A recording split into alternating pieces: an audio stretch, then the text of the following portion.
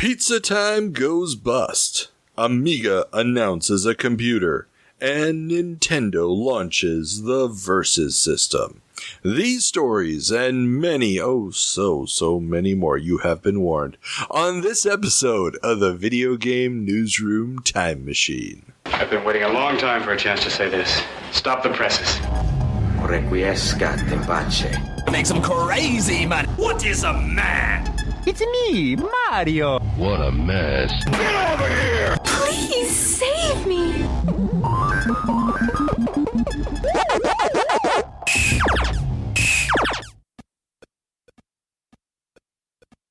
Welcome back to the Video Game Newsroom Time Machine, the show where we travel back in time to find out what was making headlines in the home computer and video game industries of yesteryear. I'm your host, Carl, and I'm joined again by everybody's favorite co-host, Alex. Happy to be here, Carl. Excellent. So, before we turn on the time machine and head back 40 years to March of 1984, obligatory podcast banter. How are you? I'm doing well. They Great Worlds has been doing a little housekeeping, and by They Great Worlds, I mean Jeffrey, because he's the one that takes care of all of this kind of stuff. But we finally got our past couple of big live streams up for patrons, and also the long-awaited 7th guest Dragon Con talk from last year is finally available for our patrons. Now, this is They Great Worlds patrons, not not of course, Machine patrons. Just to be clear. But yeah, we finally got that talk up. Have you looked at that yet, Carl? No, I have been knee-deep in research for upcoming episodes of this show, and but as soon as I have a little spot open, I've been dying to watch that. So yes, I will definitely be jumping in. Do you know if Jeffrey has also posted the live stream of our last patron hangout? Oh, I don't know. That's probably something he needs to be bothered about. Yeah, because unlike last time, we need to announce these things a little bit earlier. That would be good. Yeah, and plan them a little earlier. It's not like we have them all planned out and then announce them last minute. No, it's that the whole thing gets thrown together last minute. Hey, speak for yourself. I knew which games I was going to be playing. I prepared my emulators. I was there with the game footage or something. No. We had some fun. We had some good people there. We had a lot of interesting conversations. Ethan was there to throw in some extremely good factoids. So no, it was a good time. But the next one will be, wait for it, Friday the 31st of May. Yes. Can you confirm that at this point? Yes. That we are all committed to that date. So yeah, that is of course for patrons of this podcast as well as patrons of They Create Worlds. That is a joint effort that we've put together, and we have fun. We just we play some games, usually rejects from the segment 7 Minutes in Heaven from this podcast.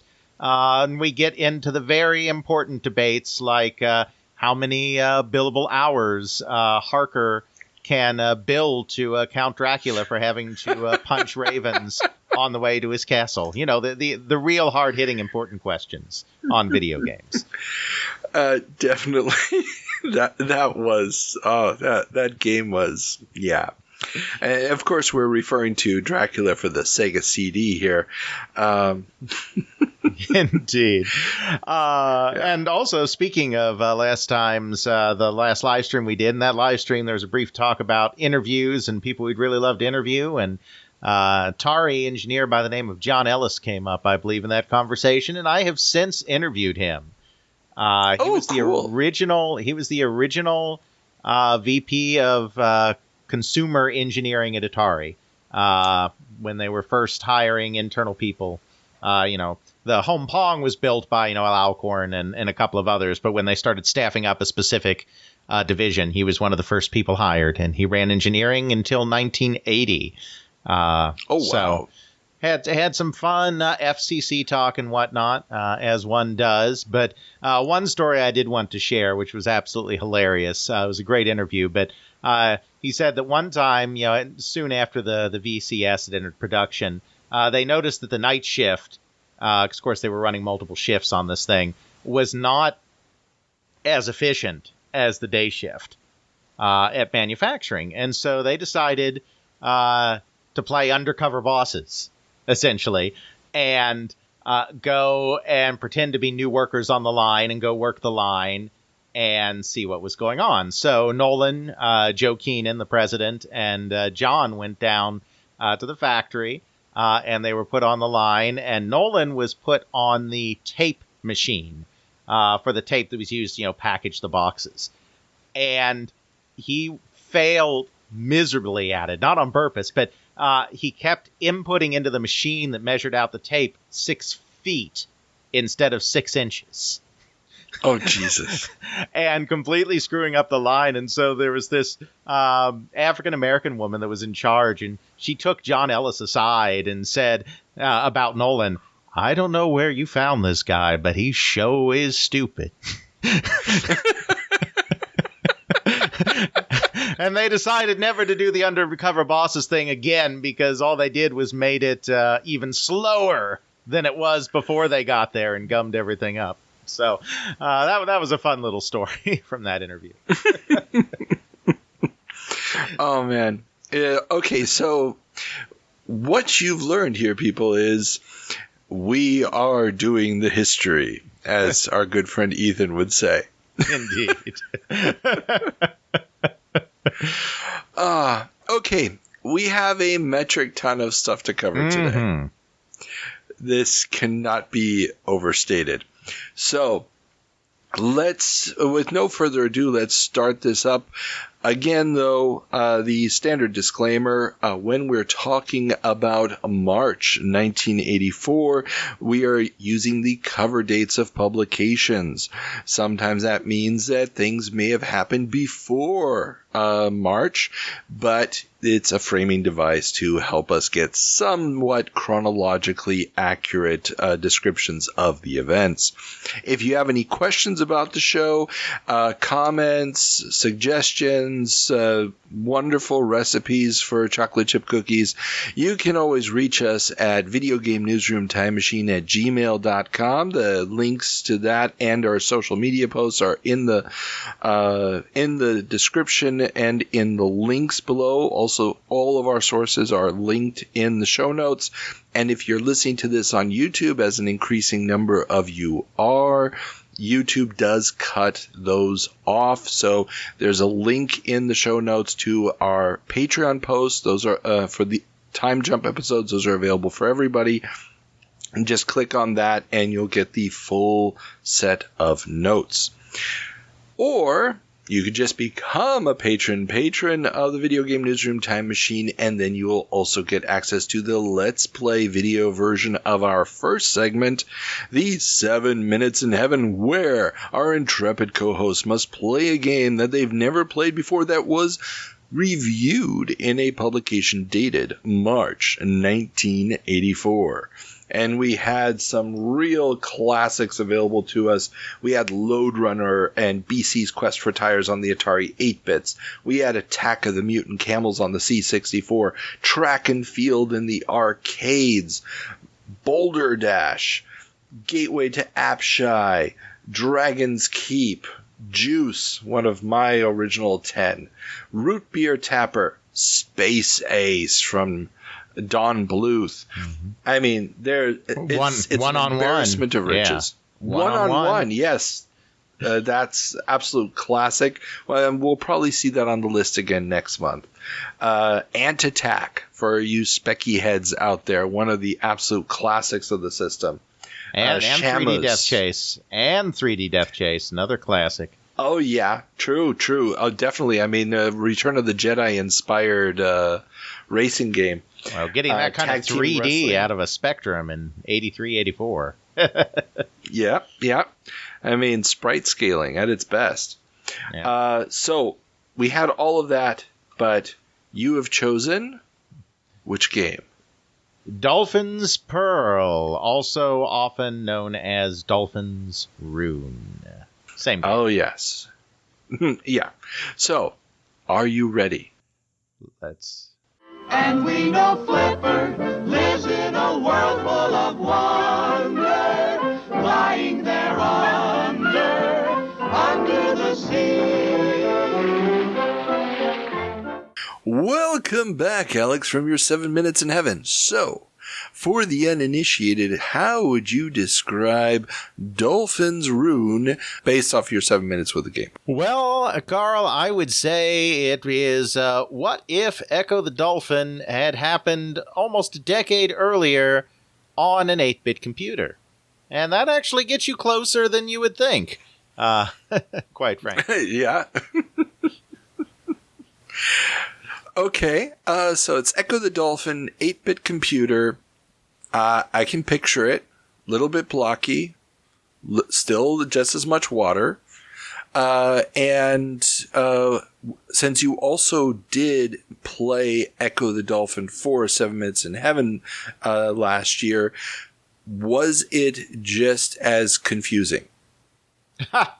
Yes. Now, of course, the big caveat that with 7 Minutes in Heaven, I always go in without reading any instructions, without any Let's Plays. So, of course, I was thoroughly lost on what to do. But even after Carl was kind enough, after I played, to explain what was supposed to be going on, that sounded like a lot, Carl. I'm not going to lie. That sounded like a lot. It sounded like someone did too many mushrooms and came up with a dolphin plot involving sounds and hieroglyphs and aliens, as one does. Yep. That's exactly the correct answer. You have answered correctly. And yes, it's basically research from the 60s and 70s about dolphins and higher... Let's just put it this way. If you've ever watched Star Trek and wondered why in all this high-tech stuff there's people with mind powers, the 60s. That's all I have to say. And that extended to dolphins. So, but yeah. So, just give us an impression, or your impression of the graphics of the game, the soundscape of the game. How would you categorize that? Well, there wasn't much soundscape in what I played. I mean, sound plays an important role in the game, but I didn't get to the part of the game where the sound comes into play, so I can't really say anything about sound. Graphically, it is actually very impressive for an early Commodore 64 game. There are a lot of different fish. They all animate differently. They all move differently. Some of them even look halfway decent.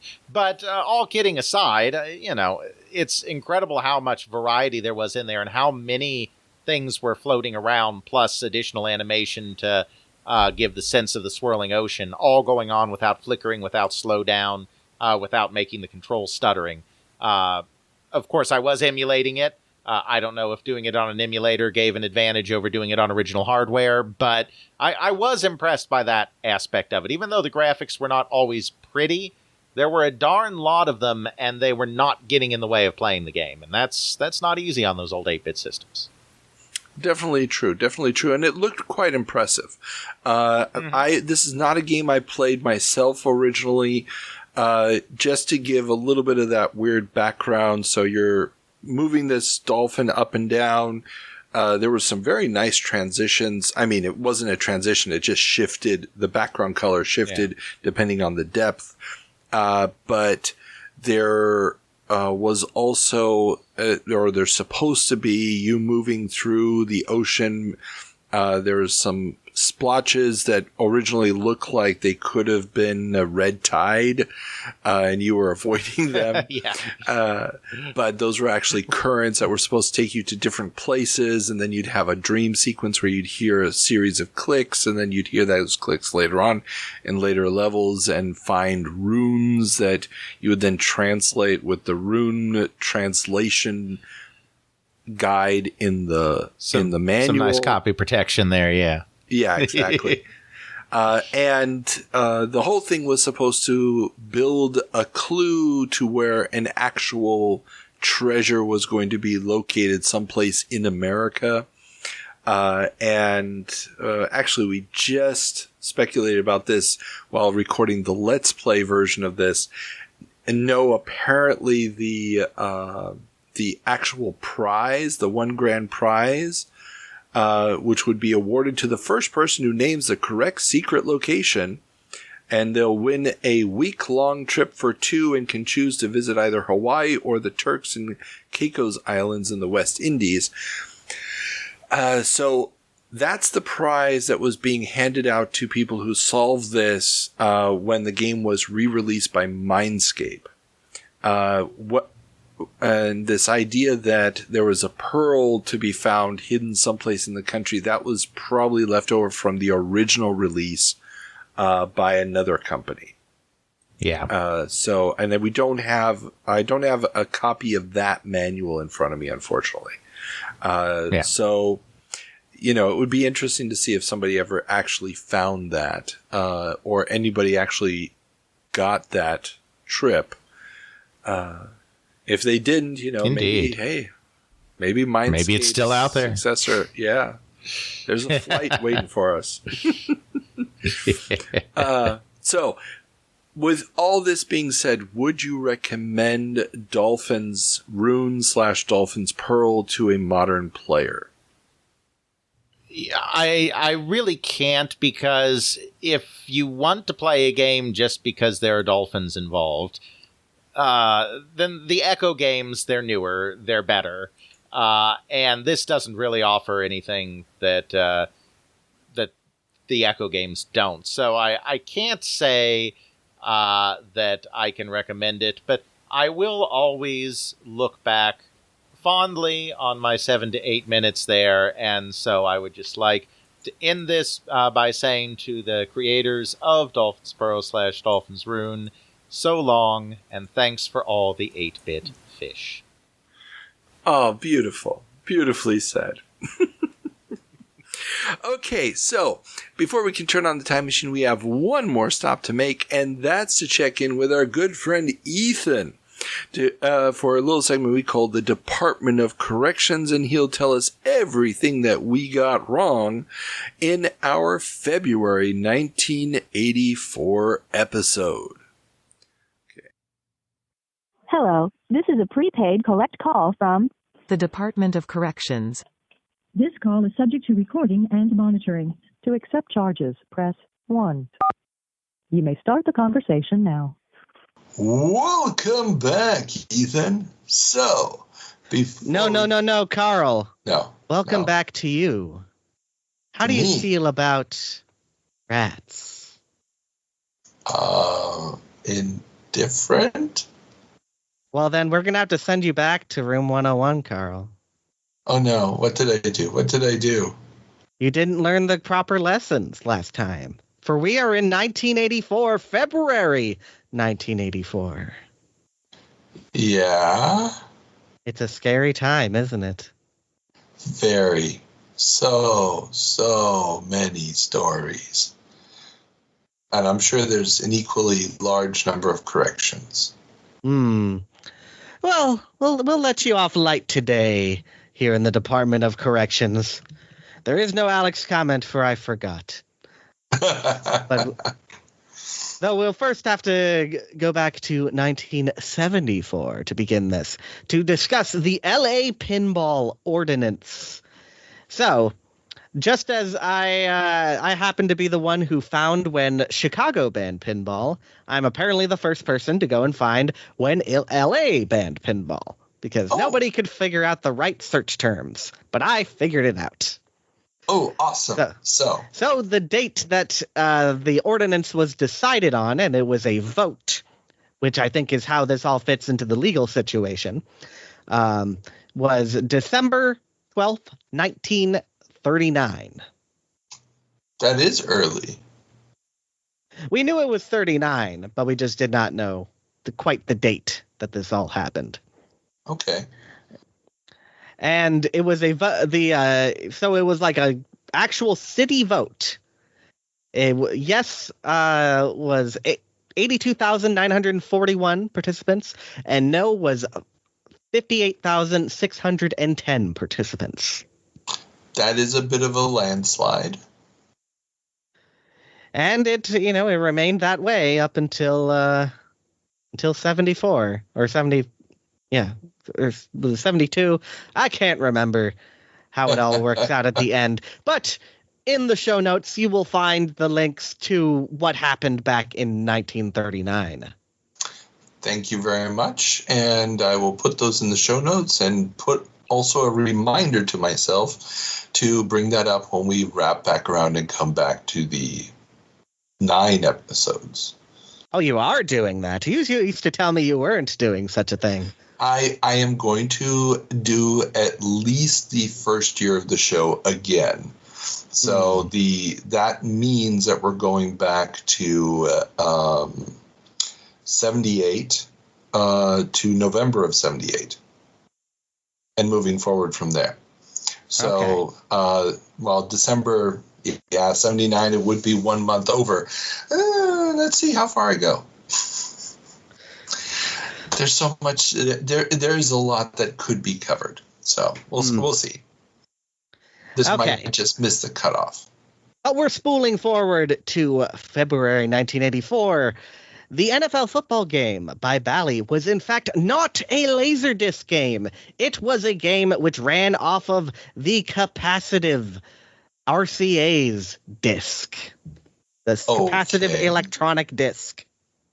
So how did that differ technologically? Was it just the encoding was formatted differently, or was it a fundamentally different technology? It is a fundamentally different technology. It ultimately produces video, but capacitive electronic disc and Laserdisc are not at all the same thing. This isn't that weird vinyl video thing that RCA did, Yes, is it? it is. Yes, it is. Oh, my Lord. That must have fallen apart almost immediately in an arcade Well, it was actually, I guess maybe in the arcade setting, but it was actually like a decently reliable format and was much cheaper to produce. And eventually you'll be getting to stuff about the Halcyon. I don't know if you're getting it to now in this episode, but the Halcyon was originally announced using capacitive electronic disc, not Laserdisc. And the first game that was announced for it was the NFL football game. So they were literally just going to take what was in the arcade, put it on, and make it available for home consumers. And then when they changed to Laserdisc, they had to convert it to Laserdisc. Gotcha. Okay. Oh, that is. Sorry,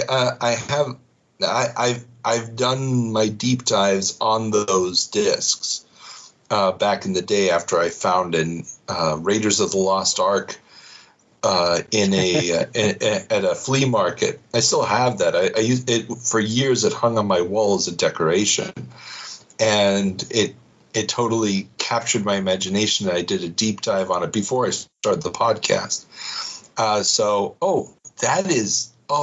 I can't imagine. The problem with that one is it's like a record player. I mean, if you bang that cabinet, all sorts of bad things can happen. Okay. Well, there you go. There's your bit of interesting trivia for today. The NFL football game was in fact the only CED game on the market. Could it be the only video game that was ever on vinyl? Actually, I am aware that there were attempts to load programs off of vinyl. RCA did it in their early stuff that is related to the Studio 2, and then I believe in Eastern Europe there was actually uses on vinyl. Yeah, that's a whole thing. No. Well, we covered it last year on the show that there were some English record albums, audio albums that came out that had video game tracks on them.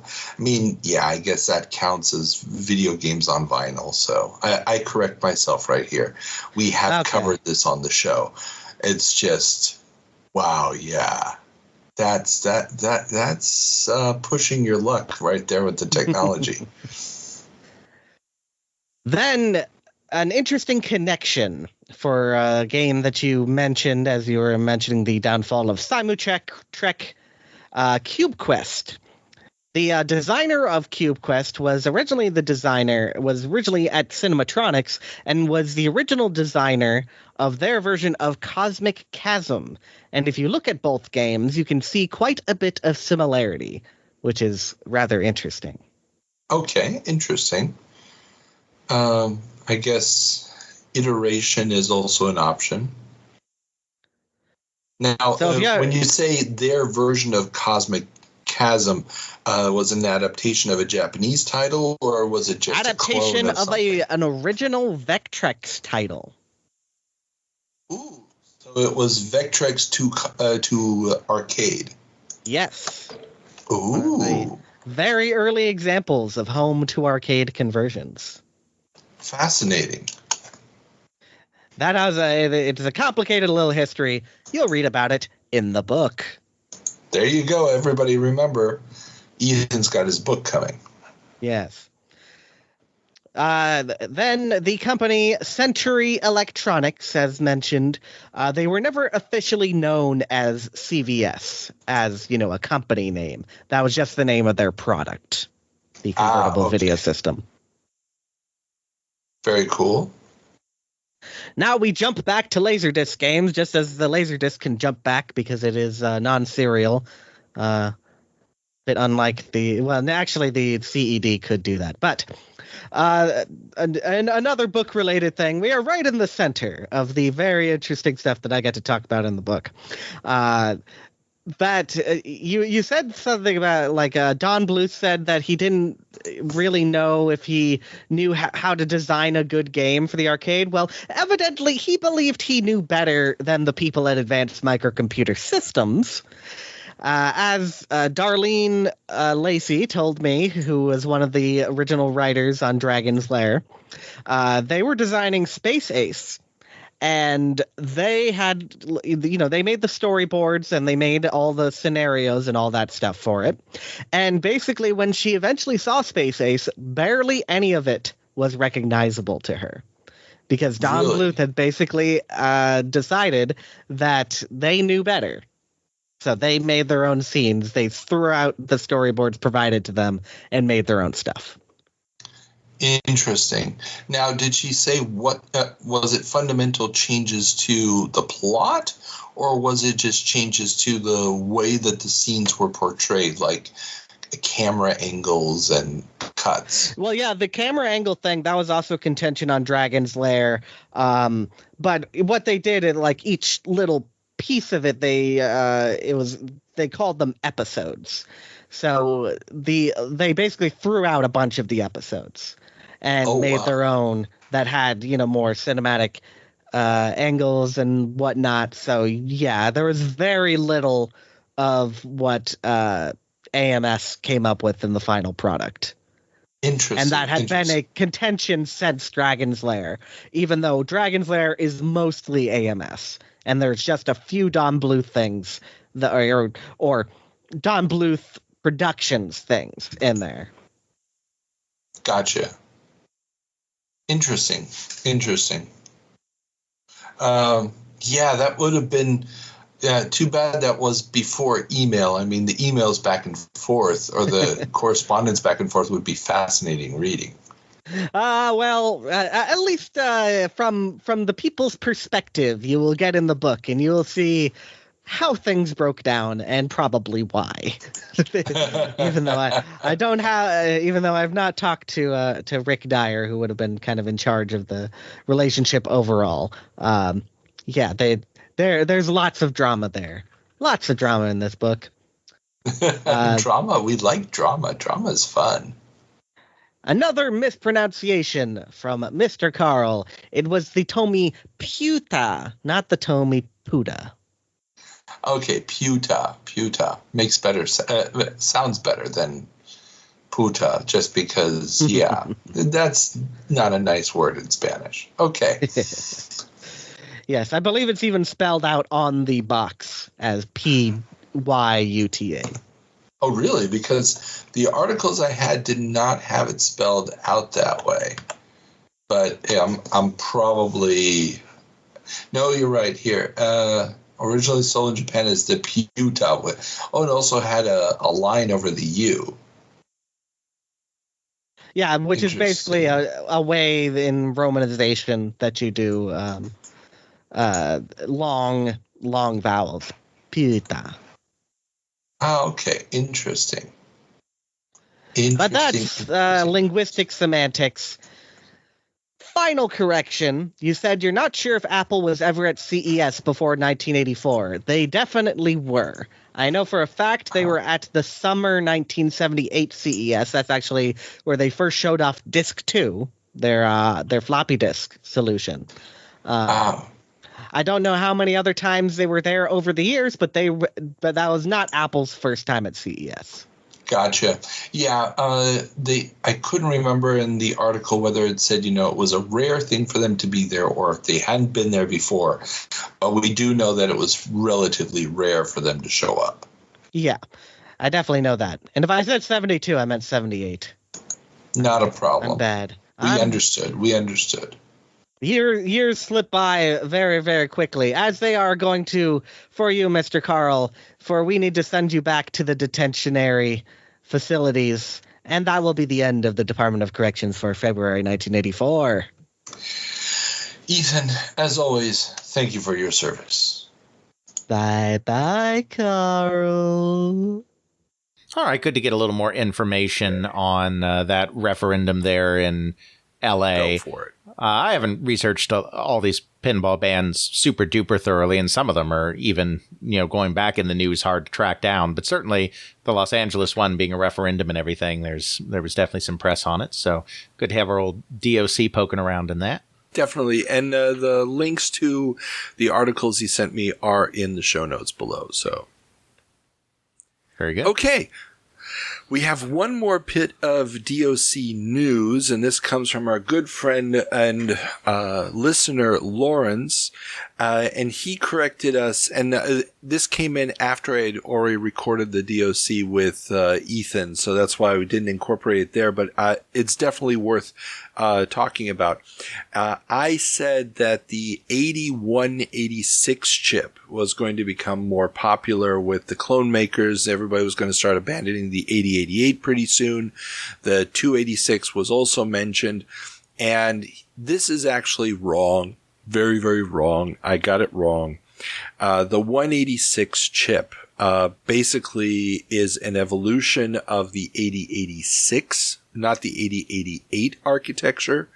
So the 286 is a continuation of the 8088, and I'm oversimplifying obviously a little bit.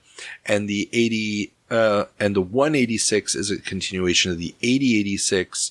And according to Lawrence, never seemed to be very popular, the exception being the Tandy 2000 computer, which wasn't really 100% compatible. And he doesn't remember ever seeing a 186-based system. Did send a link to a Stack Exchange article about different PC compatibility issues. And also a link to the Intel 8186 wiki entry with which computers ended up using it. But basically, yeah, the 186 is not this in-between phase. Everybody's going to go basically from the 8088 to the 286 at some point. So, Lawrence, as always, thank you for trying to keep us honest here.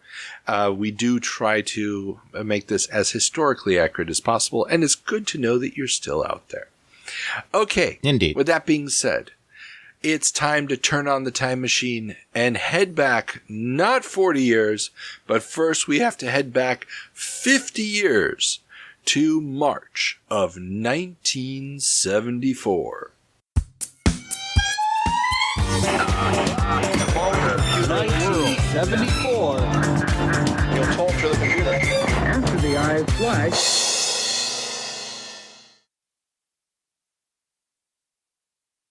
Welcome back to March of 1974. Alex, what's our first story? Atari introduces Gran Track 10.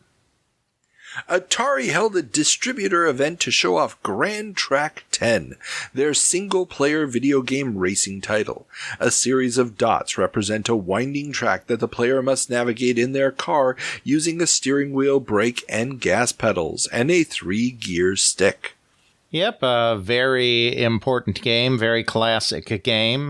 Became a big hit for Atari, almost sank Atari in the meantime due to an unfortunate accounting error. Where they were actually selling it at a loss. Well, there was a lot of secrecy in the company in this time period. It was still a startup, but it was trying to mature. They brought in a lot more management, and there were people trying to establish more controls, and information wasn't flowing as freely as it should, and therefore it ended up that they, for a time, were selling the game for $100 less than it cost them to make it. Ooh, $100 in 74 is a lot of cash. And I think this is a true story. It's one of those things that goes back to the very earliest Atari books, but it's been hard finding primary sources to speak on it directly. But Joe Keenan, when I talked to him, did seem to indicate that this was true. Though with a story that's become this widespread, you sometimes worry that memory has been tainted because you've read the story so much that it becomes part of your memory even though you lived the events. So I would love to find more corroboration than that, but I do think it's a true story. Either way, there were problems with the way the game was built that caused it to be a nightmare. It didn't work well, and they did lose money on it for a time and actually had to withdraw it. So when we get to May 1974, I think you'll be seeing additional articles about how the game was introduced. And the reason for that is they kind of had to put it in reverse there for a second and get some things sorted out. So, but a very interesting game. One of the first, if not the first, to use non-interlaced video. For a video game. One of the first, if not the first, I mean, it's hard to track down, which is why I categorize it that way, to use a dedicated monitor rather than a television. Also one of the earliest to use an IC for a ROM for the graphics rather than diodes. So interesting. Yeah, I mean, it's a fascinating game.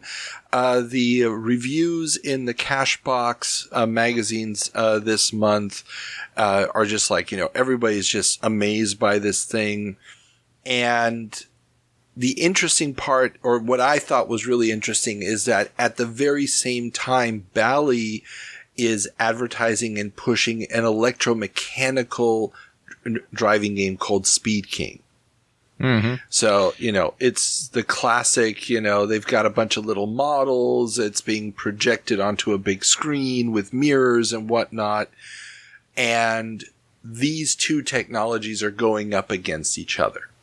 Yeah, exactly. And this is one of the first things that Atari did that the competition could not easily copy. I mean, there would be some other driving games in 1974, like Taito Speed Race, but they weren't clones. Unlike all of the Pong clones you saw, there were not Gran Track clones popping up all over the place.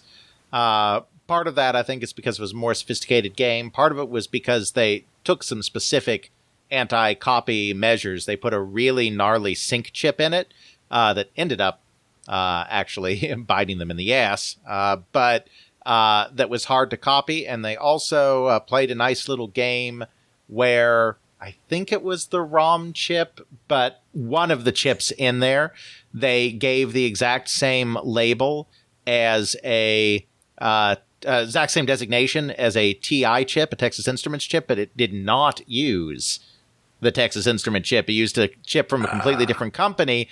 And if you were to copy the board and put the TI chip in that socket, it would fry your board. So they were trying to get a little more, they were trying to get a little more sophisticated because of all of the pirating problems they had. And whether those were the reasons or it was other reasons, it's certainly true that you did not see Gran Track clones the same way you saw Pong clones. Very cool. But yeah, I mean, this really is the first major step from what we've been able to see so far of video gaming getting out of that very abstract setting. I mean, granted, we had Space Race, but let's face it, it's Space Race. Yeah, exactly. Exactly. Yeah, it's nothing. This is the first time video is really threatening to replace something that already exists in the arcade. Now, yes, I know that there were Pong-like hockey games, going all the way back to the 1930s. But it's not like, and Pong was a little like those. But, while some of those games were successful, they weren't really the mainstays. But throughout 1974, video games are going to start coming for the driving games. They're going to start coming for the shooting games. Like, they're getting sophisticated enough that's not just like, oh, here's this ball and paddle thing off to the side, and it's real popular for a second, and then just like every novelty in the industry, it goes away. Here's video now looking to supplant whole categories of existing electromechanical games. And it'll take most of the decade to truly supplant it. EM, as shown by Speed King being here, doesn't vanish overnight. But, this is kind of the beginning of, okay, now we're figuring out where the real sustainable niche is in video games as opposed to this early ball and paddle, one-hit wonder kind of thing. Exactly. Okay. We got one more story. Yes, out in with the new, yet also out with the old, as Wurlitzer ends manufacturing. Storied jukebox maker Wurlitzer has decided to end the U.S. manufacture of the coin-operated devices as the division has become unprofitable. Wurlitzer will continue to make musical instruments, especially organs, and Wurlitzer Germany will continue to make jukeboxes and other coin-operated devices. Yeah, this was really a seismic event with huge ripples because, of course, the jukebox, not just the physical object of the jukebox, but the entire infrastructure around the jukebox, the distribution and operation infrastructure, is what had really in the 40s, 50s, 60s co-opted the existing amusement infrastructure. So like we've talked about this in other jumps and in some of our special episodes, like the whole industry had been oriented around the jukebox in the post-war era.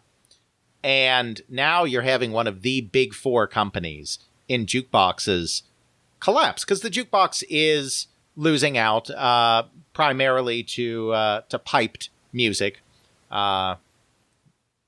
Restaurants and bars and whatnot are opting to either have televisions in the bar for entertainment, or if they're having music, to have what we still have today in restaurants and grocery stores and everything, where they have a playlist that they're piping through rather than having people choose their own. So, obviously the jukebox business is in decline, but when you have one of the majors leave, it does so much more because, first of all, they dump their remaining product, which just kind of crashes the entire jukebox industry. So all of the other jukebox companies, even the ones that were a little higher up the chain, because Wurlitzer was kind of the pre-war king, but post-war it had been Seeburg because Seeburg went to the big multi-selection machines.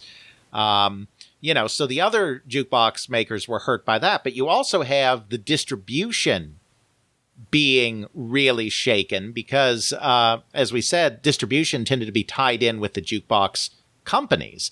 And this is the year that exclusivity will start going away in amusements, and Tank is given a lot of credit for that later in the year, and, what Atari was doing with their key game shenanigans. But I have to wonder, and this is speculation because I haven't researched it, if part of the reason it was easier in 74 to make exclusivity go away is you would have clearly suddenly had the entire Wurlitzer distribution operation thrown to the wolves when Wurlitzer exited. So it may be that was causing a rethinking of exclusivity already because you suddenly had a bunch of distributors and operators that needed new sources for equipment. And that is an interesting thought because this notice is coming just 2 weeks after an article in another Cashbox magazine. And for those not in the know, Cashbox publication for the coin-op trade, primarily focused on music, so jukeboxes, and it comes out every week because you got to keep track of what are the hits songs. But 2 weeks earlier, there was an article about how Wurlitzer techs were drumming up business for the very profitable, that was their word, Wurlitzer phonographs. Obviously not as profitable as we thought. And one of the things that they talk about is, number one, that the mechanism in the Wurlitzers there's at least a lot of standardized components in the Wurlitzer device. The way it works is unique to the Wurlitzer device. Apparently that was a thing that, if you were a Seeberg tech, you knew how all the Seebergs pretty much worked. If you were a Wurlitzer, you knew how the Wurlitzers worked. And they were trying to drum up business for, they're going around, they're using the techs basically to help support the sales force at that point. Right. And this idea of, do you know how to repair it? How easy it is to repair, blah, blah, blah, blah, blah. Yeah, I mean, what do you do with this massive network of trained professionals when this one company is gone? Right. That's huge. And we're still in the middle of the oil crisis. Everybody is freaking out that people are not going to restaurants because gas is expensive. You can't get there. Everybody is freaking out about, where the economy is going. So I think records, they're made of vinyl. I think there may be some petroleum product in the creation of which could not have been helping the jukebox business in this time period. I don't know if Wurlitzer's final death knell in the States had anything to do with the oil crisis, but again, with the timing and the fact that records are, a product that uses petroleum in the manufacturing process, and the health of the jukebox industry is directly tied to the price of records and the popularity of records, I do have to wonder how much that's connected. But again, all speculation. Yeah, that's speculation, and there's probably some articles in the cash boxes. Unfortunately, due to limitations in time, I usually only read the back pages where the coin-operated devices are discussed.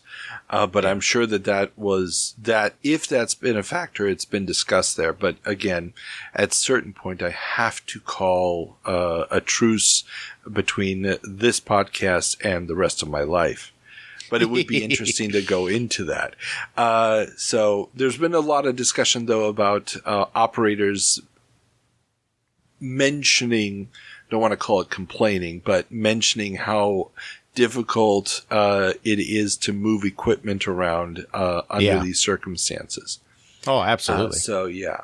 No, it's a big deal, but you're right. I mean, it would be very interesting to try to figure out what impact this had or what options it gave Key Games / Atari when trying to get rid of exclusivity. Mm-hmm. Absolutely.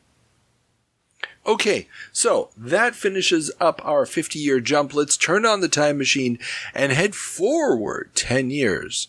To March of 1984. Worldwide electronic violence. 1984. Company collapse. An awful lot of product that was inferior. Welcome back to March of 1984. So, Alex, what's our first story?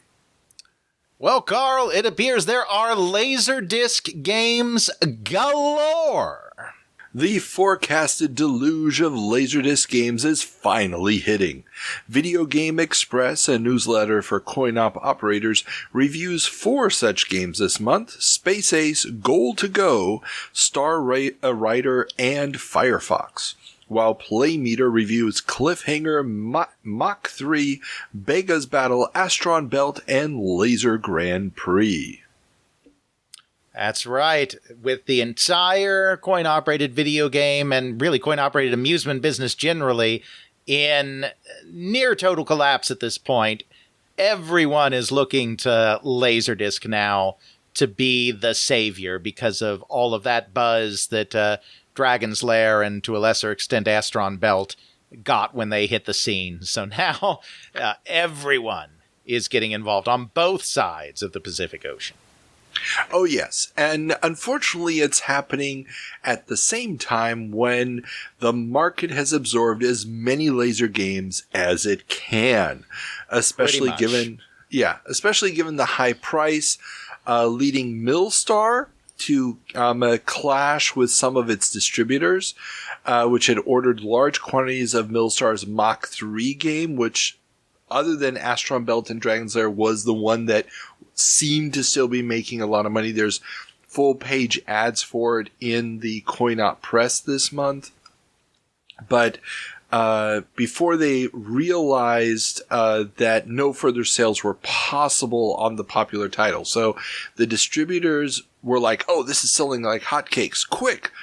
Order a whole bunch more for the inventory. Millstar starts making them.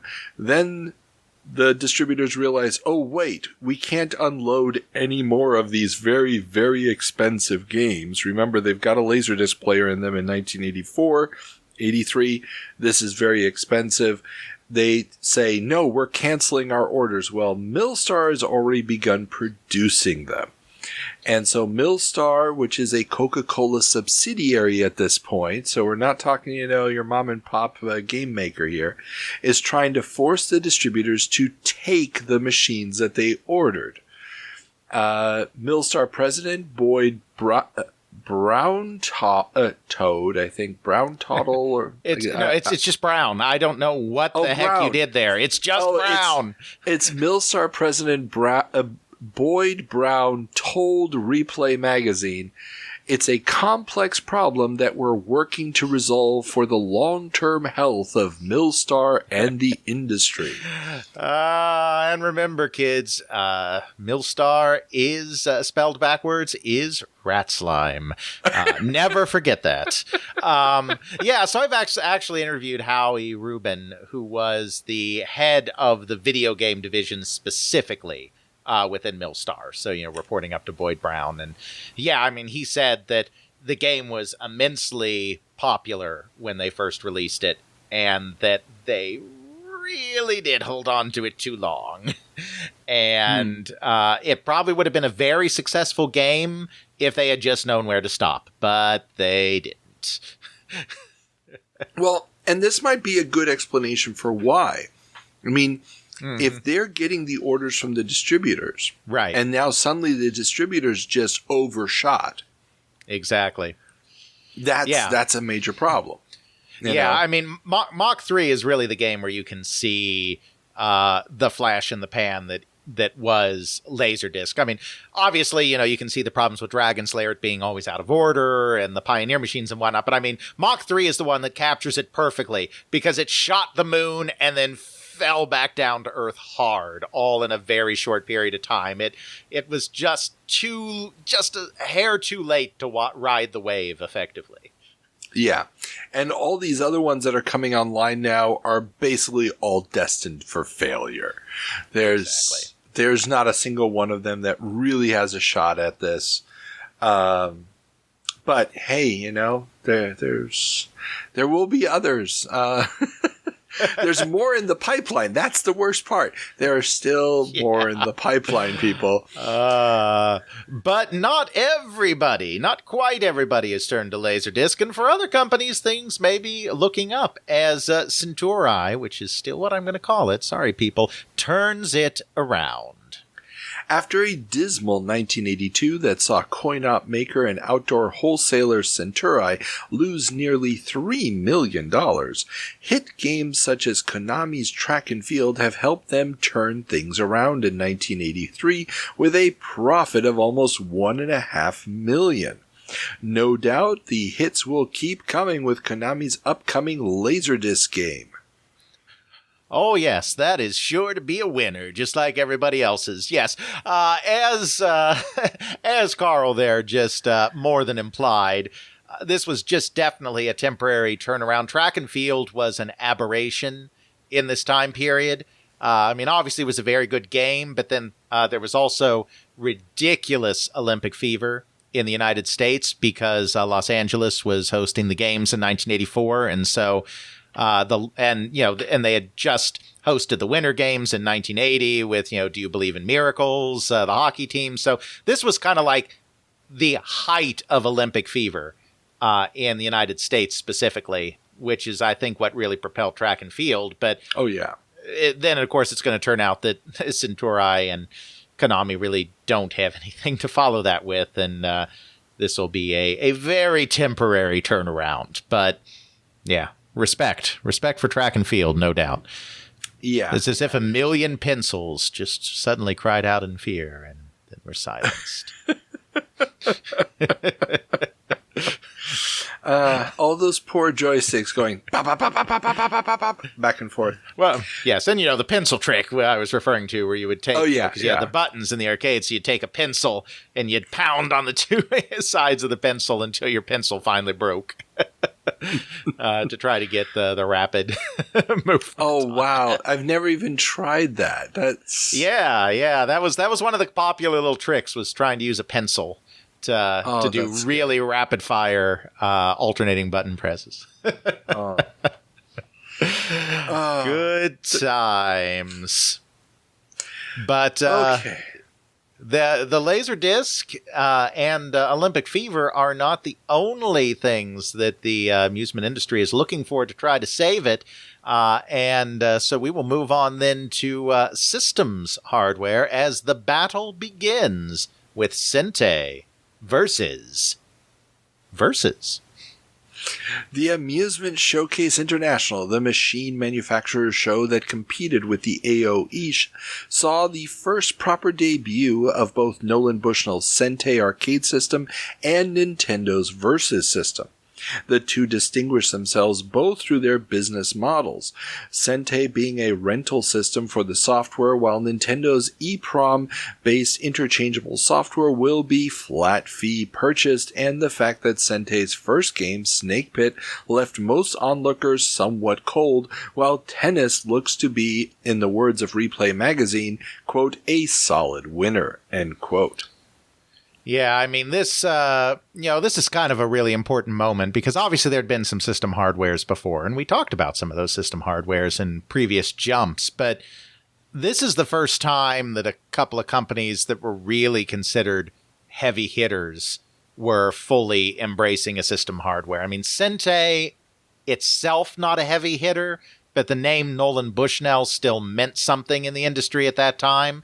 And so that gave it a level of cachet that, as the reaction to Snake Pit here shows, the company didn't really deserve. But it still felt big that Nolan Bushnell was doing something with a system. And then, of course, Nintendo, which had such success with Donkey Kong, also embracing a system hardware. So this really is a moment. And, of course, it's another, just like the Laserdisc games, it's another reaction to our entire way of life is falling apart.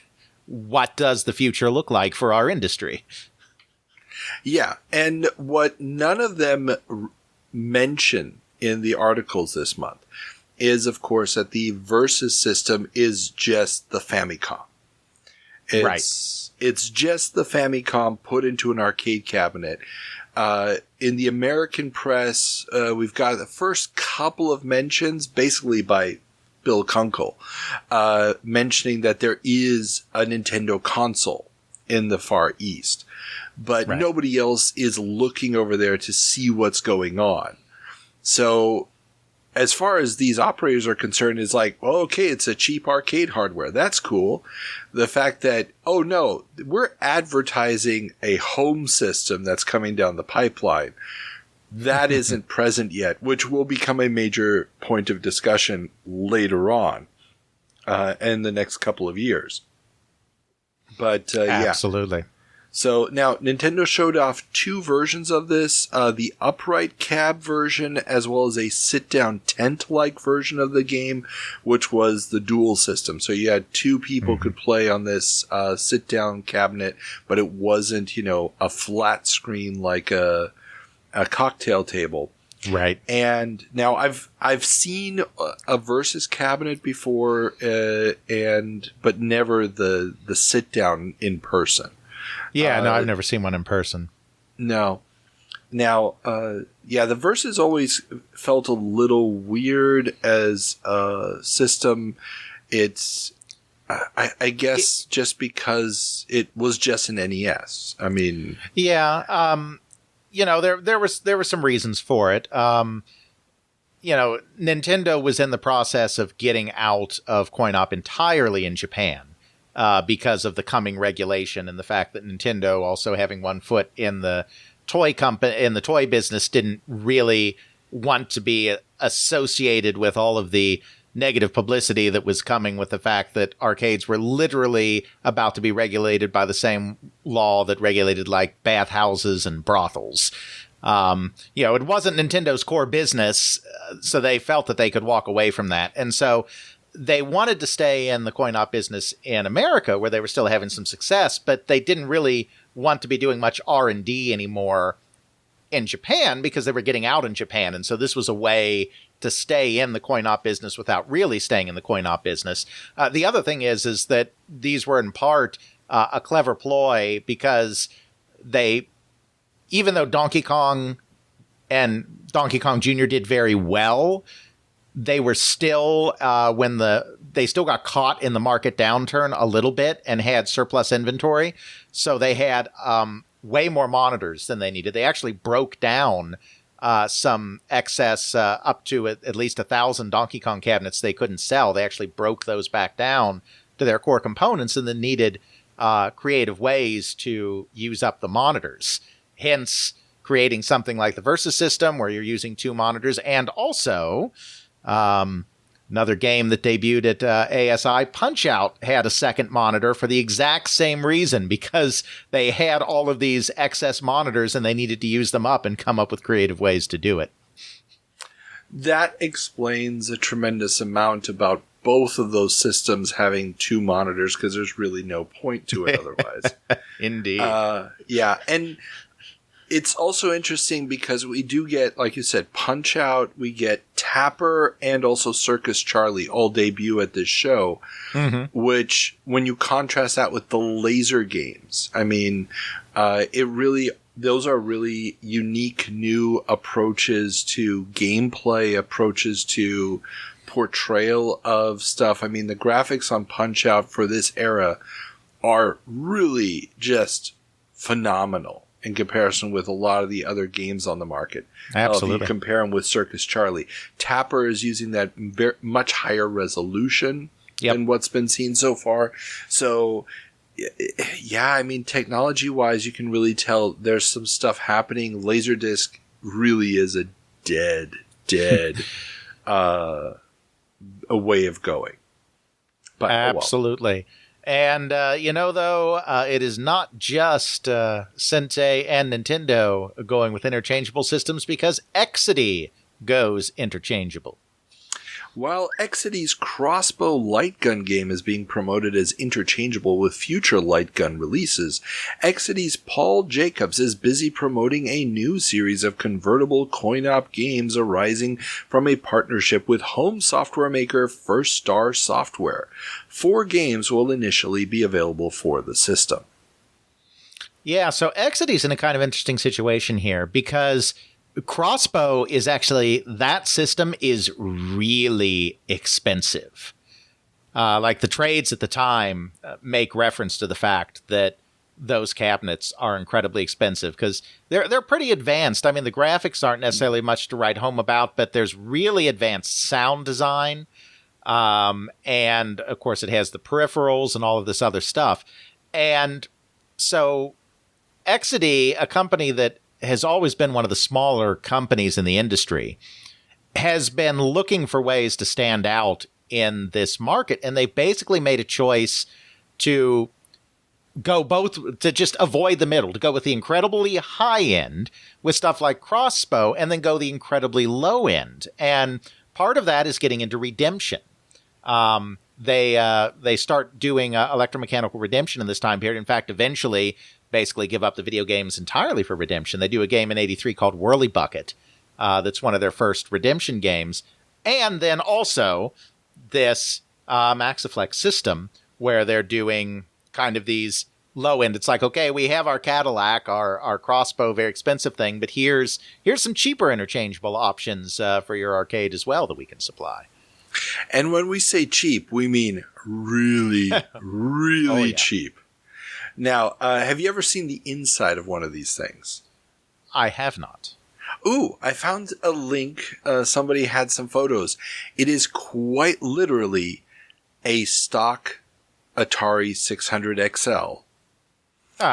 The keyboard's been ripped off so they can put a wire going directly from what should be the keyboard to the joysticks. And there's a little plastic bin inside where they just threw in the First Star software cartridges. Literally. Lovely. And this is the thing. They couldn't even spring for an 800 XL. They couldn't spring for an 800, and they didn't modify the game. So it's not like, you put in your quarters and you play Boulder Dash until all your lives are gone. You bought a specific amount of time, and the game would just kick you out when the timer ran out. Which makes for an even worse arcade experience. So what you're saying is it was Sears World of Nintendo Demo Kiosk, the arcade game. Or, if you want to be more specific, it's a Play Choice 10 arcade right, game. Or a Play Choice 10. Yes. Yeah. And... Yeah. And but, it's... Yeah, but... Yeah, this is the challenge, because, I've read a little bit about Exidy and the trades recently, not preparing for this, but just coincidentally, I've been going through 83, and, Exidy did find itself in a situation where it didn't feel like it could just keep hanging on by doing middle-of-the-road kind of, perfectly competent, Venture, Mousetrap, they all have their fans, but they were still kind of, middle-of-the-road games. They really felt that... at this point, they had to offer something that no one else was offering, and that meant the light gun games on the high end, more expensive, and then Redemption and other really cheapo things on the low end to kind of flood that part of the market that no one's really paying attention to. And it kept the company in business into the 90s, not in video games, but just, generally speaking. And I wouldn't have even been that bad of an idea had they at least sprung for a little bit of extra R&D. Boulder Dash gets an arcade port later on. It works a real as one. an arcade game, a real one. Had they just put in a modified version of Boulder Dash that did give you 3 lives for your credit or whatever, it couldn't have been that difficult to program, but they went so cheap that they just bought existing cartridge inventory. Well, they were in pretty dire financial straits at this point. So I get the feeling they're probably. I've talked to Hal Ivey, who was head of engineering in this period, and I get the feeling there probably wasn't a lot of money to go around anymore for game development at Exidy, and they would enter bankruptcy at some point during this period. They get out of it later. They survive, but I get the sense some of that is just down to this is the only way that we can put new games out because we have no money. Gotcha. And this is going to sell so poorly. The story goes that the contract and this is coming from research Ethan has done, that they needed to sell, I think, 1,500 of these things. They don't nearly sell that many of them, so that automatically cancels the contract that they had with First Star. And so, that's why the only 4 games that will be sold with this are these. Now, obviously, because any Atari 8-bit game that will run on a 600 XL will run on this, in theory, an operator could have put anything else in there, but, it is what it is. Yeah, pretty much. But it's not like Exidy is the only coin-op company that is having difficulty in this time period, as bills pile up at Pizza Time. The home of Chuck E. Cheese is dodging bill collectors as the financial situation at the company Nolan Bushnell left in January grows. Pizza Time Theater stopped making rent payments for its 129 company-owned locations on January 1st and is asking creditors to wait for up to 21 months for payments on current debts as the company is, quote, in extremely serious financial trouble and, quote, will have to file for a formal reorganization under Chapter 11 of the federal bankruptcy laws if creditors don't voluntarily agree to postpone payment. This covers suppliers of all kinds, including equipment. 19 of the company's corporate-owned locations were closed in February, leaving 129 company-owned stores and 122 franchise locations. This will hopefully help the company return to profitability after fiscal 1983 saw it make $1 million in the first quarter before losing $3.3 million in the second, $3.7 million in the third, and is expected to lose even more in the fourth. Numbers were due out at the end of February, but were delayed to adjust for the sale of the 19 stores, and analysts expect the quarterly loss to exceed $10 million. Bank of California and Bank of America have halted the company's $17 million line of credit, with $10 million still outstanding as of January 1st. Pizza Time is also trying to sell their Sente coin-op division, with both Nolan Bushnell and Bally Manufacturing Corporation being potential contenders. Yeah, so when no one's interested in video games anymore, it means that the only reason you're going to Pizza Time is for the pizza. And if the only reason you're going to Pizza Time is for the pizza, oh no. Oh no, no, oh, no, no, no. And, yeah. We may have a quote of the month regarding that particular point. So one contender for it is a quote here by Henry Montgomery, president of Pizza Time. And he told the Financial Times of London on March 30th. He got the job the week before that. Quote, we are getting our creditors off our backs. We will have a chance to reposition the company and return it to profitability. All we have to do now is to figure out how to make good pizza. End quote. Spoiler alert. They still haven't. It's not even the same company anymore. That runs them today, but still. That never happens.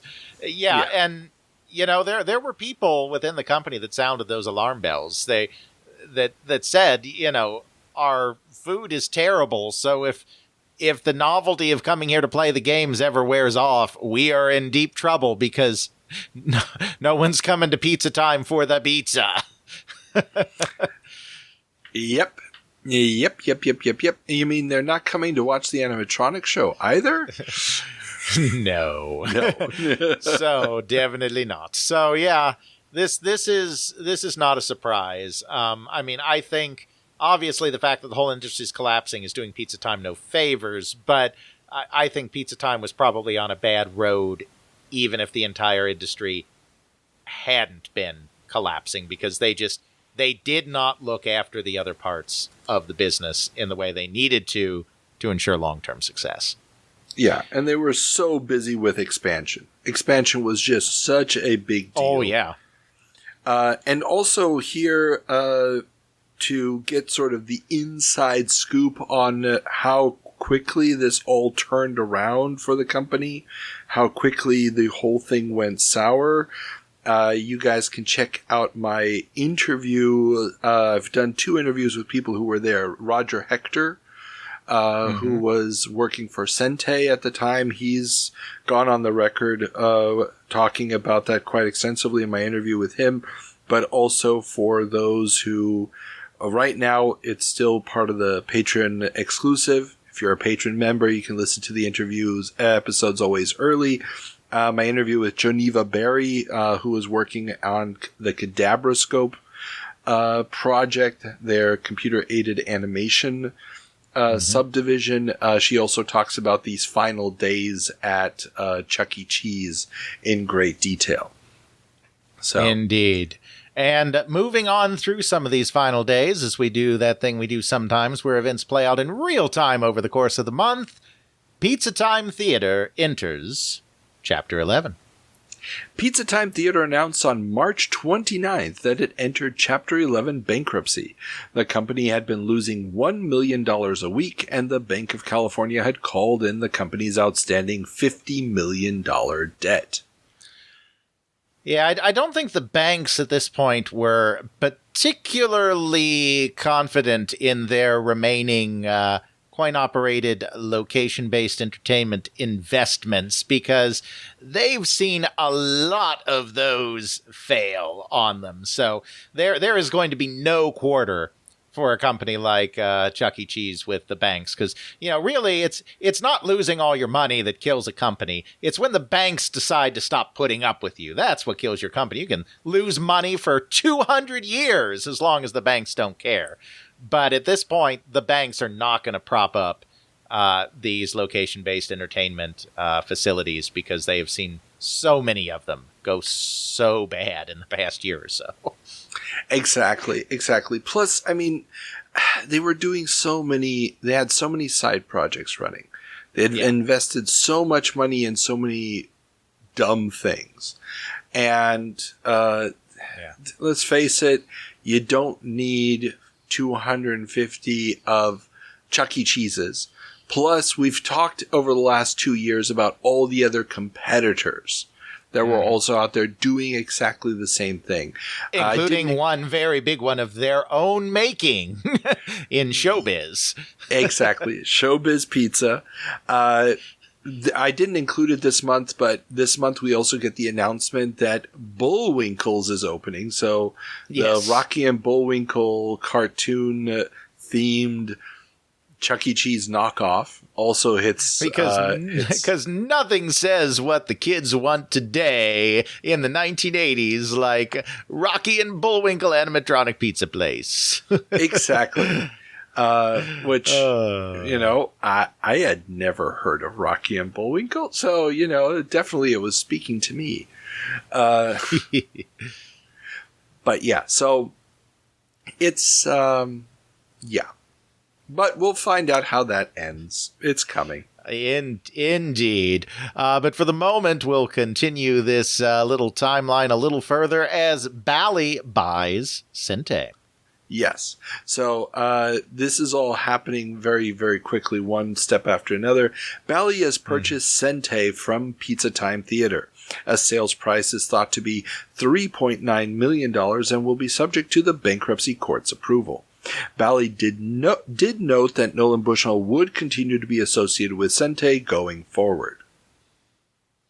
Yeah, I've always found it interesting that that they decided to buy Sente at the exact time that they were kind of pulling back in a lot of places, and I have to imagine that it's similar to their decision to buy Sega Electronics to get Astron Belt. It's like, okay, maybe Laserdisc's the future. We don't have that going, so let's just buy this failing company to get their Laserdisc. And now I think here it's like, okay, maybe system hardware, interchangeable hardware is the future. So we have this opportunity to buy this company for cheap. Maybe system hardware will end up being the thing that saves the industry, and then we'll be on the ground floor of that. And I think that's what Bally's doing, because Bally's become very diversified in this period.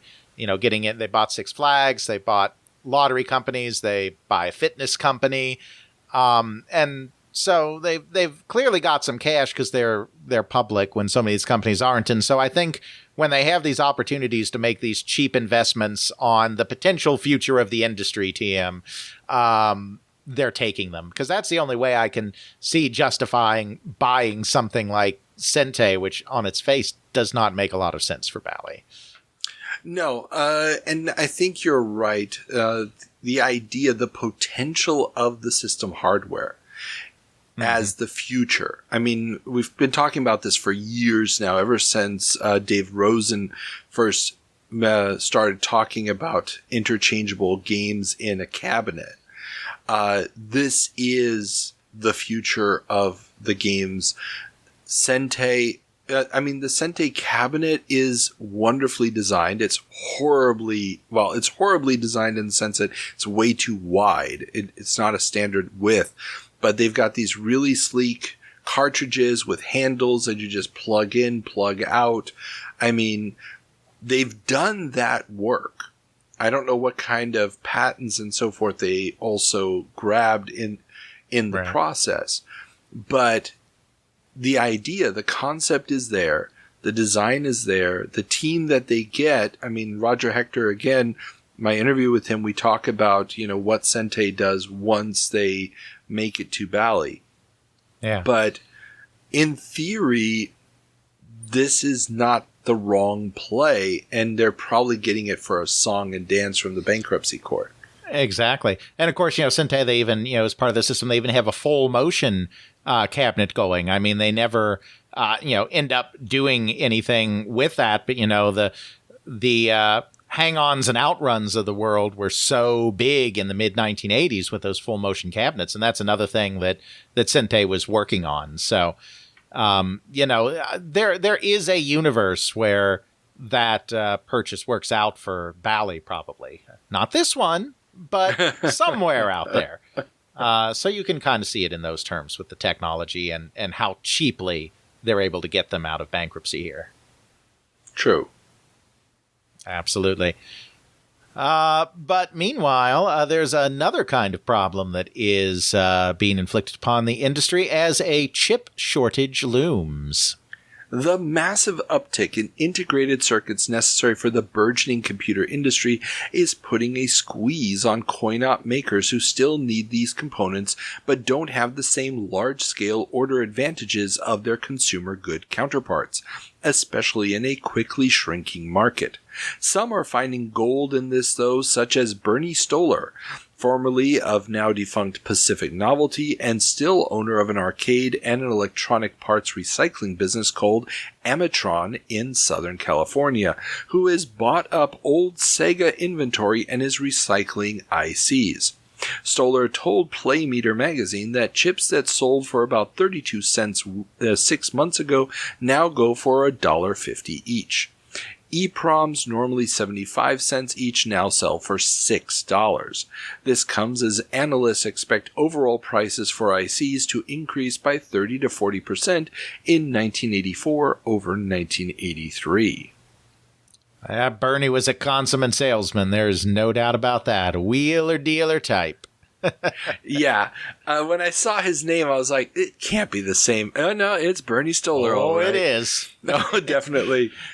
Yeah. But, unfortunately, I didn't really know anything about this part of his career when I interviewed him, so I didn't really talk about this part of his career with him, which makes me sad because he's dead now. But he got into this part resale stuff. Amatron also gets into the kit business, as so many others do. He's just one of these guys that's like, okay, the whole industry's falling apart. Where are the cracks that I can seep into and find a little niche for myself amongst all the ruin, And he does pretty well with that with Amatron.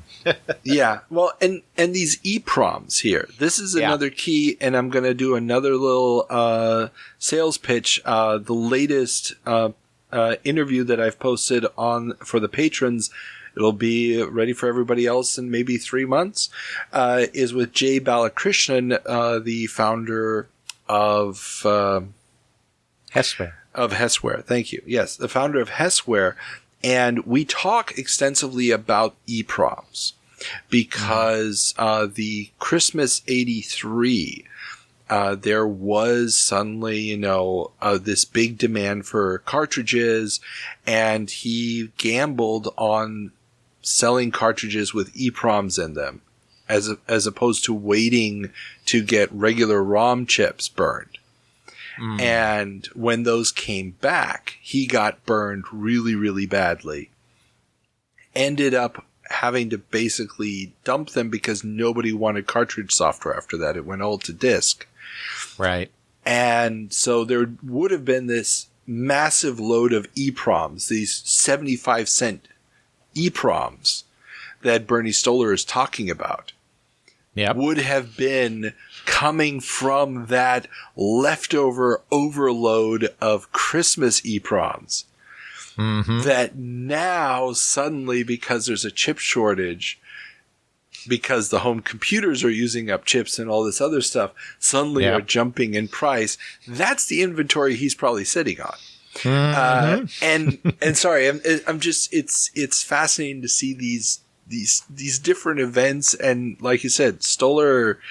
Oh, I put in so many requests to interview him, and unfortunately, he passed away. I would have loved to have talked to that guy. There's just every interview I've ever seen with him is fascinating. Yeah, and I would have loved to have talked to him more because I interviewed him kind of early in my journey, and I didn't know nearly as much about the stuff he was doing then. Knowing what I know now about Sega and about what he was doing in the arcade market at Crash and whatnot, it's a shame. But we do what we can. Exactly. And, the rest is left to the time machine. And speaking of the time machine, we will now move on from the arcade to the home industry, where I hear that there also may be some difficulties these days as Goldman Sachs quantifies the crash. Yes, and I'm going to read a whole bunch of facts here. Stop me if you think that we need to explain anything, but yeah, this article was just too good to not go into detail on. So, on January 30th, 1984, Goldman Sachs analyst Richard P. Simon released his report, The Video Game Industry, Fourth Cycle Winding Down report, in which he breaks down the horrors of 1983. The leftover 1982 inventory numbers he had cited a year earlier, 36 million of the 80 million carts produced for the U.S. market, was revised up to a new estimated leftover retail inventory of 20 to 25 million carts, and an equal number stuck in publishers' warehouses back at the end of 1982. This meant that the, quote, inventory overhang from 1982 equaled over 55% of total estimated 1983 retail sales of cartridges, and by mid-1983 most of it was sold at drastically reduced prices, dragging down demand of hit cartridges, which were not even as, quote, hit as prior year's hits, with no Pac-Man, Donkey Kong, or Frogger to excite buyers. Of the 80 million carts sold in 1983, 50 million are estimated to not be top-tier cartridges, and perhaps a third of the total were distress sales, which the report defines as titles sold for $8 or less. iMagic even acknowledged that 3 million of the 6 million carts it shipped in 1983 were liquidated in December. Atari, iMagic, and Mattel were the biggest dumpers of carts. Quote of the month contender, quote, after the June 1982 CES, we presented a table of competitors in the video game industry who indicated that they expected to be active participants in the cartridge end of the business. Of the 25 companies that showed or announced a video game product at the show, 9 had their own consoles, 18 offered or intended to offer Atari-compatible cartridges, and 8 offered or promised to offer Intellivision-compatible cartridges. Based on the announcements, we saw a potential for 150 Atari-compatible cartridge titles and roughly 56 Intellivision titles. This inundation of products set the stage for the shakeout. We had assumed that these manufacturers would produce against firm orders, or at least accurately assess the industry's potential demand, and not produce as they indicated they would. However, they produced an even greater number, and the resulting flood of titles occurred. In 1983, we believe that at any given time, there were more than 300 titles available to the retailer. End quote. And I know you have more, but I do want to stop there and say, yeah. I mean, not only are 150 Atari-compatible cartridges like a lot, because they are. Even on their face, they're a lot. But then you also have to remember that the vast majority of those were just riffs on Space Invaders, Defender, Berserk, or Pac-Man, or Frogger. It's like there were only about 5 or 6 types of games being produced primarily, so it meant that you had dozens of Space Invaders, dozens of Defenders, dozens of Pac-Mans, dozens of Berserks that were just, slight variations on the originals. So the situation is even more dire than the number of cartridges suggest, because at least if they had all been special little snowflakes, that would have been something. But they were not. And that is really the problem. I mean, and I was thinking about this because I was looking at Activision's output. And I mean, when we look at Activision, we think, okay, it's Pitfall, it's Dragster, it's these very innovative games. But when you really look at their inventory, there's a ton of, it's Frogger, but in yellow. Frostbite, the Chicken Run game, all these things. It's variations on existing titles as well. So even with the top tier, the best maker of games for the system, you're still getting about a 50-50 shot of this is just something I've already played before. Right. And, like Magic's biggest hit was Demon Attack. And Demon Attack was a great game. I mean, it really was. It stood out in the crowd. But it was another variation on Space Invaders / Phoenix at the end of the day. And it got sued for it. I mean, yes, it got sued because it was a ripoff. I mean... And, and obviously the good ones like that did well, but the problem is that there were like a dozen other companies also doing the exact same thing and not doing it nearly as well. And retailers who simply couldn't see through the din of what should I buy, what shouldn't I buy. And I mean, just these numbers, it's 55% of the total estimated 83 retail sales was overhang from 82. I mean, I know it's stunning.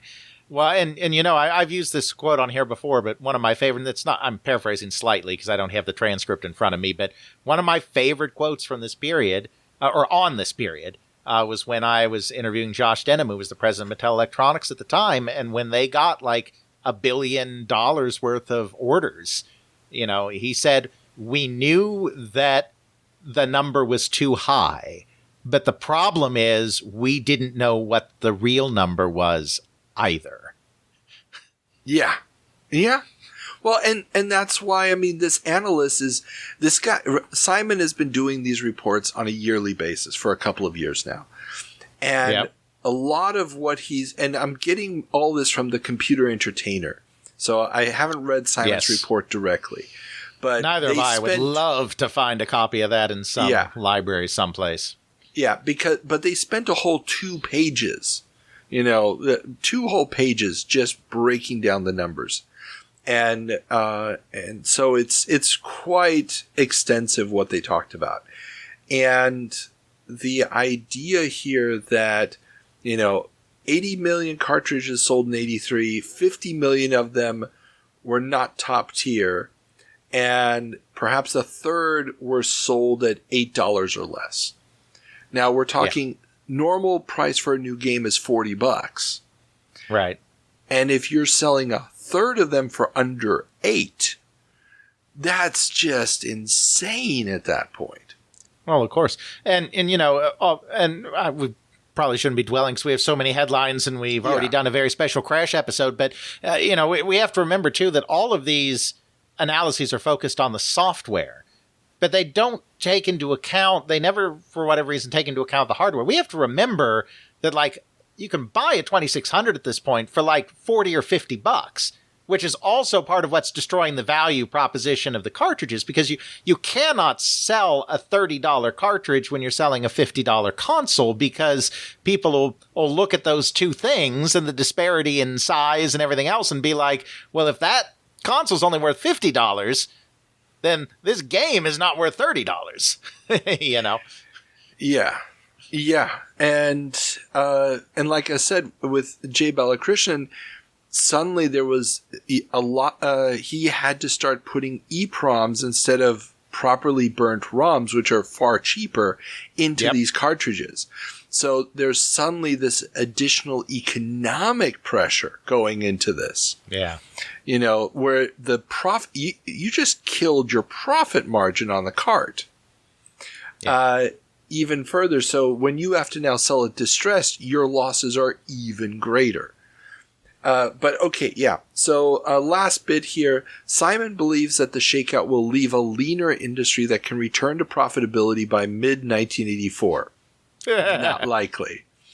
With Atari, Activision, and Parker Brothers being the strongest players at the end, while Coleco will focus on the Atom, which may not be a smart move because while computers are an increasingly important avenue for game sales, the myriad platforms means increased inventory and development costs for potentially short-lived systems, and the analysts, quote, have not found a need for the home computer, end quote. Another quote of the month contender. Mm-hmm. And that the, quote, primary application for home computers is video game play, and that from a game software standpoint, there is not much difference between the two markets, end quote. And that's where they get it completely freaking wrong. But that's another issue. Now, many home computers will be replacing consoles, though. So... now this is where he's playing a little bit of a prediction game. The one thing that was not mentioned in here, which I thought was kind of weird, was there's no attempt to predict the effect of piracy. Yeah. And had he just looked across the ocean to the UK, where there was no console market, but they've been bitching for the last 6 months that piracy is killing them all. Yeah.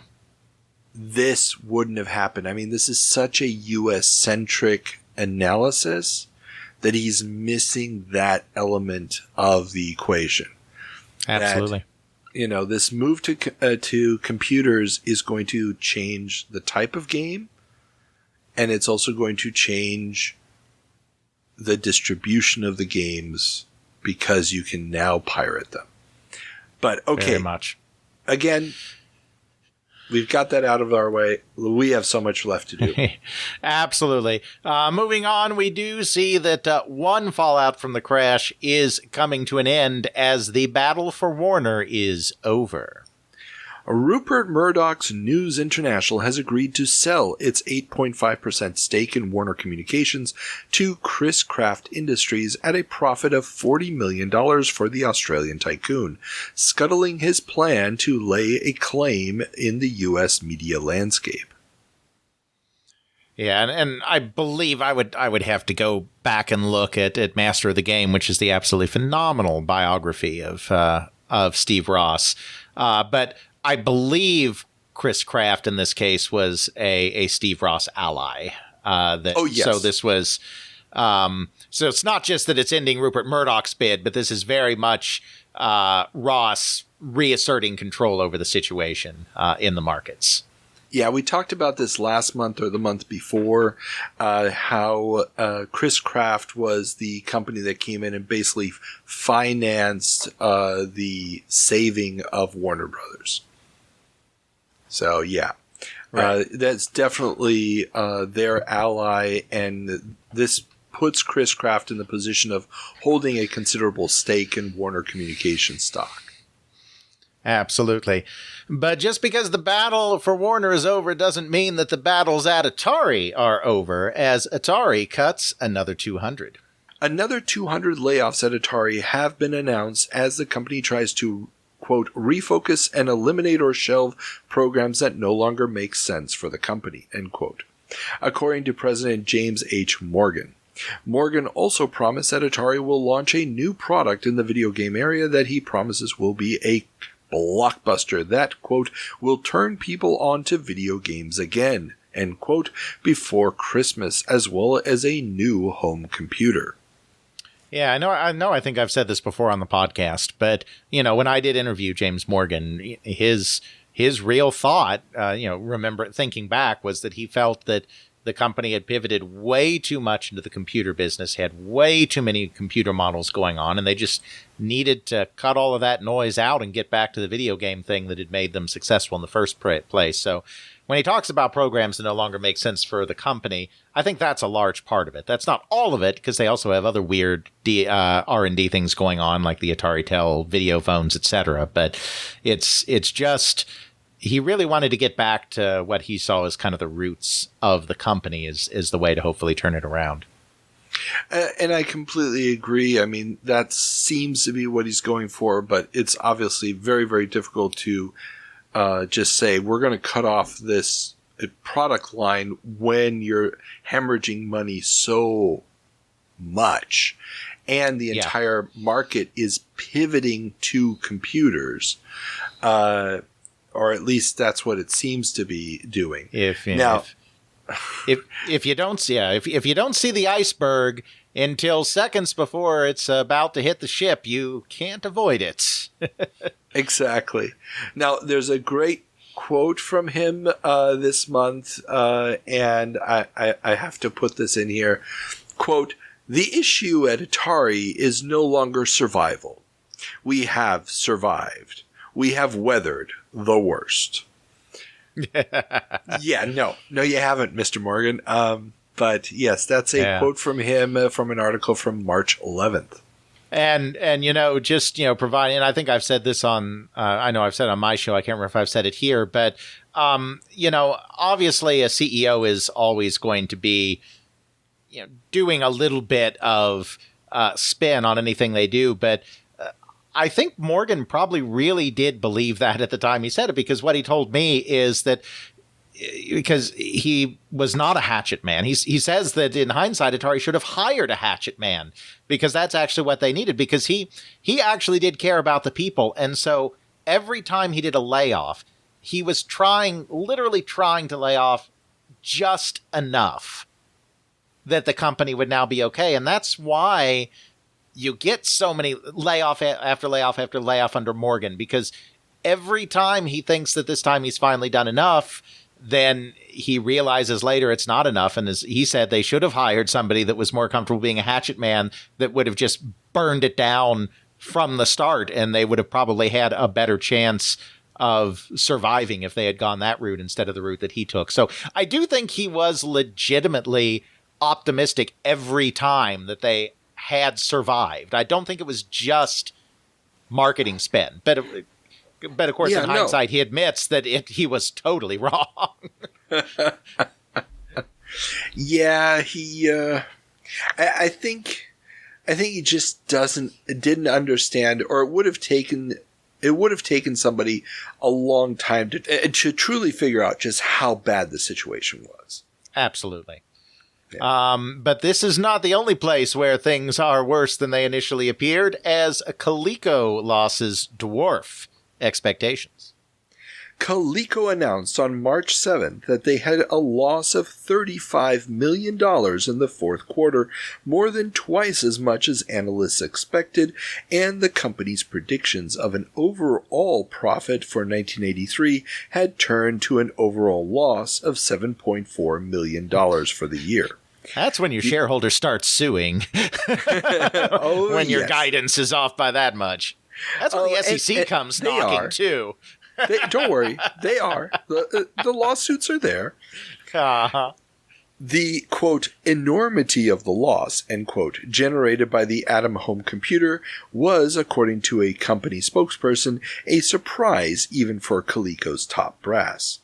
These losses come despite the massive $60 million in revenue generated by the Cabbage Patch Dolls. Total revenue for the fourth quarter fell from $203.3 million in 1982 to just $175.5 in 1983, and the net loss in 1983 of $35 million for the quarter had been a profit of $15 million a year earlier, when the ColecoVision was riding high. The original estimate of 500,000 atoms to be shipped in 1983, which was steadily lowered, finally came in at a paltry 95,000. Yeah, and of course, as you said in your summary there, these losses are happening when Cabbage Patch is one of the biggest things the toy industry has ever seen in history, with fisticuffs in the shopping mall. It's insane and highly profitable, and even with that, they can't avoid losses because of their electronics misadventures. It's just so insane. I mean, the ColecoVision should have been the heir apparent to the Atari 2600. Absolutely. Had they just manufactured a metric ton of ColecoVisions instead of completely stopping ColecoVision production in order to focus on the Atom, had they just kept pushing the ColecoVision, that would have been game over. I mean, yeah, there'd be a whole bunch of retailers sitting on 2600 cards, but the graphically far superior ColecoVision games would have continued selling. They would have been just fine.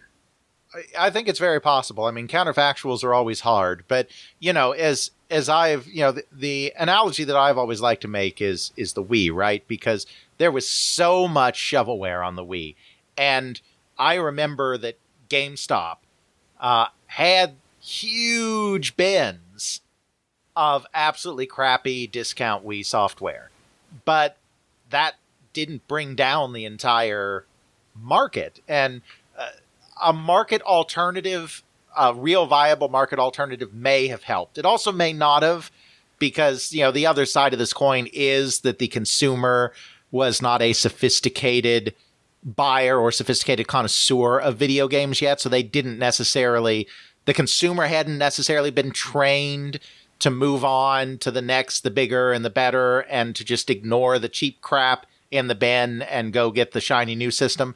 So it's not a perfect counterfactual, but it certainly wouldn't have hurt the industry if Coleco had paid a little more attention to the ColecoVision and a little less attention to the Atom. Certainly. Yeah. Well, yeah, I just keep thinking about it. I mean, Mattel was going to be gone. Atari was going to be gone.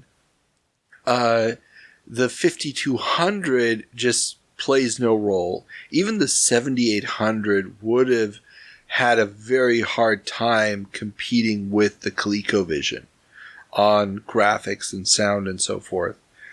It just boggles the mind that what could have been had the ColecoVision been readily available in large quantities in 83. Yeah, absolutely. But, yeah. I mean, there was a market transition that was supposed to happen. And Atari and Coleco both dropped the ball on it for very different reasons, with the 5200 and the ColecoVision. Yeah. Now, though, as one would expect with news like that, it wouldn't be long before Coleco announces massive layoffs. Yes. So the announcement of the losses was March 7th. On Wednesday, March 28th, Coleco announced that it would lay off 1,300 workers, more than a quarter of its total manufacturing workforce that week as a result of the catastrophic failure of the Atom.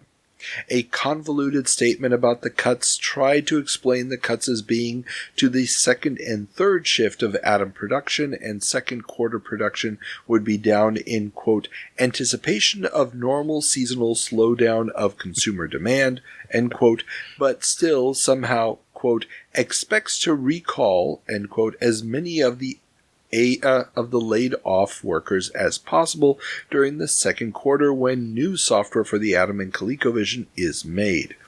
How the production was supposed to be reduced, but workers were still supposed to be called back, was something the spokesperson refused to explain.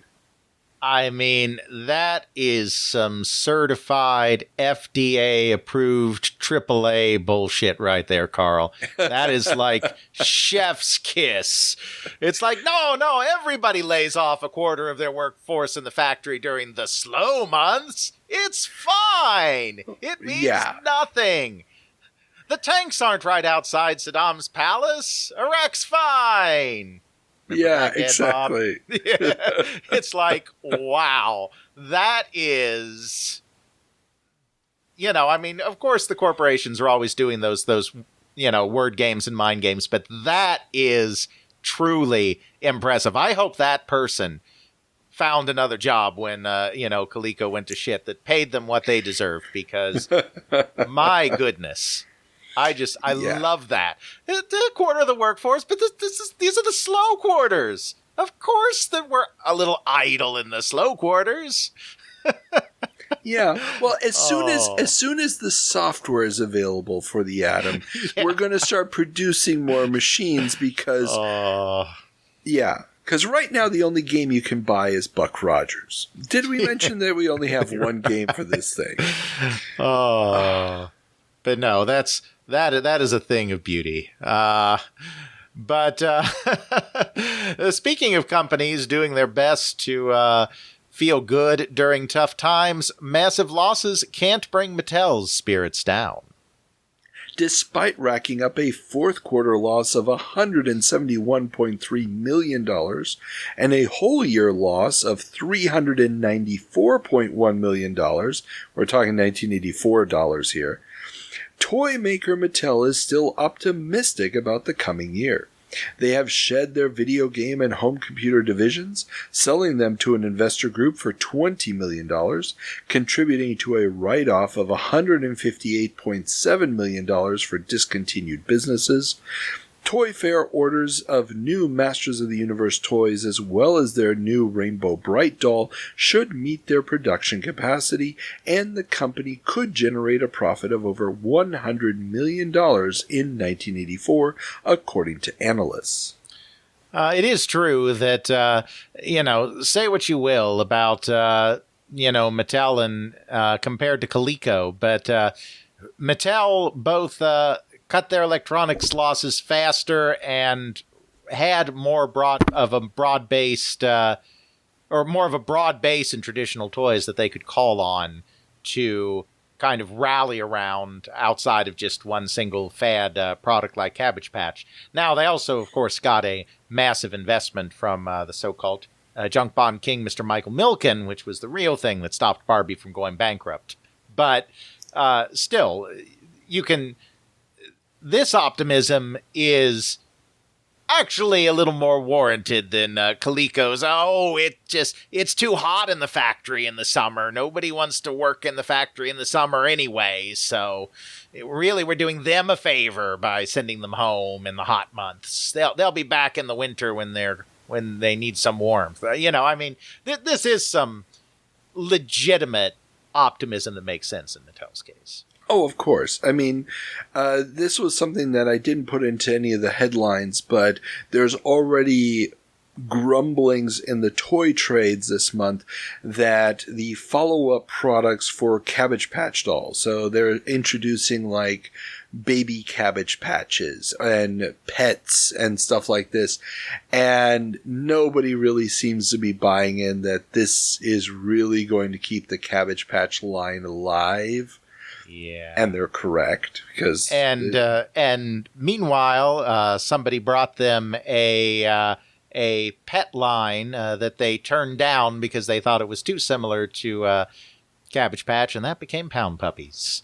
Which, yes, Coleco could have had Pound Puppies, but decided it was too similar to what they were doing with Cabbage Patch and turned it away. They weren't wrong in that regard. However, for those that don't remember the 80s, Pound Puppies had a very nice run in the middle of the 1980s, and that could have actually been the thing to sustain the kind of doll/stuffed animal business of Coleco past the initial Cabbage Patch boom, instead of what they did. They did release their own pet line, I think, as part of the later Cabbage Patch type toys, and it was not Pound Puppies. No, it was not Pound Puppies. Actually, they've already shown off a first version of that at Toy Fair in January. Was that Firkins? Was that the thing? I don't. No. It's actually part of the Cabbage Patch Kids line. Okay. So it's like, you already adopted your Cabbage Patch Kid, now adopt a dog for your Cabbage Patch Kid. And it's just, the kids are not going to buy into more than the Cabbage Patch. It was a one Christmas thing, Yeah, they did the big line. They did a couple years later do Fur Skins, the thing I was thinking of, but obviously that's not okay. That's not the thing that we're talking about. Yeah, at this moment. No. Yeah. Okay, so yeah, but there was something kind of buried in there, Carl. Said something about they have shed their video game and home computer divisions. Your summary said. I don't remember seeing... Oh, wait. I've got a new headline here, Carl. It says, Intellivision Reborn.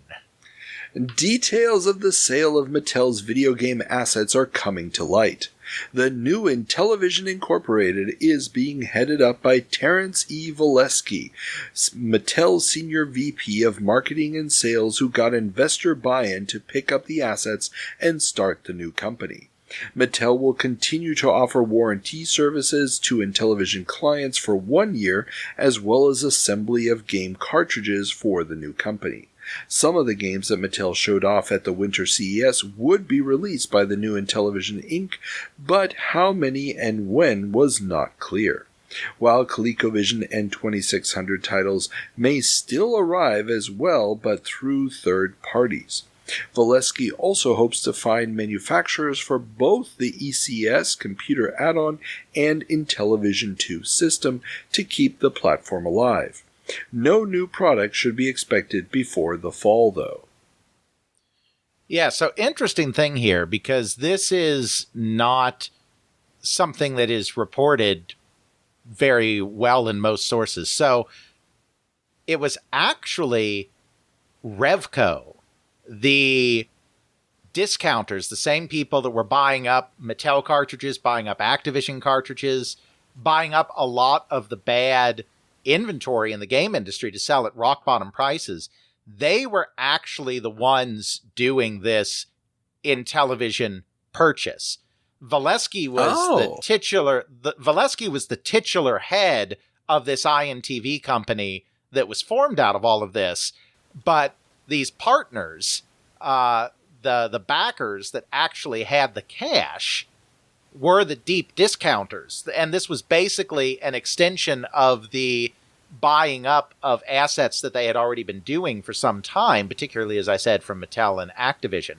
And then Volesky is actually later, once the video game industry picks up again, and in television, obviously, sales are never huge, but as the industry comes back in the late 80s with Nintendo and everything, INTV sales also rise, even if they remain very modest. And so when the whole thing comes back, he's able to buy out his partners, and then INTV really becomes Volesky's company. But at this point, he's really just a front man for the deep discounters. But most sources at the time did not report that. They must have been very, very silent partners. I think they were using Volesky to try to hide the fact that they were doing this, essentially. Well, that makes sense because, number one, you don't want to advertise to everybody that this product is now owned, if you will, by a competitor. So if you're trying to go to Toy Fair and sell product to retailers, the last thing you want them to think is, oh, you're buying somebody else's house brand. A store brand, sorry. And and then on the other side of it, having this former Mattel senior VP of marketing as the front man gives it a certain cachet of continuation. Which is also what all these articles are talking about. There's one suggestion even that Mattel has some kind of deal with the new company that they have to basically maintain the image of the Intellivision so it doesn't have blowback on Mattel. Yeah. They're selling it as Mattel is, sending the prodigal son off to make good or something like that. But in fact, what they're doing is they're dumping inventory with a discount chain, but hiding that by having this separate company that is just being invested in by the discount chain and has this front man to... So, it's a very, very interesting deal that usually does not get reported correctly. Now, like I said, after the industry picks back up again, Volesky does buy everyone else back out. So the company in the late 80s that's doing mail order and television stuff, that is truly all Volesky. The deep discounters are out at that point. But at this point, Volesky is not doing this himself, despite what some of the headlines would lead you to believe. He is definitely a front. Interesting. Fascinating, actually. Okay, cool. But it's not all doom and gloom, because the market is still expanding some places out there as the 2600 goes to Turkey. Atari has signed a deal with Mita Electronic VE Ticaret AS of Turkey, which will allow Mita to manufacture and distribute Atari's 2600 and game cartridges in Turkey, as well as set up authorized service centers. Sales will begin in the second quarter of 1984. Mita is a major seller of stereo equipment in the country. Yeah, I mean, I don't know enough about Turkey's economy at the time or anything to comment intelligently, but I'm sure that Atari was very happy to let anyone who wanted to sell a video game system anywhere in the world sign a deal and give them some money to do so at this particular point in its journey. Oh, definitely. I mean, Turkey is an emerging economy. They are a NATO member, but they are not what you would call really a first world power. They are increasing their manufacturing capacity for other European countries. As we're sitting here, I have a bag of Haribo gummy bears in front of me, which was actually produced in Turkey. So that is sort of a thing that's coming up through all of this. There's a link in the show notes to a TV ad from Mita for the 2600, which is quite entertaining to watch. But yeah, so I mean, we're going to see similar deals for the 2600 pop up over the next couple of years. Hopefully we'll get a notice of when Edu Juegos, which was the Argentine licensee, gets their 2600 license, which is still coming. And it's just another place to sell this that hasn't really had access to a non-import console yet. Absolutely. But while some consoles are expanding, yet others are, of course, dying. And we do now need to take a moment for a little Odyssey. R.I.P. That's right. North American Philips Consumer Electronics Corporation has announced that they have ceased production of the Odyssey 2 console. While the Odyssey brand was the first to bring video games into the home, the Odyssey 2, introduced in 1978, never managed to make the same mark as its competitors, selling, according to former manager of software development for the Odyssey, Jim Butler, only 800,000 units by 1983, compared to Atari's over 14 million, according to an Associated Press report. About 40 people were still working on developing or marketing Odyssey titles, and orders for the machine will continue as long as supplies last. Clive Smith, an industry analyst at the Yankee Group, said that Philips has, quote, always been on the cutting edge of technology, but has had trouble reaping the benefits, end quote. He also went on to say, quote, they pioneered the market and they still hold a number of the key patents, end quote. Yes. Of course, this is just the news article. I'm not correcting you. I'm correcting them. Technically, they didn't pioneer the market, considering that Magnavox released the Odyssey before North American Philips bought the company. True. But yes, it was the oldest brand in home video games, and always the most troubled at the same time. There are a lot of reasons for that aren't worth going into in this specific episode, but selling just 800,000 units was earned in so many different ways. Not just in the quality of the system or the quality of the games, but also choices made in distribution and all sorts of other areas. Probably sold about that many again overseas. It was a little more competitive in Europe than it was in the United States, not because it sold more there than it did in the U.S., because, like I said, it probably only sold about that much again, somewhere between 500,000 and 800,000, but because everyone else sold a little less in Europe, which meant that the gaps weren't quite as big, even though Atari was still the leader. But yeah, it was always the also-ran. And the only thing that's kind of amazing is it actually limped on just a couple of months longer than the Intellivision did. That is kind of amazing. Now, granted, unlike the Intellivision, it could not find anybody willing to pick it up. Exactly. At least stateside. There wasn't exactly the same you're right, and there wasn't exactly the same glut in the marketplace. I mean, what killed, Atari and Mattel, right, is that they had all these orders and they fulfilled all of these orders, and then those orders came back. Odyssey probably lasted slightly longer than Intellivision and Mattel, only because if you don't get a lot of orders in the first place, then you don't have as many bad orders bouncing back on you at the end of the day.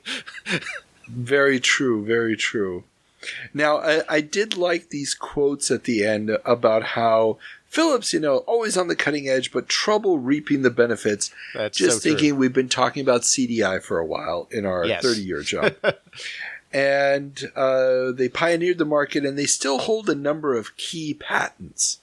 So, we're going to see that also. Well, we've seen that already over the last few years in our 30-year jumps be a major topic. Right. But yeah, I mean, when you think about it, and obviously Philips, which, North American Philips finally became a part of again. At this time, technically, it's a completely different company, not a subsidiary. It's complicated. I blame World War II, quite literally. But obviously Philips is still a major, major electronics conglomerate today, and perhaps the most important electronics company in Europe. So it's not like you can say they've done poorly for themselves, but when you held all of those video game patents, even if it was licensed, from standards, and held so many patents on CDs and optical media and everything else, it's like you kind of get the point that's being made there. I mean, you never think of Philips when you think of the flashy, successful, super cool electronics companies. They're always there, and They still have the light bulb business, too, which is what started them back in the 19th century. I mean, that's still there, too. I mean, they're always present, but they're never the company you think of. And when I see this about, being on the cutting edge of technology but has trouble reaping the benefits, that's what I think of, is that, Philips is still big, it's still around, but it's never the first company you think of when you think of consumer electronics. So very true. And it's, yeah. But they're out of video games now, at least for a while. Yes, well, everybody's out of video games, Carl. Video games are dead. No one would dare show their face in the United States of America again after all of this with a video game. Wait, Carl, I'm getting a breaking headline into the newsroom here. It appears Nintendo may show off console at Summer CES. Despite the doom and gloom in the U.S. market, the Video Game Update newsletter reports that Nintendo may be showing off their under $100 console, which is already launched in Japan, with 15 games at the Summer CES.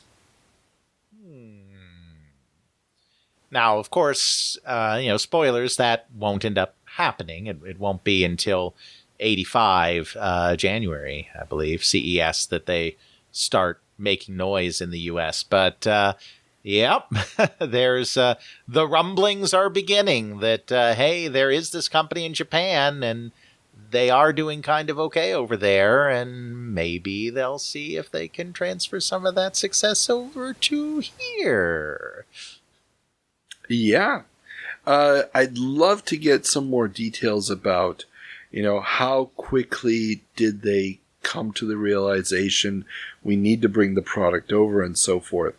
Now, the delay may have been partially caused because at this moment they are dealing with a massive recall in Japan. Yes. The infamous Famicom recall happens at this point. Now, last month we talked about how overwhelmingly large the adoption of the Famicom in comparison with all the other available systems in Japan was. They basically trounced all the competitors. So while some people online do comment that this recall of the Famicom could have been the make or break, they were teetering on the edge, it was the darkest hour. The reality is they had sold 500,000 of these things, everything that they could produce. Nobody else was even in the 6-figure range, so it doesn't really matter. Well, Sega did make it to the low 6-figure range, but the reason they did that is because of the recall and the fact that Nintendo had to basically stop providing new systems in the Christmas season in '83. So some people turned to others, as I know I've said it other times on the show, but it's just such a great story that I'll say it here again. During that first holiday season, Sega made all of the executives go out to some of the local electronics and department stores and whatnot in Tokyo to demonstrate and help sell the system. And so Hideki Sato, the head of R&D, who had been in charge of the people who created the SG-1000, he was working the stores, and people would come in looking for the Nintendo Famicom, and of course it's out of stock, nobody has it, and so he'd tell them, well, this is Sega's Famicom. As the way of trying to convince them to take the SG-1000 home as their consolation prize. So Sega did crack 6 figures barely, about 160,000 in that first year, but only because people couldn't find Nintendo systems due to the problems they were having. And still, 500,000 versus 160,000 is, whether it's 6 figures or not, that's still, nowhere near each other. Exactly. Okay, so we got some rumblings. Consoles may or may not be dead. That's right. And the rest of the industry is responding to this situation, as it is goodbye video game update, including Computer Entertainer. Hello, Computer Entertainer, including the video game update. The amazing Video Game Update newsletter is getting a makeover, as the editors have reviewed their reader surveys and discovered that the pendulum has shifted in the US market, and computer gaming is now the main source of interactive entertainment. Starting in April, the newsletter will now be headlined as Computer Entertainer, with the Video Game Update getting second billing. That's right. We're about to see, as a result of the crash, we're about to see the great magazine die-off, which is something that will certainly come to pass in our headlines, in our jumps going forward here. But nearly every single one of those magazines before they died, and to be clear, Computer Entertainer did not die. They die at the ripe old age of like 1992. But all of them in this period are going to try to start distancing themselves from video games and embracing computer games as a way to survive. It's just much to their disappointment, there kind of already was a computer game magazine ecosystem that didn't really have room for others. Yeah, definitely. And they as soon as they changed those markets, they had to now acquire those new people. They couldn't really bring over their existing readership. So, but this is not the only one. Electronic Fun has also decided to change their name to Computer Fun starting in April. And Electronic Games Magazine has gone bi-monthly in light of diminished ad revenue in lieu of the shakeout. So, that culling of the magazines, just as, and I really can't say this loudly enough, the European magazine scene is exploding. And I mean, it's exploding. In a way that for the next 10 years, it's going to simply be on an uncontrollable bent. Absolutely. And, of course, there's kind of a reason for that. I mean, a lot of those kind of magazines really do appeal more to children, children and teenagers than they necessarily do to the adult crowd. I mean, the adults read magazines too, but they read a very different kind of magazine. And the majority of that young audience did not pivot into computer games in the United States. Obviously, some did. I don't want anyone writing into the show being like, poppycock, when video games went away, I went right to my Commodore 64. And I'm like, well, yes, sure you did, but 5 million of your closest friends didn't. And there was already a magazine of record for kind of the older, more cerebral set computer gaming world. So there wasn't a lot of space for these magazines that were generally speaking to a younger audience to be able to pivot to speak to the very different computer game audience. Unlike in Britain, where computer use and computer game playing was exploding amongst young people, and so there was insatiable demand by young people for more magazines.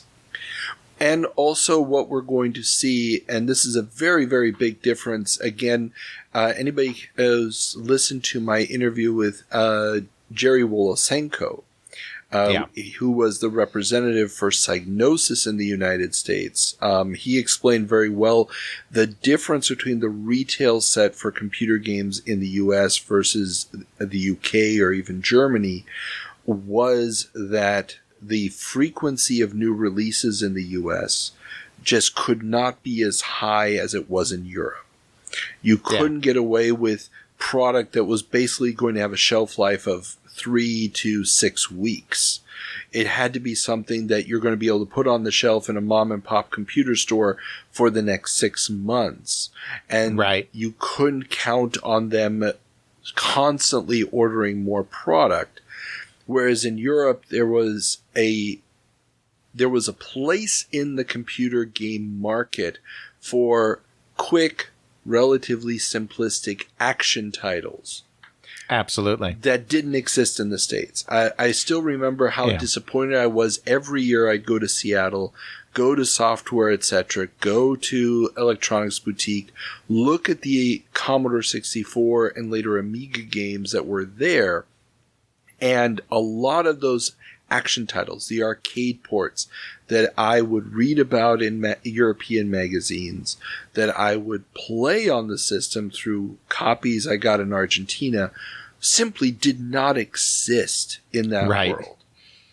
And, absolutely. It's like, wait, why aren't these games here? But, each of the games had this big cardboard box. It wasn't coming in a cassette tape box. Right. Needed to eat up a lot of shelf space. And, if you had 40 games on the shelf or 50 games, it was considered a big selection. Mm-hmm. And when I look at photos of similar stores in, let's say, Spain or England at the time, they're going into the hundreds. Yeah. It's just a different ballgame. And then, of course, the other factor, too, is the one that another one of your interview subjects, Jazz Rignall, brought up, which is that the British magazines thrived more on their newsstand sales, and the American magazines were far more dependent on ad revenue. And, of course, with even companies in the computer game industry that got burned by situations with cartridges like Hessware, like Sirius, like Sierra, hurting as much as the video game companies are hurting, there just isn't a lot of advertising revenue to go around in this period. And that is crucial to American magazines in a way that it wasn't to their British counterparts. Thank you very much for the promo. I was thinking about that, and then I forgot to mention it. So, yes, very different business models, very, very different weak points, and we're just seeing now how those are crumbling the whole structure. That's right, but there may be a great white hope on the horizon, Carl, as Amiga announces 68,000-based home computer. And David Morse, president of Amiga Corporation, has confirmed that the company is preparing a home computer using the 68,000 CPU, 3 custom chips designed by Jay Miner, 128K of RAM, and a 5.25-inch floppy drive. While the system may have some spill over into the business sector, it will be marketed as a high-end home system. Precise dates and prices were not given, but it is expected to sell between $1,300 and $1,500 according to InfoWorld sources. The system will run a custom windowed OS made by Amiga themselves, as well as CP/M, Unix, and PC-DOS via a hardware add-on. And there it is. The future is here, Carl. Well, and this is one of the great controversies among the Amiga community, and different people have given different answers to it. Was the Amiga supposed to be a game console, or was it always supposed to be a computer? Right. And the hardware indicates it was supposed to be a console. Right, and that's what's generally been said. I mean, this is the Amiga. What became to be called the Amiga computer grew out of the Lorraine console hardware, which was the entire reason that they even founded the company, was to do a game console. Yeah, but so far the news was never that it was going to be a console. Right. So when we originally reported on it, they were just talking about a machine and custom chipsets. Given what the story we just had before, this pivot in the industry to computers, the fact that Amiga has been making peripherals for consoles so far, this move to it's going to be a computer just feels like this is how we have to sell it, because the sale of cartridges and add-ons has dried up. We now need that funding. We need to find a corporate daddy that's going to bring us home. And the fact that they're going with 128K of RAM, the same configuration as the Mac, but they want to do full color graphics, that 128K of RAM will never be functional. No. 5.25-inch floppy drive, also not going to be a solution, and it won't be in the final machine. Now, and I just recently listened to an interview from the Retro Hour podcast. Love those guys. And, those guys are great. They did an interview with the lead designer of the Amstrad CPC, which we've also just talked about, got announced last month. The month before this. And that machine, they haven't announced it yet, but that machine will end up using the 3-inch floppy disk standard, not the 3.5-inch floppy disk. Right. And they asked him, how did that decision come about? And he's like, this is one of my pet peeves. When we made the decision, 3.5-inch floppy disks were not the accepted standard yet. It's not until IBM decides to support 3.5-inch that everybody shifts to 3.5-inch. So at this point in time, this announcement of a 5.25-inch disc is the only thing that really makes logical sense. Even though you're really, really restricted on the amount of memory that you have on there. But so just these stats of where we are, I thought was interesting. The other thing here, InfoWorld, and this is a week earlier, InfoWorld had a profile, it was even the cover story, on the Mindset computer, which we've mentioned in a previous episode.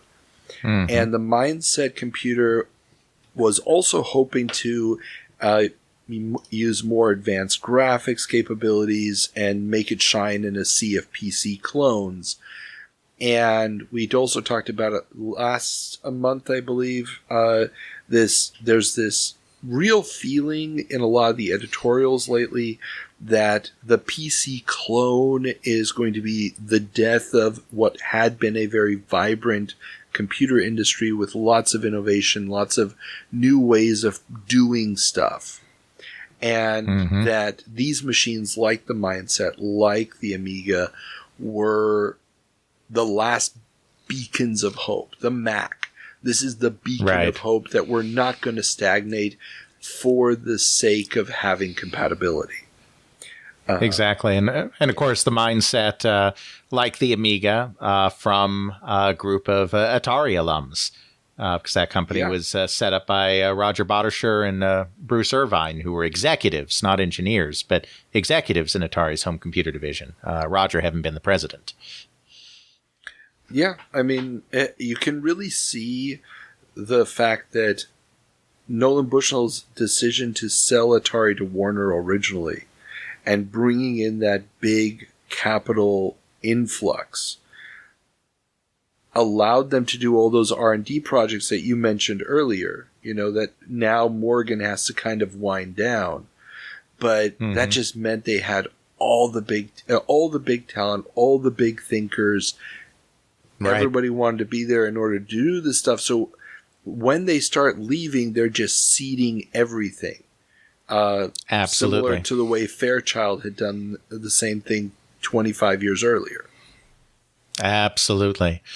And yes, as you mentioned, in terms of those last great hopes against conformity to trying to make sure that 1984 won't be like 1984, Mac distribution widens.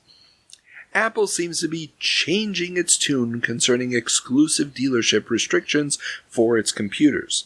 Businessland, a chain of 25 electronic office equipment and computer stores, will carry the Macintosh computer, and a rumor is circulating that Sears Roebuck may also be preparing to carry the machine in its 50 business centers. It's almost as if you reduce distribution of a somewhat desirable product too much, that people might be starting to find other ways to end run your plans, right, Carl? Yeah, I mean, all of Mr. Jobs' rhetoric and strong-arm tactics to make exclusive dealerships may have become a problem, because this comes as fears of a black market for Macs may be opening up due to Apple's plan to sell Macs for as little as $1,000 each to college students. Harvard Crimson report, that's the newspaper, reports that businessmen are already lining up to pay a few hundred on top to get the machines. This comes after Harvard announced that their business school would be requiring all incoming freshmen to purchase an IBM PC. Yeah. So obviously Apple is positioning itself to make the Mac the replacement of the Apple II in the educational field. Yep. Going for the higher end. Of course, Mac not being at all compatible with the Apple II is going to make that transition more difficult, but hey, more power to them. Absolutely. But speaking of the Apple II, the Apple IIX rumors begin. No sooner was the Apple IIc revealed, the, quote, portable Apple II with limited expansion options, a new next-gen Apple II variant is rumored to be in the works. The IIX may become a 16-bit machine, potentially using two processors, have 512K of RAM, expandable to 16 megs, and a new high-resolution graphics mode. This will no doubt show up both the IBM and the very slow but popular C64. And, of course, I presume what we are referring to here is what becomes the good old Apple II GS. Definitely. Now, the GS is going to take quite a while to arrive. Yes. But yes. And this whole project comes after Steve Wozniak has returned to active duty at Apple, and is in charge of the Apple IIe product line, including a mouse for the aging machine that he apparently redesigned from an original 21-chip count down to just 5, doing what Woz does best. Indeed. Yeah, and Scully, the CEO of Apple, sees life in the Apple II line, aka the only thing that's going to turn a profit for a good long while. Until he can get that Newton going, then that'll sustain the company till the end of time. Now you're getting ahead of us because, next episode, the 30-year jump, we'll be talking about the Newton some more. Hooray! Yeah. But yeah, so trying to bring the Apple II line in line with 16-bit is going to be, fraught with difficulties. Well, and I think, I mean, obviously it's been true this entire time that the Apple II has been what's keeping them going with the failure of the Apple III and the Lisa and everything. But I imagine by this point, as evidenced by our Mac distribution widens headline, that there is probably already starting to be a realization within the company that the Macintosh is not going to sell what it needs to. I think they're probably already starting to slowly come to that realization in this time period. I think that, yes, and we've talked about it already the last few months, the inevitability of Windows systems on the IBM PC. Mm-hmm. The problems with the initial Mac of having only 128K of RAM. The fact that it doesn't have a hard drive. The fact that if you want to open up multiple programs at once, that's not an option on the original Mac. So you can have multiple Word files open, but you can't have Word and Excel running at the same time. Yes. Just means that this thing is going to have an extremely limited use as a business machine. It's going to have a very limited use as a home machine because it only has black and white pixels, so the games are not going to be as vibrant, as cool as the C64. It doesn't really have a purpose. Like we were talking about earlier, what's the purpose of a home computer? It's to play games at this point. So, yeah, this is why this idea, we need to get the Apple II line up to speed. It needs to be competitive. It can then take advantage of the massive existing software library, massive existing number of application developers. If we can make it competitive with the IBM PC, people will still continue to develop for it. If it continues to fall behind and it looks worse than CGA, we're screwed.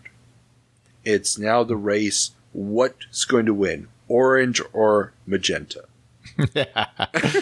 Indeed, I love that. What a way to characterize it. Orange versus magenta. That is so great. And speaking of that Wintel Alliance side of the picture, Intel licenses chip designs to Sanyo.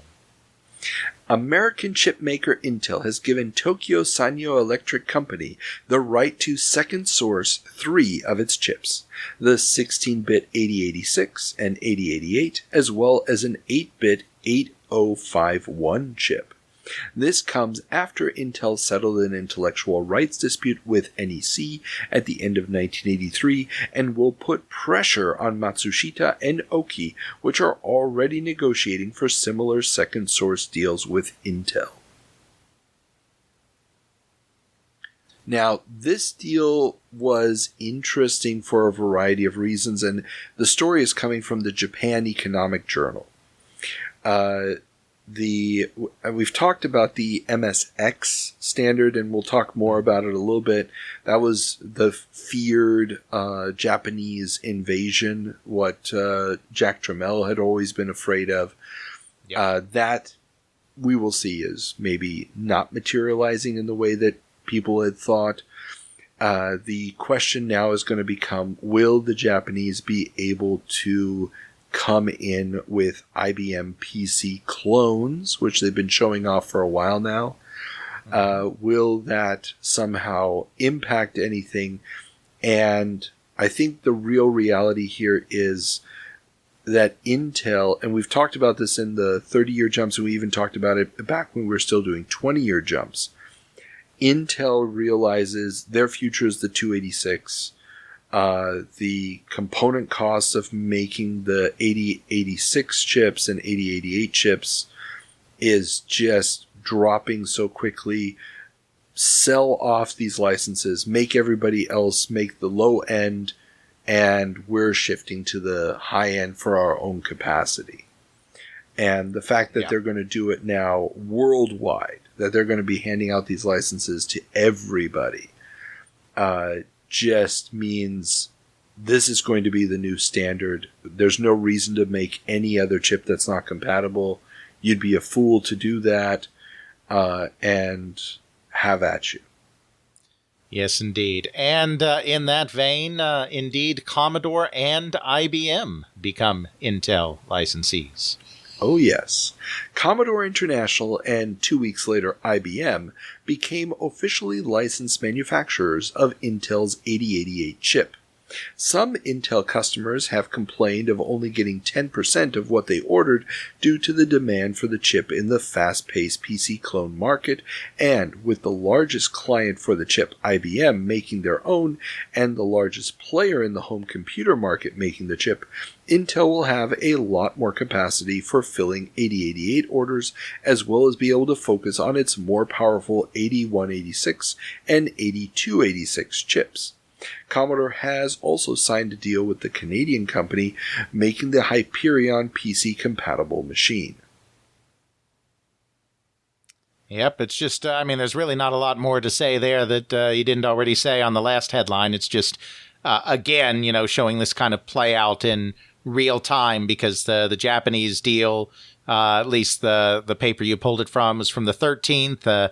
This is from, magazine dated the 15th. I guess the newspaper articles dated the 10th. So like 10th, yeah. these deals are coming out like boom, boom, boom. It's obvious that, as you said, Intel is just clearing out the low end and giving it to anyone who wants it as a way to focus on the high end, because they've got, I think by this point, like you said, they've realized that there is a standard forming here around their processor. And so the key now is they cannot get hung up on their past products. They have to make sure they're able to push forward. It's to paraphrase Ben Franklin, they have a standard if they can keep it. Exactly. And as we know, history has shown us they figure it out, and this is the one way to do it. Now, the other thing that I thought was interesting here was the fact that Commodore has cut a deal with an existing PC-compatible manufacturer. They're saying that they're going to produce these chips. Nothing really comes of this. But there's a lot of speculation in the market that, hey, Commodore, the ones who are great with vertical integration, the ones who, know how to bring stuff to market at a lower price than anybody else, is Commodore now going to come in and basically win the PC clone market? And they probably could have been in a very good position to do it at this point, but it's not going to happen. Yeah. It's just, it doesn't feel like something in Commodore's DNA. Not that they, couldn't in theory have done it with the resources that they had, but it just, Commodore, it just doesn't feel, I know Jack's not there anymore, but, it just doesn't feel like Commodore to come in after and be like, conform with everyone else, They've always got to be, we'll do something similar, but cheaper. And people will love it. Well, and this is the question. I don't know when these deals started. And this is actually something that, there is a person I have interviewed who could probably give us the timeline of when these conversations started. A certain former CFO of the company who has documented everything. He could probably answer this question. Were these deals started under Jack, or are these deals that are started once Jack is gone? Right. And I may actually have to shoot off an email and see if he can tell me that. Yeah, there you go. Yeah. Okay, but moving on. Yes. Moving on, speaking of Commodore, our next headline is Commodore Goes Brit. Oh yes, Commodore will be moving the manufacturing of its home computers to the city of Corby from its current West German facilities, which will only be making business computers. The plant won't last long, with Amigas already being made elsewhere. And this is basically, they're going to get a ton of money from the British government. The plant in Corby, I don't believe it's a freshly built one. It's a plant that they're taking over that had been manufacturing something else before that. Corby had a lot of Irish workers that had been brought down years earlier to work in that factory that had then been shut down. They took those people over, and then a couple years later, they're not producing Commodores anymore either. So there's a lot of shenanigans going on with subsidies at this point and so forth. Yeah. But you can tell, Commodore's moving around just wherever they're going to get that extra advantage on the costs. Indeed. And costs are definitely something on everyone's mind in Europe right now in the computer industry, as IBM slashes PC prices in Europe. In a clear attempt to stave off competition from PC clone makers who are just beginning to gear up their European marketing efforts, IBM has announced a price reduction of up to 30% on its PC models in Europe, bringing them closer to their US prices, but not dropping below them. Mm-hmm. Yeah. So far the IBM PC in Europe has been a very expensive proposition, yes. More so than in the US. And IBM is just like, okay, we're not giving up the market the way we did in the States. We're slashing the prices and trying to also leverage the fact that they are a bigger company with an existing distribution network, et cetera, et cetera. Yep. To paraphrase Benjamin Franklin, IBM has a standard if they can keep it. Yeah. Yep.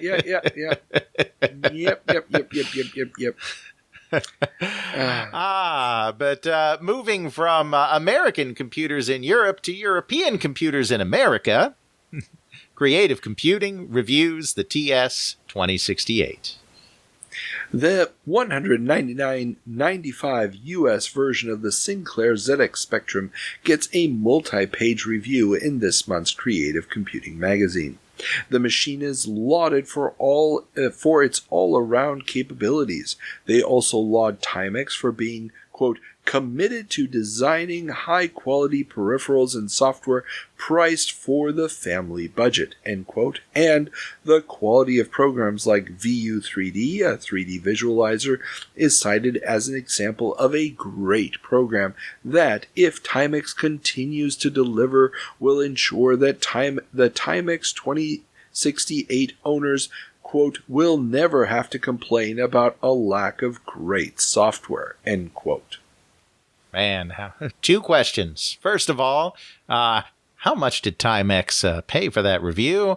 And second of all, at the time, essentially, it's a slightly different, but it's essentially a $200 ZX Spectrum is hitting American shores. How much is the Commodore 64 going for these days?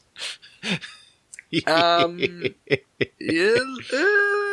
little bit more still. It's still, but it's not usually, by much. Not by much.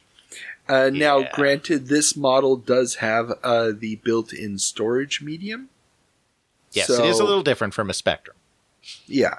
And I mean, the 3D rendering software that they have there, I mean, there's some screenshots of it. It looks really nice. It's a 3D model of a cup, with actual shading effects and stuff. It does look impressive. And I do have to say, despite my pithy comment at the front there, Creative Computing was always kind of the, from the beginning, because of course it predates the microcomputer industry. It was always about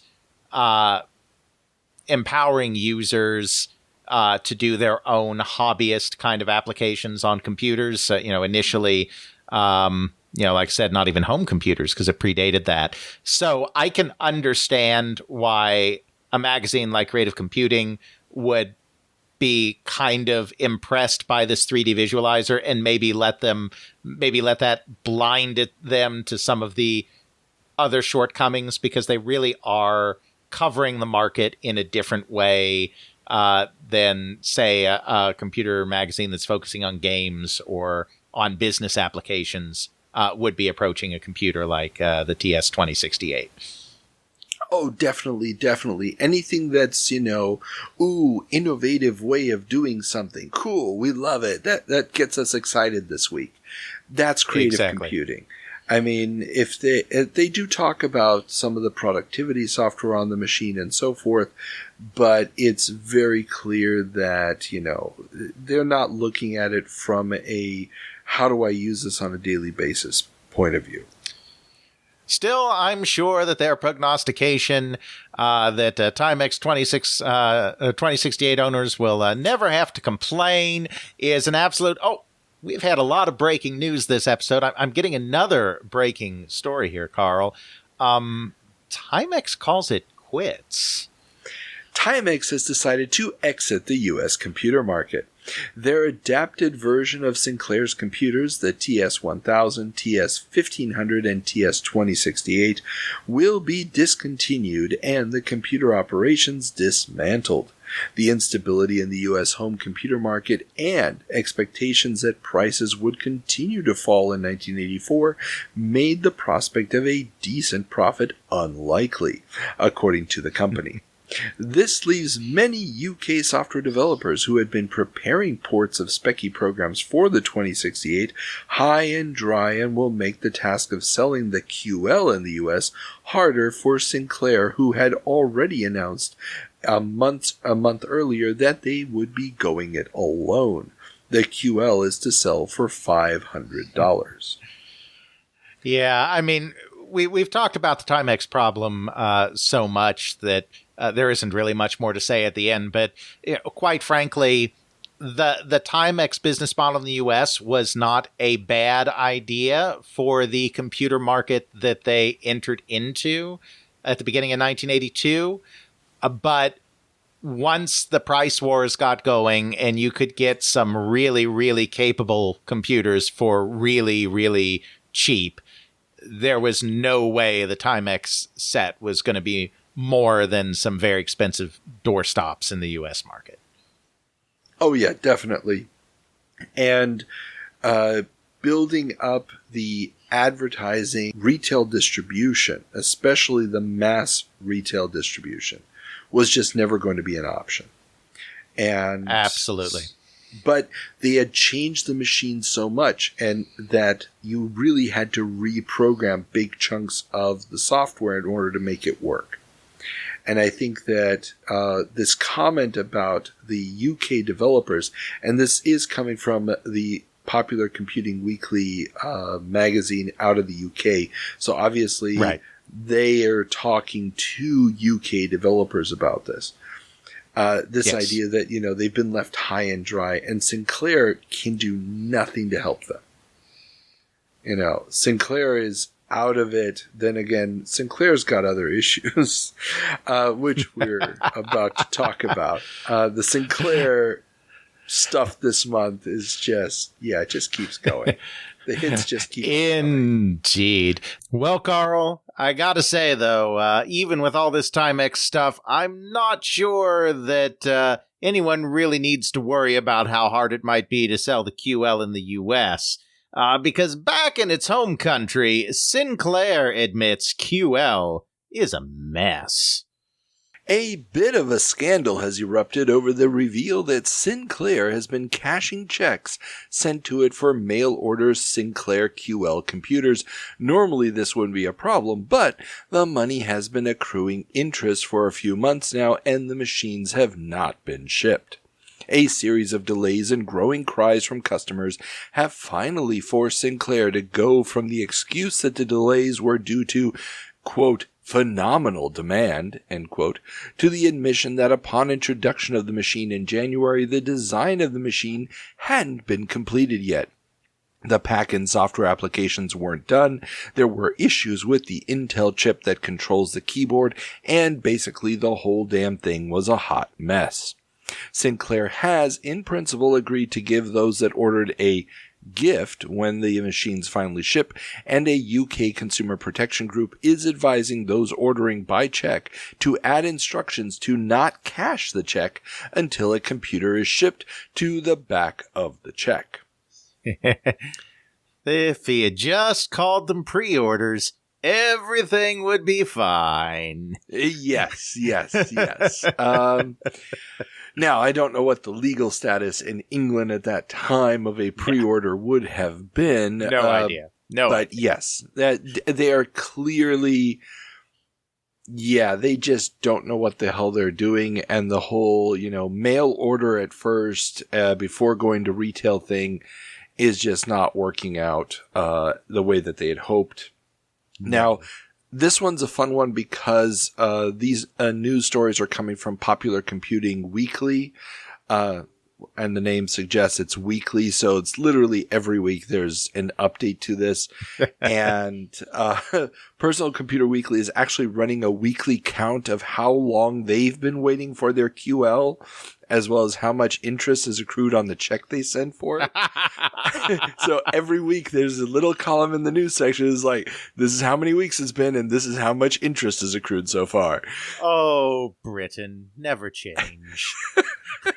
That is the most understated, passive-aggressive British behavior I have ever heard of. Never change. Oh, it's brilliant. It's so fun to read these because I know the QL is still going to be a while before it gets out.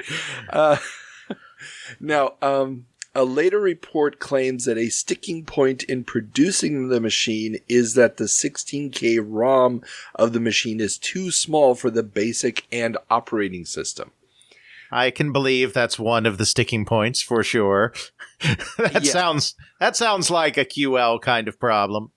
Yeah, exactly. I mean, they cut every corner imaginable. And again, I'll make reference here to that Retro Hour interview. I'll include it in the show notes with the head of development for the Amstrad CPC, and he talks in that interview about how he knew the guys running the QL project.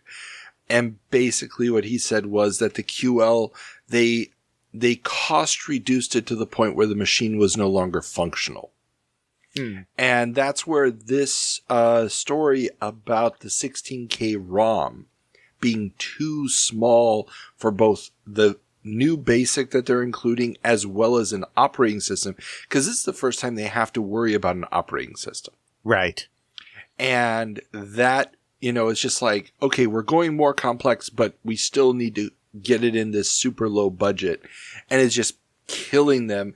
And who knows what they're using that money for that they keep acquiring. But don't worry, people, because when you do finally get your no doubt incredibly brilliant QL machine, everything else you need will be waiting for you as QL peripheral makers multiply.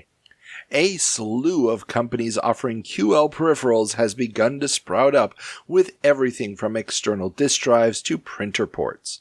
Of course, without any QL shipped yet, what's the point? Yeah, and this is very similar to what happened with the ZX80, the ZX81, the ZX Spectrum. The base machines had so few built-in options or the necessary peripherals to properly function that there was always just this almost instantaneous environment of peripheral providers, be it joystick ports, printer ports, whatever. And the fact that the QL, for those not in the know, is going to be using those wonderful, what are they called again? The microdrives. Microdrives, thank you. Yes. They could have just put an 8-track player on it. It would have been more efficient. And so this idea that you're going to need a disk drive for this thing is obvious. Yes. Though I suppose I should amend my previous statement. You'll have, when your brilliant computer arrives, you'll have all the hardware you may need to go with it. Software, I'm not so sure about, as developers abandon QL for CPC. Software developers in the UK have begun abandoning the QL amidst delays and the fact that it won't support a tape drive, and instead are jumping on board the recently announced Amstrad CPC, which will feature both an 80-column display and a built-in tape drive. I'm just going to say this is why when everything shook out, we had Sir Clive Sinclair, but we had Lord Sugar. Yes. Now, to be fair here, the Amstrad CPC is also going through a massive headache at this point. Again, yes. Reference back to the Retro Hour interview. And at this point, the people developing it are completely failing, and Amstrad will not find out about that for another 2 months.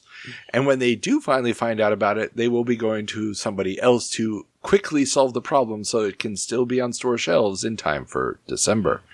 Exactly. And that's the difference. I mean, so, Alan Sugar is never going to be the type to boldly carve a new path through an industry. I mean, so you have to give Sir Clive credit where credit is due for being the risk taker and the one to jump into new things. But once something has been established, no one is going to commoditize it like Alan Sugar. That's why, we're seeing Amstrad about ready to just completely leave Sinclair in the dust and then, of course, acquire Sinclair, because once you're past that kind of Wild West, everyone's just having fun phase, then it's Amstrad's turn. Exactly. And they'll run the CPC for as long as they need to. They will get those +2s and +3s of the Spectrum out later on. And they will also create the probably, I mean, there might be somebody else out there, but the first proper mass market PC compatibles in Europe. So, I mean, but we've covered that already in our 30-year jumps extensively. We don't need to talk about that because innovation is still Sinclair's game, I guess. And now I'm taking your transitions. I'm sorry. That's quite all right. I already had a transition going. I was about to say, however, it is not all bad news for Uncle Clive, as Sir Clive's portable TV impresses. Personal Computer Weekly reviewed the FTV-1, Sir Clive's portable handheld TV. Using a modified sideways cathode ray tube as opposed to an LCD display, the portable device is multi-norm and only suffers slight warping on each end of the screen as well as in the middle. The review keeps repeating how great the technical achievement is, so that's okay. And the custom battery packs it uses, which are not rechargeable, put an hour of TV watching at about 29 pence. That sounds like a viable economic and technological model.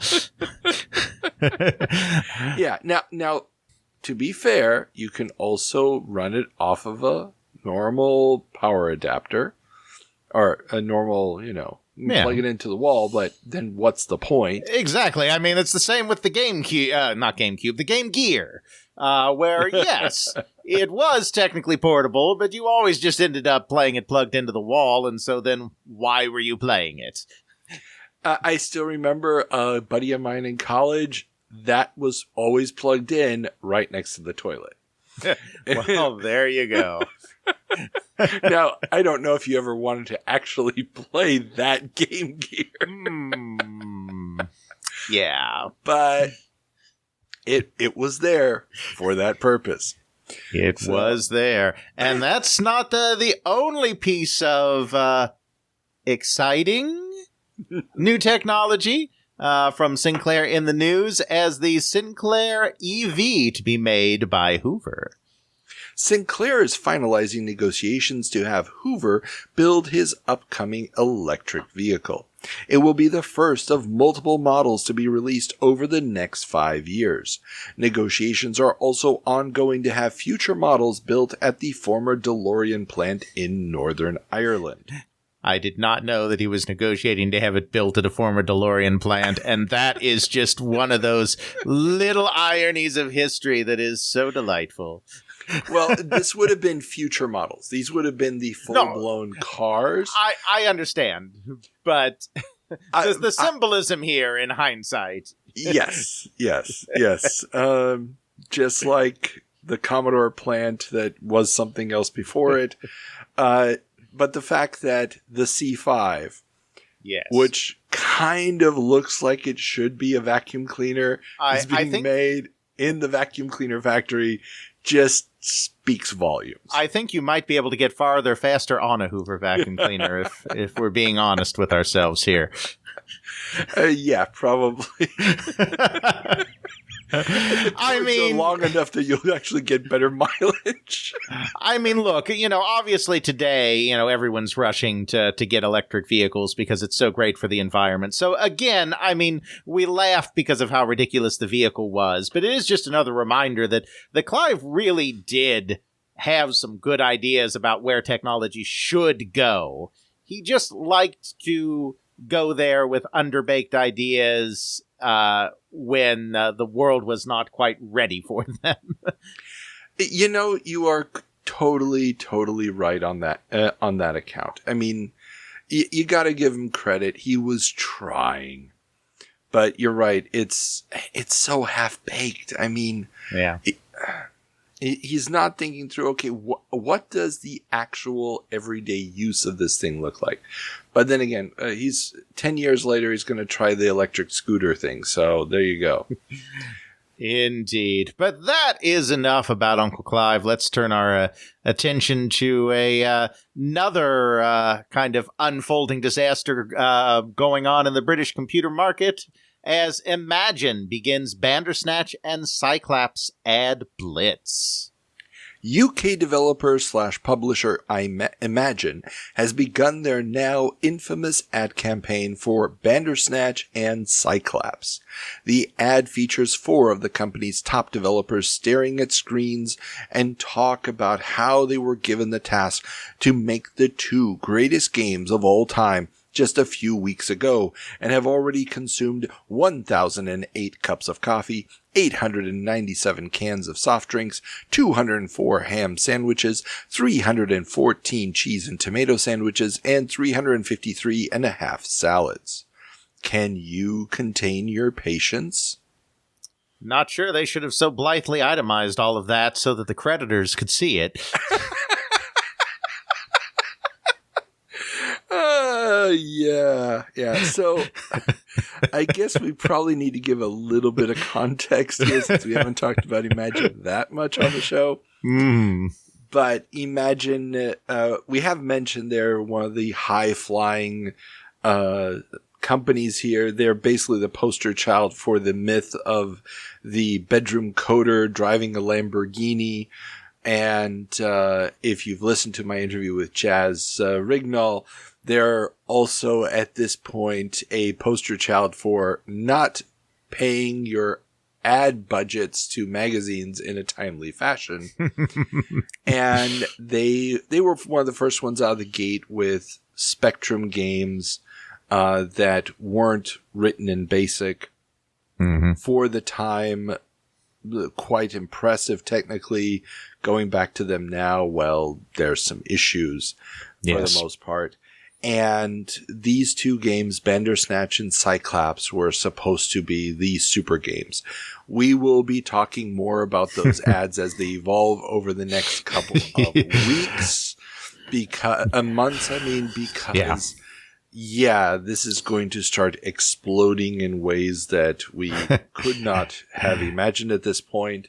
We will get a very cool company out of this at the end, and there will be the now infamous TV documentary about it. So indeed. But for now, let's just say that to call Bandersnatch and Cyclops vaporware is a disservice to the amount of actual material found in vapor.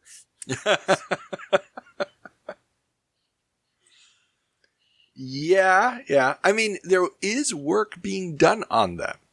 It's just not unlike good old Sir Clive. They may be biting off a bit more than they could chew with these 2 titles. And exactly. Also, figuring out what they were supposed to be before they started would have been a good idea. Yes, but they are in a bit of a spot here, and in a sign of the times, Imagine bungles deal. Magazine publisher Marshall Cavendish has rejected 30 programs, 5 games on 6 platforms it commissioned from UK publisher Imagine for a serialized magazine it will publish called Input. This series, known in England as a part work magazine, will end up running for 52 weeks and include hundreds of programs with explanations of how they work and function as a completed programming guide with elaborate illustrations and deep explanations for most of the computer systems of the time, including the C64, ZX Spectrum, Dragon 32, BBC Micro, etc. Cavendish had paid Imagine a reported £500,000 up front, which Imagine now must repay in installments over the next 12 months. The exact reasons for the rejections are not known, but Imagine will now try to find publishers for these programs. But I mean, they're the high-flying computer publisher of Britain, right? So, I mean, they can swing that little repayment. That's nothing with all the glitz and glamour and fast cars that they've reported to anyone and everyone who will listen to him, right? Yeah, about that. Now, I do want to spend a minute here talking about Input because I had not heard about this, but when I started digging on blog posts and the like, this was a fairly big deal. The entire series has been scanned. There's a link to it on for the archive.org scans. Very, very high-end production values on this thing. Glossy paper, lots of graphics. But I also found a good blog entry from an actual computer game programmer who's like, I learned how to program on this thing. This set of magazines was key to his evolution. And just looking at it, this would have been really, really kick-ass in the day. But them rejecting these programs is a clear sign that they did not live up to the quality. They probably weren't polished enough from the code, which given Imagine's origin, the bedroom coders type stuff, discipline wasn't quite there. So, that's a big deal. And this is a lot of money. We're talking the pound is still almost 3 to 1 with the dollar at this point. So this is a serious chunk of change. Absolutely. And Imagine has also announced that the company's structure is being divided up. And it's related to this, with Creative Technology Group being the organization that will manage the company's 60 programmers on staff. Okay, 60 programmers on staff. Yeah. While Imagine Software will solely be a marketing arm of the company. An advertising company that Imagine founders Mark Butler and Dave Lawson had a stake in, Studio Sting, entered into bankruptcy late in 1983. So, I see some deck chairs being rearranged on the SS Imagine. Oh, yes. This is, what happens if Imagine has to go bankrupt? Well, we got all the programmers over here in this other company. So, yeah, it's interesting. But 60 programmers. How do you on staff? On staff. You're paying them every month, regardless of what their output is. And apparently their output isn't even good enough to put the damn things on a magazine cover. It's insane. I mean, the whole Imagine story is insane, and it's going to be so delayed. I can't wait till we get to commercial breaks. I won't talk about it now. Yeah. I'm just saying I can't wait till we get there. Oh, it'll be fun. We're going to have to do a special on that. Maybe, just watch it and do a watch along just with reactions, because there's nothing else to say about it. And then, exactly. And of course, at a time when Imagine needs all of the money that it can possibly get its hands on to start paying off these debts it has accrued, Imagine announces price cuts. Imagine has announced that they will be cutting the prices of their games from £5.50 to just £3.95. This comes as there is a software glut in the UK retail chain, with retailers having stocked up on software before Christmas, and they are still waiting for inventories to decrease, causing some software houses with high fixed costs, like imagine with their 60 staff programmers, to hit cash flow problems. Popular Computing Weekly's March 8th editorial doesn't think a price war will start in the short term due to Imagine's announcement, as other publishers will wait and see how this affects things, or will consider their games high quality enough to not have to join the fray. Yeah, now this isn't reported on very often, but there was actually a rather significant computer game crash in the United Kingdom right in this period. Of course, it has nothing to do with what's going on in the United States with the coin-op industry and the home industry there imploding, because there's nothing in common between the two. But it just so happens that 83, 84 was a rough time for a lot of people in a lot of places.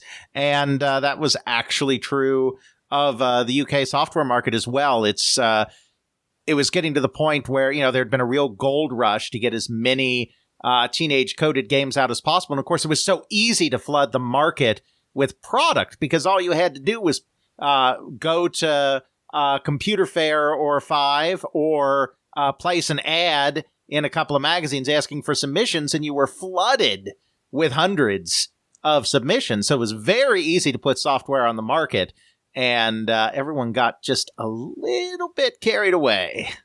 Oh, yeah. And I mean, the magazines that I'm looking at every month, they are flooded with exactly those kind of ads.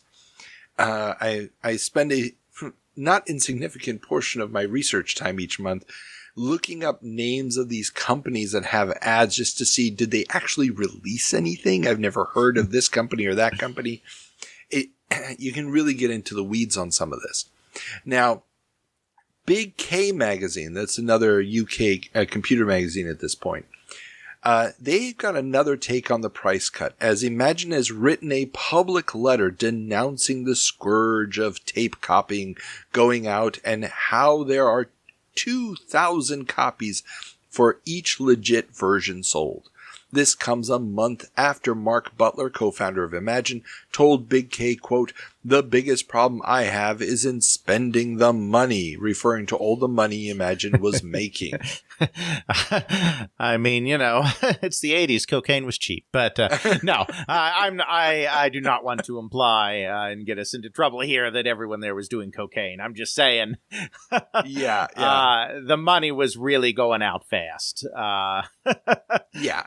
But sponsoring Formula One cars and stuff. I mean, exactly. It's crazy. But this piracy thing was a real issue. We've talked about this before. This is right about the time where our good friends Amstrad, as we have said, are releasing in the UK the first reasonably priced dual tape decks, which means that a bunch of consumers that didn't have necessarily, even though tape is easy to copy, didn't necessarily have access to quick and easy tape duplication, now suddenly do. And while you cannot blame piracy alone on Imagine's demise, because there are so many problems there. I mean, the people that were there at the time, like especially Bruce Everest, have remained adamant to this day when they give interviews about the period and whatnot that they saw piracy as the thing that was really killing them. I think they're being a little bit blind to some of their own faults when they say that, but there's no doubt it was an issue. And of course, this is what directly leads to the budget market and kind of the Mastertronic revolution that follows, Mastertronic and Ocean kind of revolution that follows after Imagine's demise. Is that okay? Well, if they're thinking of pirating, then the only defense is to make it so cheap it's not worth the effort. Well, and this is why this race to the bottom is going to start. And it is going to start here very, very quickly. The question is, at what point does it not pay off?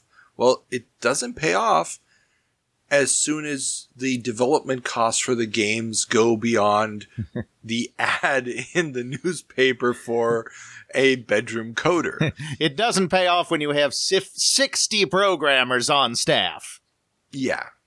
I mean, it's as well, and this is what we're seeing here from a historical point of view is the foundation of the UK software market, which is going to also be the reason why in the 16-bit generation, the UK software market all but dies. Yes. Or the publisher industry, I should say. Right.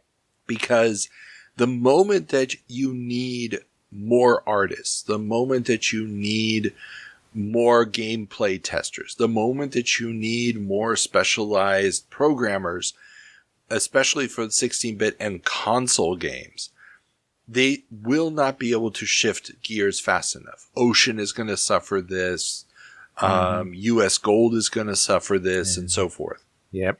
And absolutely. This is the foundation of it right here. This dropping of the price, this lack of being able to get more professional. The only one that's really going to survive from the 8-bit into the 1632 and so forth is going to be Ultimate. They make it because they're not going to get caught up in all of this. And we're going to see this here pretty soon. I mean, their ad campaigns are going to be very, very different. They're not going to be selling on price. It's going to be, here's our new game. If you want to buy it, you buy it type of thing. And everybody else is going to get caught up in the race to the bottom. Indeed. And speaking of some old hand software computer game companies that are going to be going through some trouble in this period, one of the originals, Bug Byte, won't give up on Miner Willy.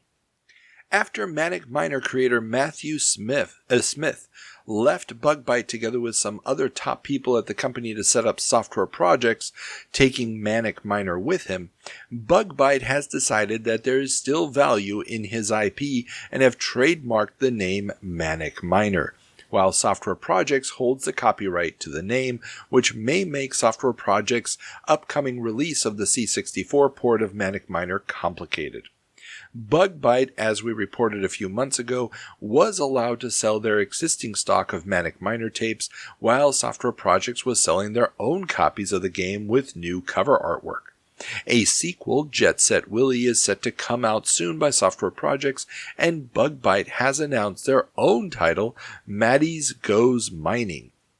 Miner knockoffs are taking off in the UK industry, with Interceptor launching China Miner, and Alligata has released Blagger.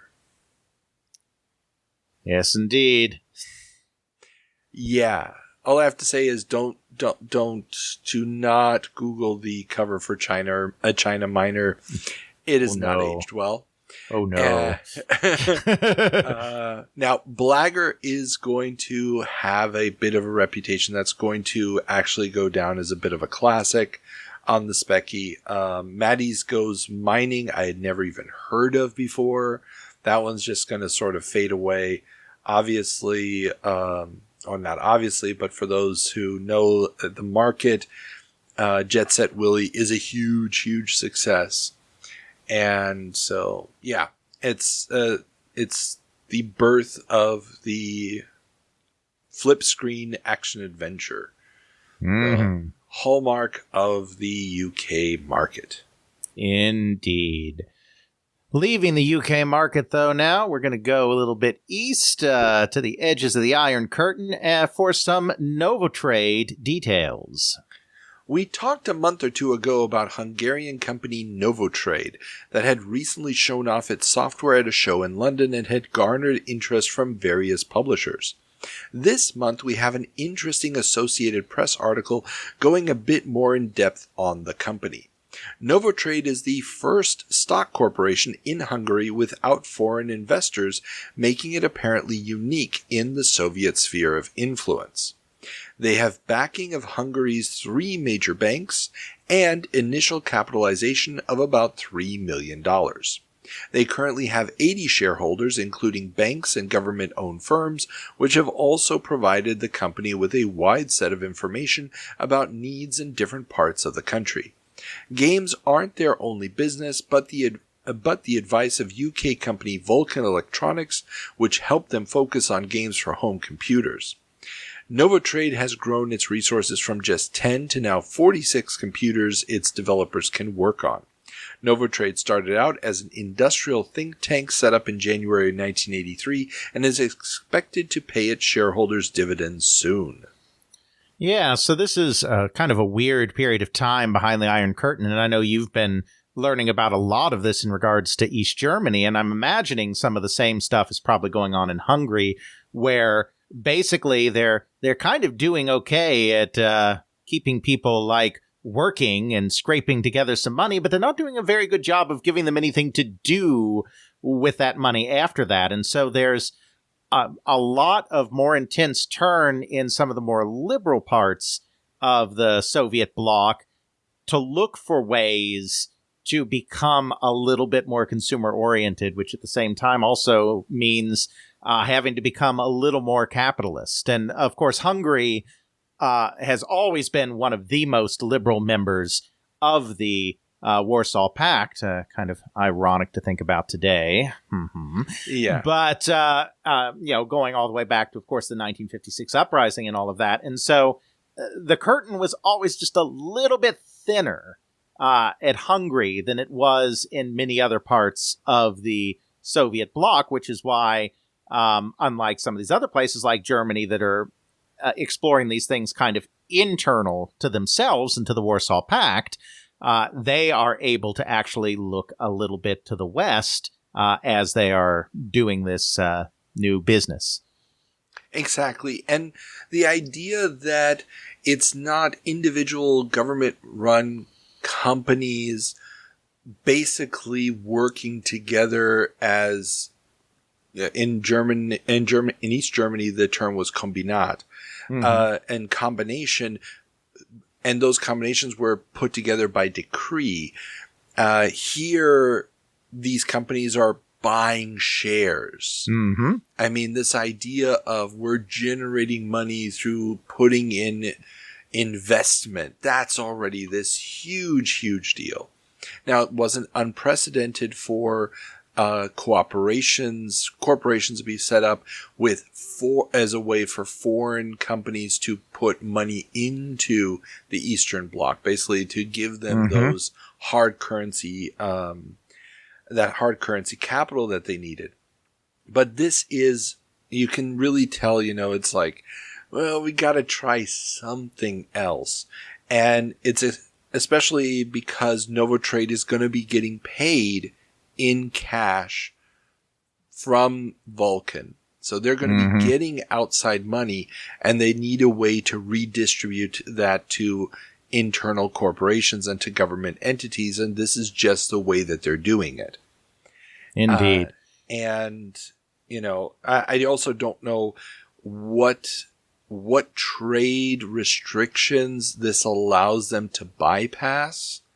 Like any trade restrictions on technology going to a government entity, this might be a legal loophole for them to do business with the UK and not run into restrictions on the export of high technology or technological goods. And we've talked before about how Novotrade, they're just, hey, we've got the computers here, how to program, come in, learn how to use a Commodore 64 or Speccy or whatever, and make us some games that we can sell. That's the model. And of course, this company is going to be key in the eventual exportation of Tetris out of the Eastern Bloc. Absolutely.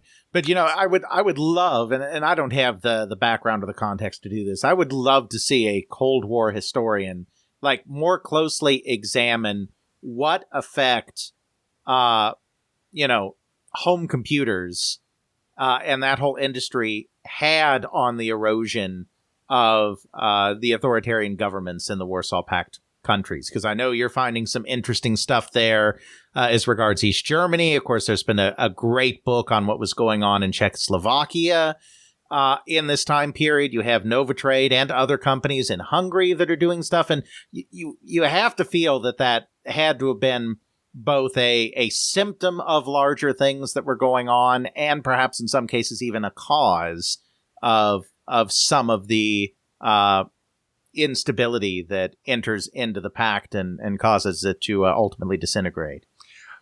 Yes and no. And here I can go on a tangent for just a minute. Something that, and I'll link to it in the show notes. Unfortunately, it's only in German. One of my favorite game history podcasts is a podcast called Stay Forever. And it's run by actual game journalists, people who still work for magazines and websites to this day. And they did a whole episode on the East German made, not home computers, but microcomputers. Right. Very interesting histories. Don't want to get into all the details here. But one of the things that they talked about was that they did this whole thing about the 3 or 4 major machines that came out. And then at the end, they were like, yes. And the numbers of machines sold, some in the tens of thousands, were dwarfed by the number of Commodore 64s and Plus 4s that made it into East Germany.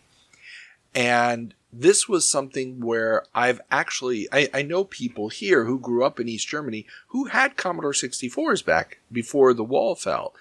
And I always thought, well, those must have been exceptional cases. And now I figured out how those machines were getting in.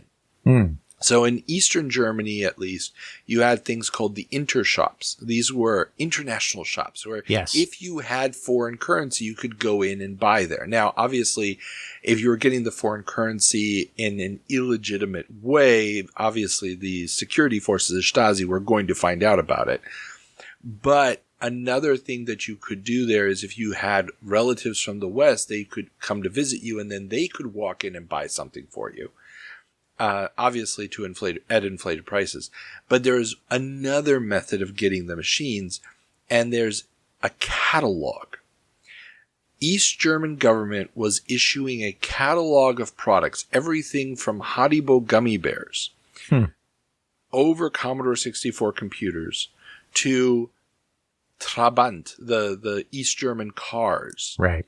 And you could even buy whole pre-made houses. That these were catalogs sent to that West Germans could acquire to buy stuff for their relatives in East Germany.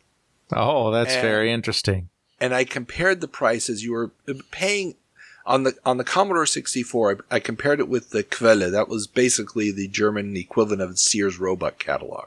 So I compared it with the price of a Commodore 64 at the same time in that. And it was at least, I think it was a 75% markup on the price of the computer if you wanted to buy it for your relative. But it was basically a way of saying, we've got your relatives here. Do you want it? It's their commissary, for the prison commissary. Yeah, catalog. Exactly. And it's fascinating. A lot of people got their stuff. And so this was the way that, you didn't have to put it in a care package. You just ordered the components of the care package and it was then sent to the people. And I mean, they even included detergent and stuff. And my wife even tells stories about how people back in the day, because she was born in East Germany. Right. Back in the day, people would get the detergent from West Germany. They didn't have enough of it to clean their clothes in, but people would open up the bottle of detergent in the closet so that the clothes smelled like West German detergent. Stuff like this. I mean, just weird. So to answer your question, I don't think that it had as big of an impact. So software would come through, people were playing some of the games and so forth. But even with that other influx, it was still such a rarity to have access to these machines that it would not have had a mass movement impact. Sure. And in East Germany had more than anybody else did. And they were still far, far beyond this ever being a mass movement. It would have, it's a nice idea, that it could have gotten people closer to it, but I really don't think it actually impacted it. But everything that I've seen so far, the fact that they were issuing these catalogs, they were so desperate for any kind of hard currency. And the industrial base had decayed so badly in the decades after World War II that the collapse of it had nothing to do with the social movement. It was simply a fact that if they didn't give up, they were just going to end up with a bunch of people that couldn't even feed and be fed and clothed anymore. Just because the entire industrial setup had collapsed to such an extent.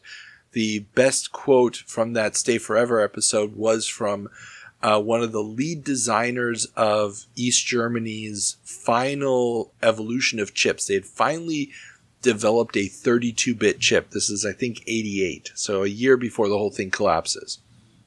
And he said, yeah, we finally managed to produce it. It was still going to be at least 2 to 3 years before we could go into mass production of it.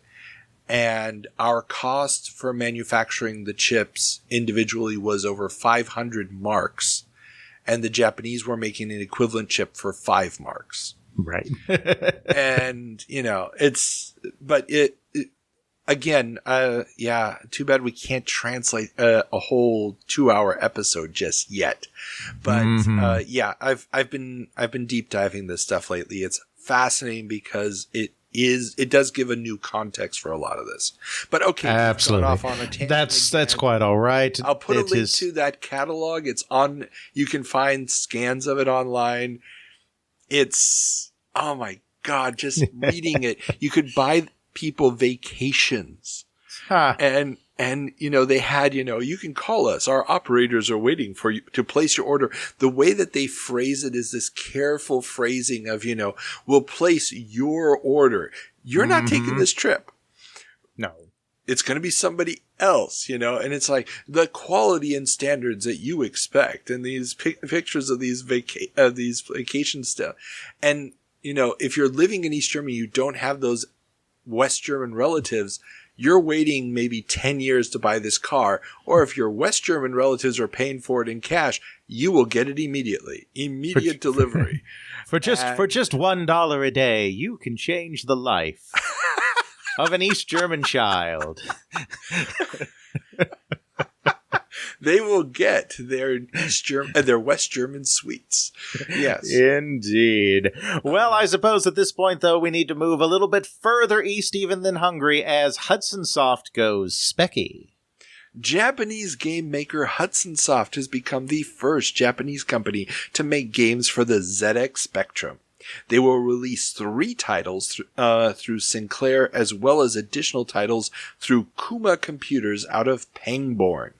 I have no idea where Pangbourne is, but apparently it's a place in England. The titles are Eric and the Floaters, Stop the Express, Driller Tanks, Vegetable Crash, and Frog Shooter.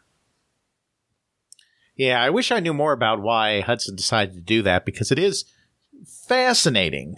And it also brings up the question of how much familiarity there was in Japan with what was going on in the British computer game market, which becomes very important when you start thinking about things like, Attic Attack, and other things like, The Legend of Zelda. It becomes a very pertinent question. And this is the thing that, as far as I can tell, they know that this market is there. They know that they want a piece of it.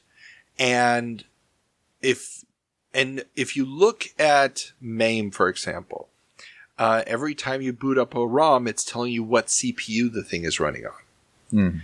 So many of the arcade machines, and this is a part of this that really got me. One of the titles they would release is Bubble Buster, and it's a direct progenitor to Pang/Buster Brothers. One of my all-time favorites. I mean, Super Pang is still my go-to game after work. And that's running on a Z80.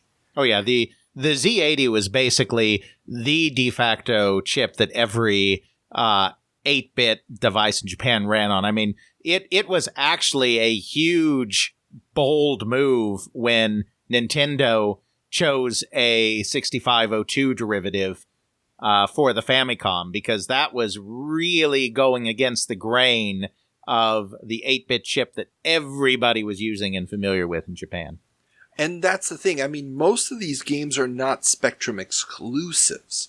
Right. I put a link in the show notes to the Moby Games entries on these for ZX Spectrum games released by Hudson Soft. And, I mean, Stop the Express, for example. That also comes out on the Sharp X1. It gets an MSX port. It gets a Hitachi S1 port. It's all these Z80 based machines. I believe both the Sharp and the Hitachi are Z80 based. And there's also a Commodore 64 port of the game. And so I'm guessing that Hudson must have been looking at this going, okay, there's no reason why we should be missing out on these on this revenue. Mm-hmm. Absolutely. Yeah. So they're just saying, screw it. Let's see what we can do. And we also have to remember, Hudson at this point, I believe they've already gotten into developing arcade games. Wonder Boy is still, it should be coming soon. It's an 85 game, isn't it? Wonder Boy, or is that 86? I believe it's 85, but I'd have to look to be sure. Yeah. So, I mean, I can imagine that they've got at least some idea of what the market looks like in all these different countries. So, why not, you know? But yeah, and Hudson 10 years later is going to be doing the same thing when they start licensing ports of the TurboGrafx 16 games for the Amiga to Factor 5. I mean, when we get BC Kid, which is Bonk, when we get Dynablasters, which is Bomberman, they're looking at this market. They see what's going on. Who knows? But it is interesting that they're doing this. And I did not know that there was a version of Pang before Pang, which was really kind of cool. Absolutely. But before our Department of Corrections can jump in, I do want to point out, though, that Hudson had nothing to do with Wonder Boy, the arcade game. It's Westone, the company Westone did the game, and then they were unable to use those characters on the NES, and so, Hudson was the publisher for the game that Westone did, Hudson Adventure Island, which was based on Wonder Boy, but it's all external. Hudson was not in the arcade game biz. Oh, okay. Thank you for the correction. But they were very much in the Z80 biz, as was everybody in Japan at the time. Oh yeah, definitely. But yeah. But for the moment, we should head back to Europe as Jeff Crammond takes to the skies. Oh, yes. Another name that we love to hear here. 3D Engine legend Jeff Crammond is behind the latest Acorn Soft title, Aviator, which attempts to bring real-world physics to the BBC Micro and reproduce the feeling of flying an Mk2 Spitfire. The program took Crammond 8 months to write. And, okay, so if you're not familiar with Jeff Crammond, all I have to say is the Sentry, if you're in America, the Sentinel, if you're in Europe, and Stunt Car Racer. I know he's done a lot of other things. People like more racing games, blah, blah, blah. Nobody cares. Stunt Car Racer games. And the Sentinel. Those two games alone, I am sorry, you're on Mount Rushmore. and this is why every Jeff Crammond release is heralded as a major event here on the Time Machine, I imagine. Have you ever played the Sentinel? No, I have not. Oh. It's 1985's coming up, so just make sure you get that on the list for the month it gets reviewed, and we'll have to go there. We will have to save that for our patron hangout, because telling you to play that game without instructions the first time, telling you to play that game not going to with be entertaining. Telling someone to play the game with instructions, from my understanding, from what I've read, is not necessarily particularly entertaining. And no, the game, it takes you a good 30 minutes to figure out how to work it. Once you do, though, oh my Lord, it's just think of, I mean, the intensity of one of the better sneaking around levels of Metal Gear Solid, but you're playing it in 1985 in this abstract world. Right. I mean, just when you see the Sentinels start to move and you're like, okay, what am I doing? Where am I going? It's very, very intense. And Stunt Car Racer it's Stunt Car Racer. It's so good. Networked 3D racing game. Yep. I mean, yeah. I hear you. It's exactly, because right now, we're not there yet. We are still back here in 1984, so we have to go back to 1984 developers like Mythos puts Karsten Cooper on the map. The German Atari Club magazine has a profile of a teenage programmer, Karsten Cooper, and his first game, Mythos, an RPG for the Atari 8-bit computers that wowed audiences at the Berlin Media Show. Karsten would go on to be a founding member of Talion, the German developer of such titles as Amber Star, Amber Moon, No Second Prize, and Airbus 320. I assume this is something near and dear to your half-German Amiga-loving heart right here, yes? I like, okay, and this is something we've been doing this for a while now. Whenever, these first appearances, if you will, of these people who will be important over the next couple of decades pop up. So yeah, Karsten Cooper is one of these whiz kid programmers who is going to then fall into the demo scene, especially on the Atari ST. He really comes into his own on the ST. That's where Talion cuts their teeth, and they do become one of the more innovative German developers for quite a while. And they, again, especially Amber Star, Amber Moon, sort of set a tone for German RPG philosophies for quite a while. And Airbus 320 is, it's a simulator of flying a commercial passenger liner from one side of the planet to the other. It's as monotone and as overly detail oriented as you might imagine. So they're just the quintessential German developer. And so if you are a European gamer of a certain vintage, if you are an Amiga gamer of a certain vintage, they are very much a present concept. So I just thought it was very cool to mention that he got his start right here. Absolutely. Next we move on to Zor brings Football Manager to the gridiron.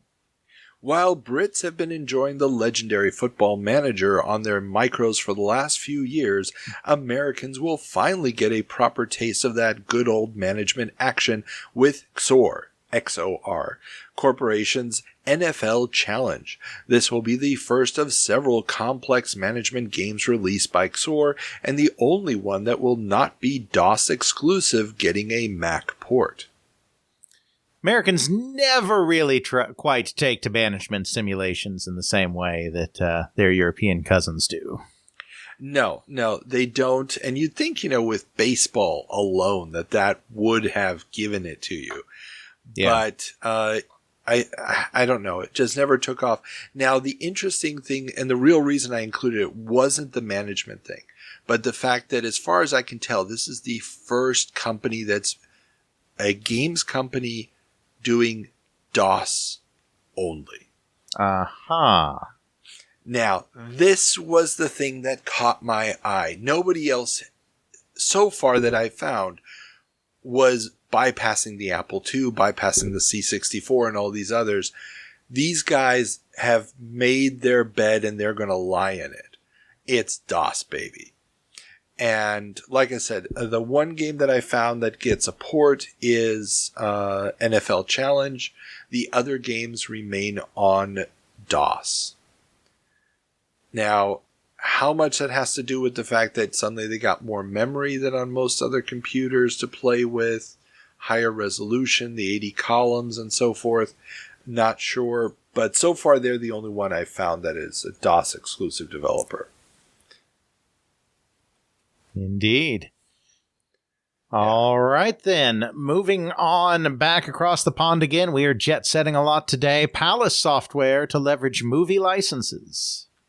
Peter Stone, 29-year-old boss of Palace Software, a subsidiary of the Palace Group, which includes Palace Video and Palace Pictures, which gives them a large library of movie rights to draw upon, among them The Evil Dead, has decided to launch a game subsidiary, a subsidiary that will try to leverage said movie properties. Yep. We've mentioned them before because they've been running ads looking for developers to send them games. Mm-hmm. And apparently those have not been working out. So this announcement that they're now going to start developing games based off of movie properties that they have the ancillary rights to, and the fact that they just happen to also be specialized in the so-called video nasties, or, exploitation films, and the article happens to mention only one movie, The Evil Dead. Well, the first game is going to be The Evil Dead. Yes. They try to follow that up with Halloween. Doesn't work out. Becomes Cauldron instead. Yeah.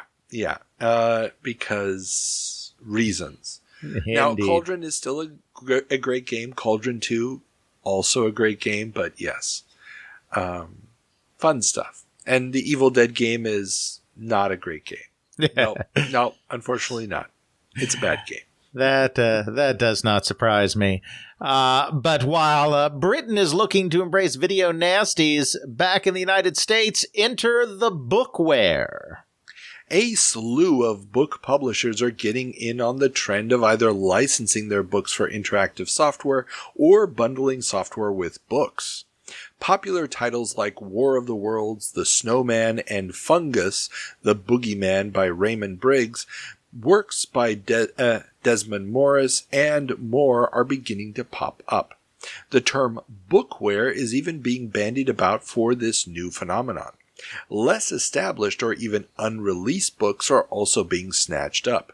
Literary agents who normally only represent authors are now beginning to add programmers and game designers to their client lists and are negotiating rights for books and TV shows. Of course, older executives at traditional publishers don't fully understand the software business, and no one is sure how much these rights should be worth or how much value such a license adds to the final software product. These rights are still much cheaper than movie rights, but, as one publisher told Acorn User magazine, quote, "At the moment, the cost of computer rights bears no resemblance to film rights, but this time next year, I could be eating my words," end quote.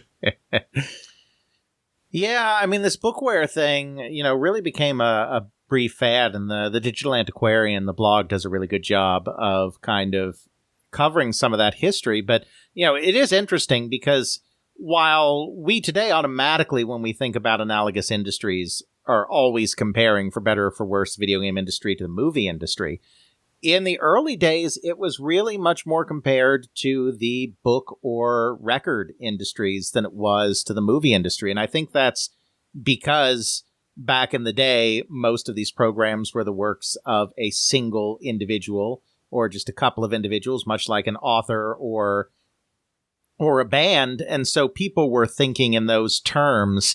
And they were also thinking in terms of the kind of shops that they thought would be most conducive to marketing these as well. And of course, in Britain, W.H. Smith's gets in very early in computer games. The stationers that are also known for books and whatnot. So there's a lot of weird things going on there. But of course, at the end of the day, everyone does finally come to their senses and realize that this is not exactly the analogous situation they thought it was. Yeah. Now, I would add another element to that explanation for it, and that is, unlike the movie business, at this point in time, home video isn't really a thing yet. Mm-hmm. So if you're, from a business standpoint, trying to figure out, well, what kind of revenues can we expect? How do we market this? Movies don't give you an analogy of how do I sell one unit to each customer as opposed to a ticket for a one-time showing. Absolutely. So it's very much, until home video cassettes are there, it's really not a comparable experience, comparable product.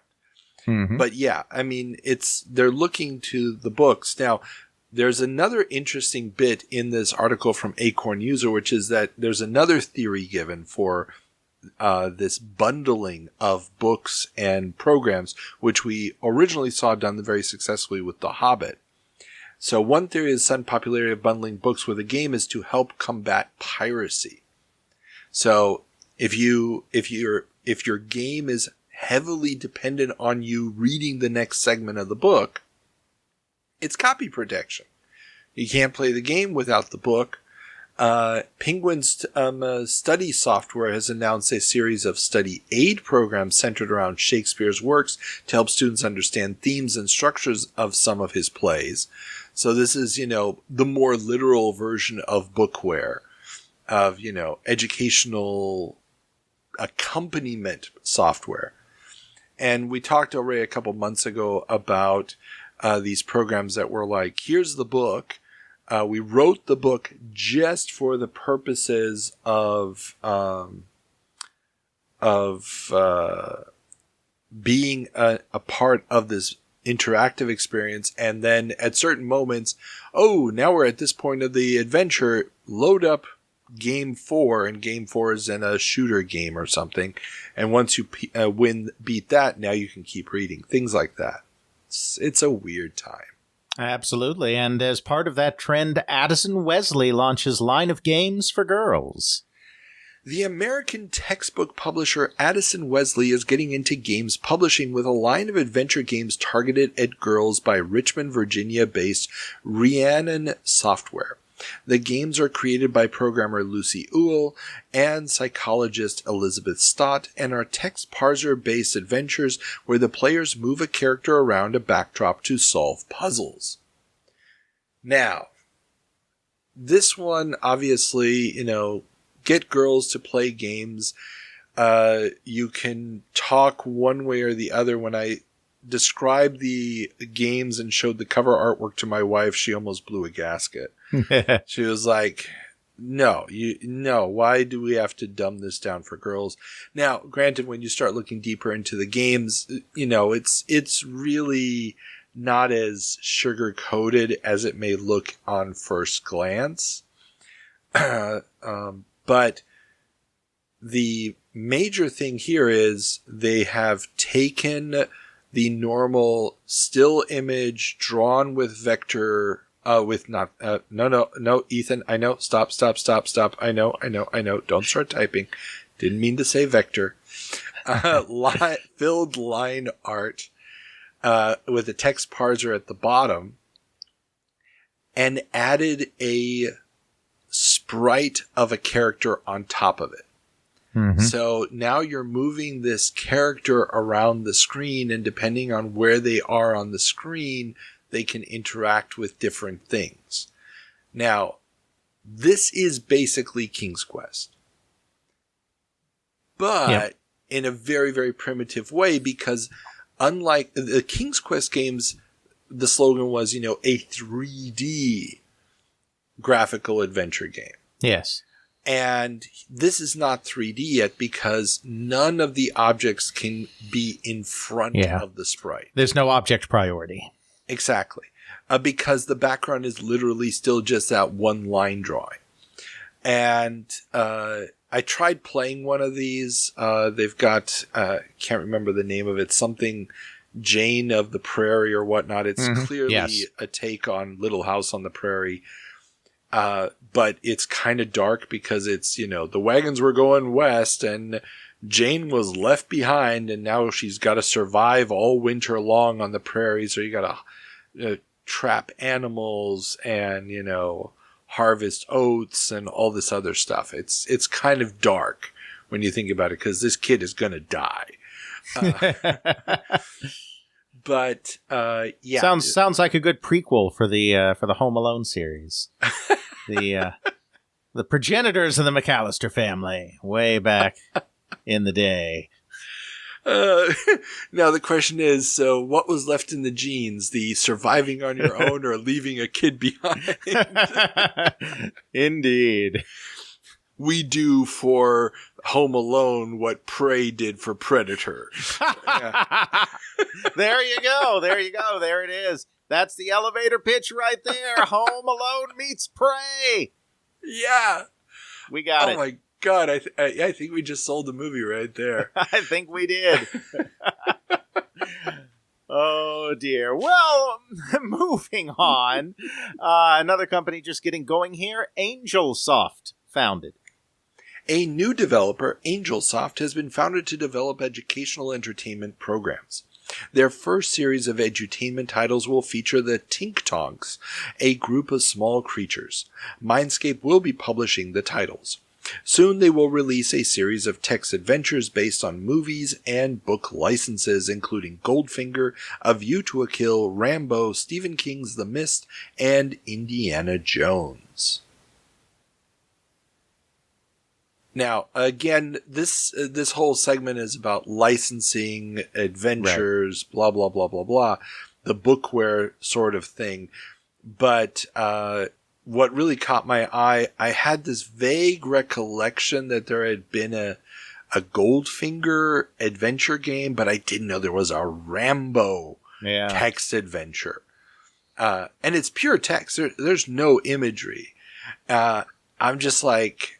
Okay, and A View to a Kill. I mean, these are games that got licensed in Europe for home games, home computer systems.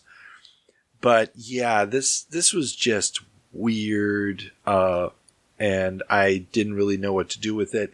But I really wanted to include it since Mindscape is involved. I mean, they haven't been around for that long either. But just this idea that we've had talked about during the year of the crash, the idea of what's the value of licenses to sell software. And it seems to be now invading the computer game space as well, as suddenly computer games can generate enough, or they think can generate enough revenue to justify the license. Absolutely. But as some companies are entering the business, other companies are leaving it, or at least changing direction, as Synergistic abandons publishing. Following in the footsteps of iMagic, Synergistic Software, one of the oldest developers/publishers in the business, has decided to abandon the publishing side of the business and develop for others. Yep, and Bill Clardy, the founder, he's written a small memoir, and it basically comes down to, the publishing business was getting too rich and stressful for his blood. I mean, they were always a very, very small kind of mom and pop operation. So, far better to just kind of retreat into development and not have to worry about all of that publishing stuff. And of course, they will stay in business, through to the mid 1990s doing work for others. Yeah. And it just makes sense at this point. The market has gotten way too complicated. There's too many formats. And if you got somebody else dealing with the finance side of it, all the better. Absolutely. Now a little bit of productivity news as Lotus goes for integration. Lotus has announced a new software package that will integrate a word processor, database management, telecommunications, spreadsheet, and graphics capabilities that will allow for multiple windows simultaneously and will be compatible with their existing Lotus 123 spreadsheet program.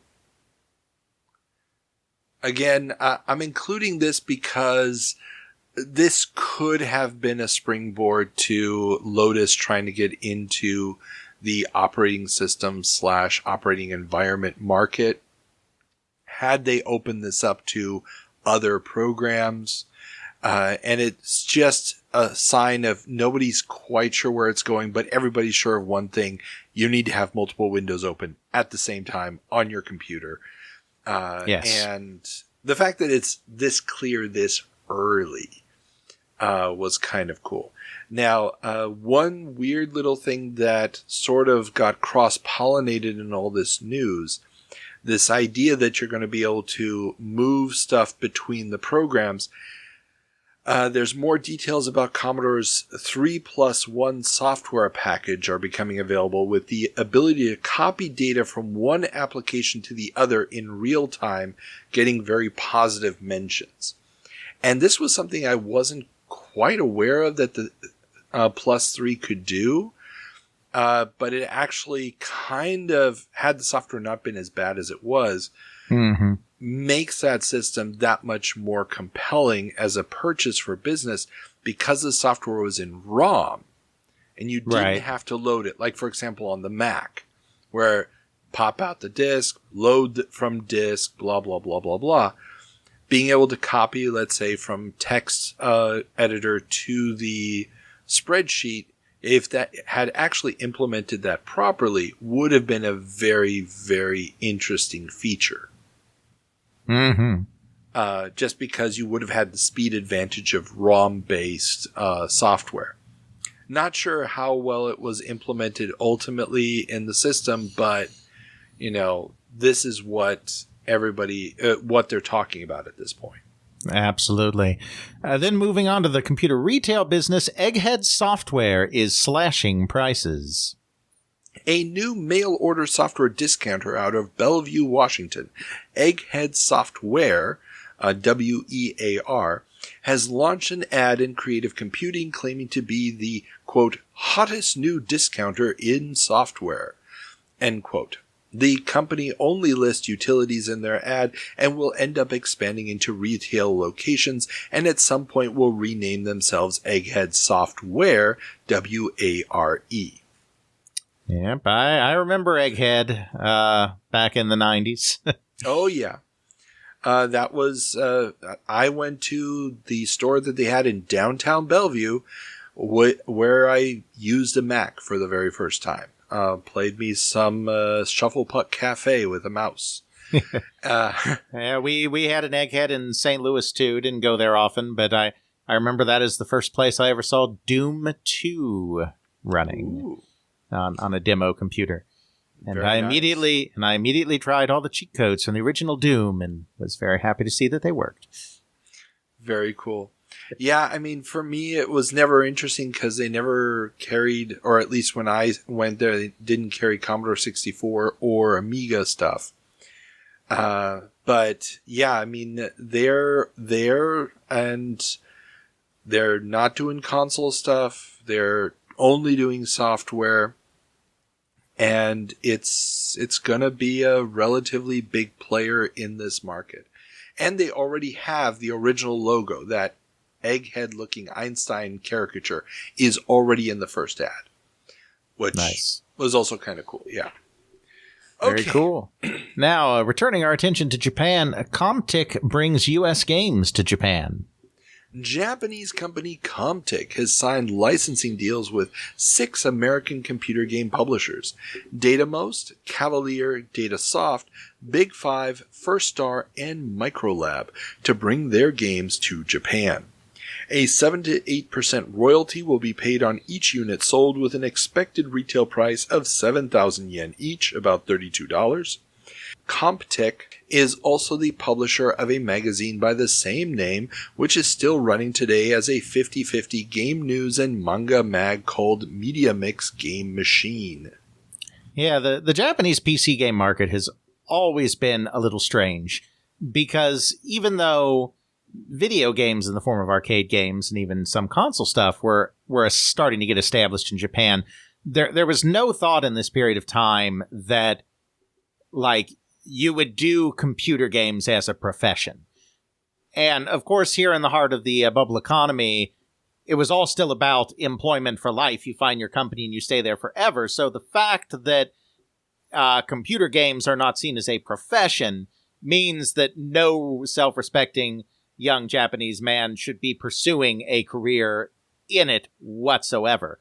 And so the market is largely reliant on a combination of what we would call doujin soft today, kind of hobbyist works, and stuff that was brought over, imported from the United States. And yeah, there were a couple of companies like Hudson Soft that were doing some local development, but there was really not a Japanese computer game as opposed to video game industry really coming into being, hence why you have things like this going on. That makes perfect sense. And the prices here, $32 for a game. Yeah, these are, it feels like bubble economy pricing. Mm-hmm. But the 7 to 8% royalty is interesting. I didn't find any information on who's going to be doing the porting to the local machines. Mm-hmm. I'm guessing it's going to be done in Japan, but then again, I mean, Sierra was developing up for the MSX and so forth, so who knows exactly how that was working. Absolutely. And funny you should mention the MSX, because word on the street is MSX looks to be a dud. The much-touted MSX standard, which many feared would be the death knell of the U.S. microcomputer industry, seems to have failed to materialize as a player, let alone a threat. A telltale sign of its, quote, imminent arrival in the West being less than any time soon is the fact that no single MSX-compatible system has been approved for an FCC license yet, meaning that no launch is expected. Others speculate that the Japanese firms have decided to satisfy their Asian market demands before turning their focus onto the North American and European markets. Yet others think that they may be waiting for the rumored second generation of the standard to be released before making the jump. Yeah, now, obviously it's hard to really know without having access to more Japanese sources what exactly was going on here. But one of the things that Jack Trammell and others have said is obviously the aggressive price war in the United States was part of it, but not just for the reason you think. We're not just talking about what happened with, say, Timex's British computers, where they thought they could come in at a certain price point and undercut the higher quality computers on price and then grab the low end of the market, only to discover that the higher priced computers were coming down in price so rapidly that no longer mattered. But one thing that these people point to as well, and again, these are Western outsiders, so they may be misreading the situation, is that the Japanese are such long-term and careful planners that if their plans get upset for doing something like this, it's not just, oh, well, we'll just go back, see if we can cut costs, and we'll come back next month. It's no, this triggers a whole new round of strategizing and requires a whole new months-long cycle for the Japanese, the long, forward-thinking Japanese companies to feel comfortable trying to infiltrate a market again. So the feeling was that if you disrupt the Japanese, even for just a moment, all of their carefully laid plans, you can knock them back for months and months and months as they try to get to grips with what just happened. And I don't know if that's fair or if there's some weird kind of anti-Japan stuff seeping into that analysis, but it is an interesting idea. It is an interesting idea, and I have some limited access to Japanese sources, and I keep trying to see, what's going on here. My working theory at this point, based on what I have read, is simply the MSX standard is so spread out amongst multiple manufacturers. Mm-hmm. I don't think any single one of them would have been big enough to try a U.S. launch. I think Sony, if they had really wanted to. if they had really wanted to, they might have been able to try it, but they would have been going it alone. Mm-hmm. And this would have been the big question. I mean, from a numbers standpoint.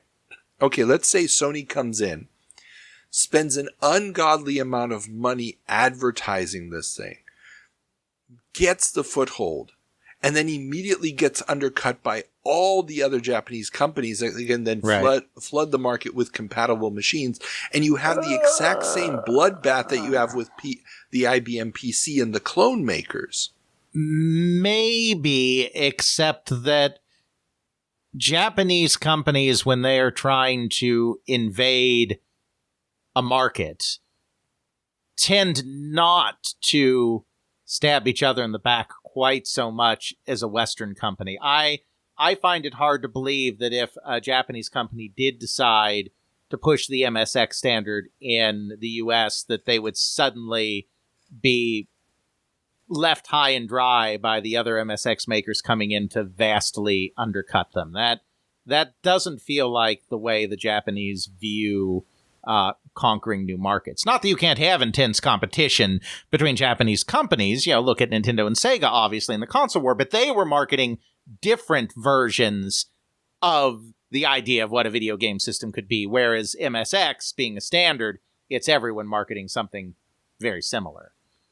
Okay. Yeah. I mean, if that would have been the understanding, and this is where I don't know enough about how the MSX market broke down inside Japan and in other Asian territories in regards to how many manufacturers were selling their goods. How did they compete with one another with MSX machines?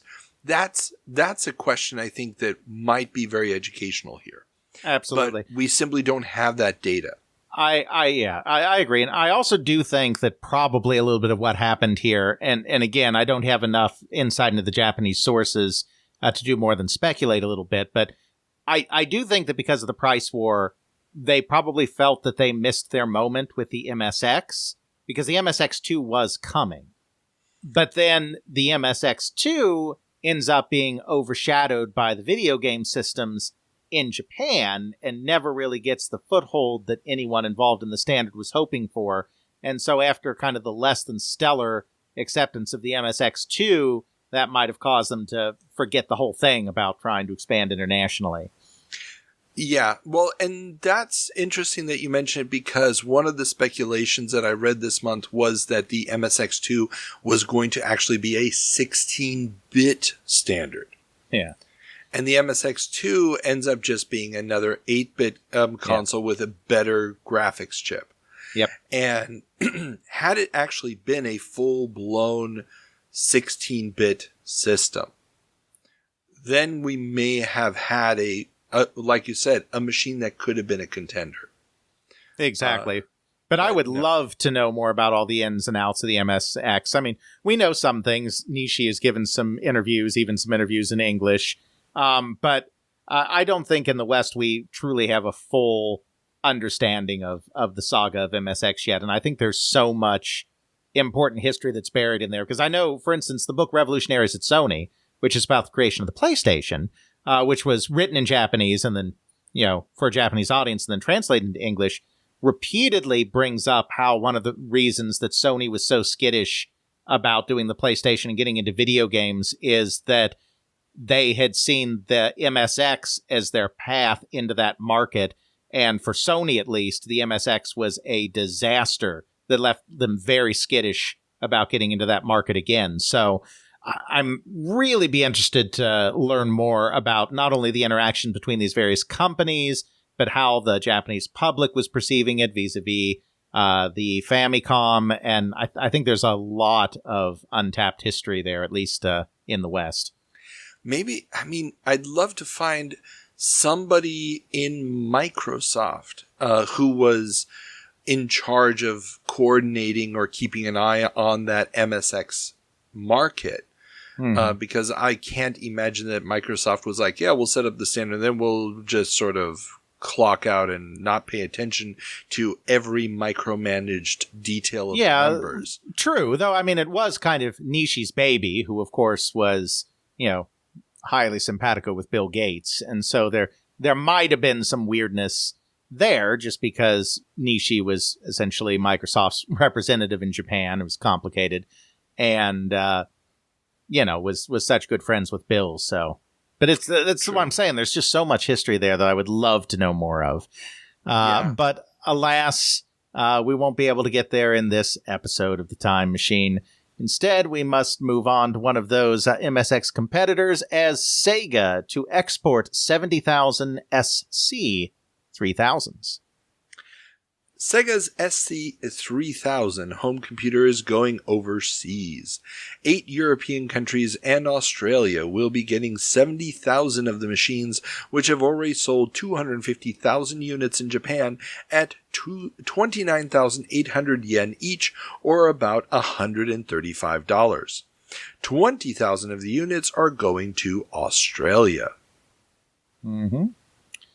Yeah, all of the Japanese companies had gotten in on this kind of hybrid computer game system kind of product. And obviously in Japan, it kind of falls a little flat because of the family computer. I mean, 250,000 sounds great until you realize 500,000 Famicoms have sold. And so I imagine, though this is speculation, that Sega is kind of seeing its window for this kind of system to be successful in Japan very much closing because of the rise of the video game consoles, especially the Famicom, and sees Europe as maybe some virgin territory where they can make some inroads, countries that have been more receptive to cheap home computers on the whole with things like the ZX Spectrum. Yeah, and already last year, we had a couple of stories about Sega touting the fact that they were going to be launching this in the West. Mm-hmm. And that kept getting delayed and delayed and delayed. And now it's like 70,000 units. That's not going to be enough to really make an impact. No. And I get the feeling, and again, this is speculation. I mean, obviously they would have to make some modifications for them to work in European countries, but I have to imagine this has something to do with Sega starting to hit a wall on what they can achieve with the system in Japan, and figuring that Europe, with its kind of low-cost home computer market being such a big deal, is maybe the best way to kind of, get some of the remaining inventory sold in other markets. That's what it feels like to me as well, in a big bad way, because this was supposed to almost be from day one an international launch, and it didn't happen. So, hey, maybe they can unload it. Maybe it'll find a market someplace else, or maybe it'll have to get a couple of iterations before it takes off in the West. Indeed. And speaking of those Japanese console, computer hybrid thingamajiggers kind of hitting a wall, Max, R.I.P. Commodore Japan has announced that they have ceased production of the Max computer. This spec-down version of the C64 could not make significant inroads into the Japanese market when faced with competition such as Tommy's Puta and Sega's SC300. 3,000. 300 or 3,000? It's 3,000. 3,000. Okay.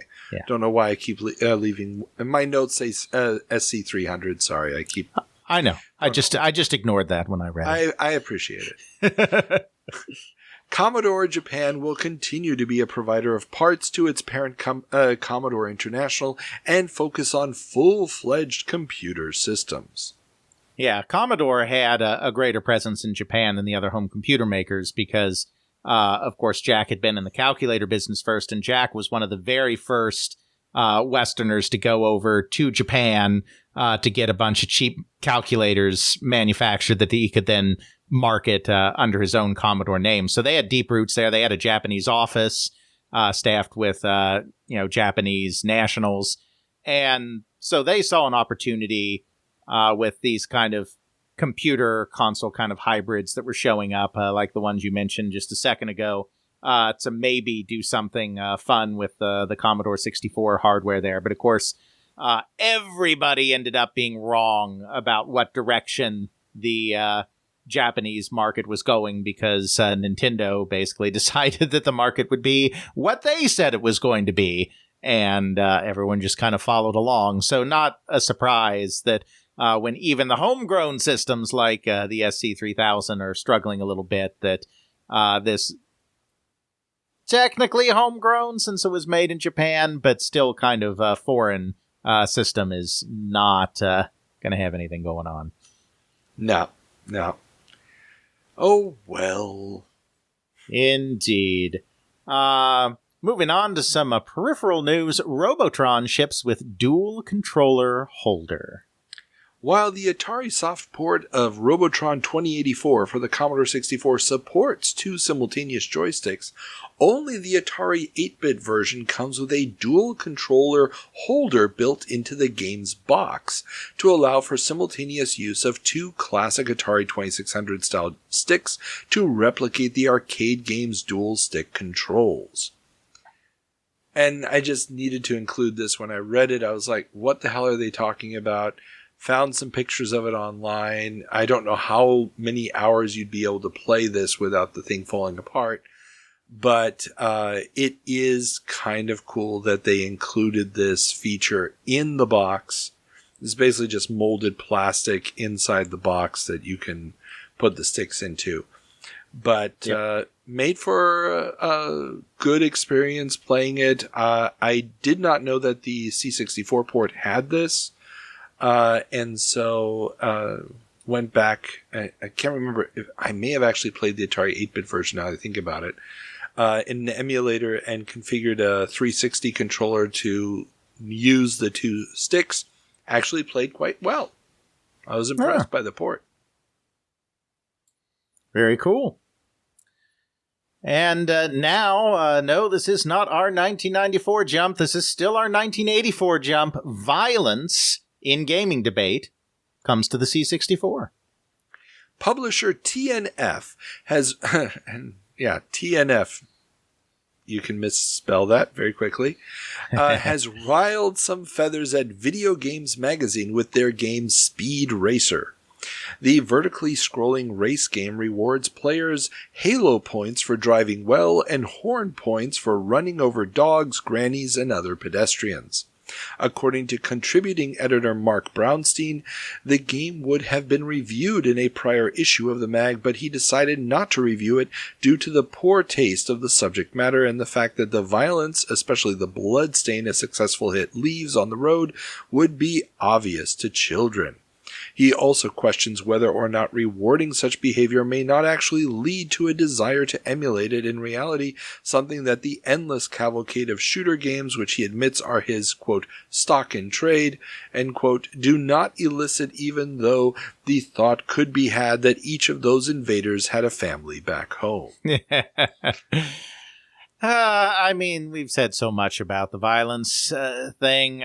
Probably don't need to say much more. It's an interesting headline, just to show that at this time, these kind of discussions are always going on. But it's like,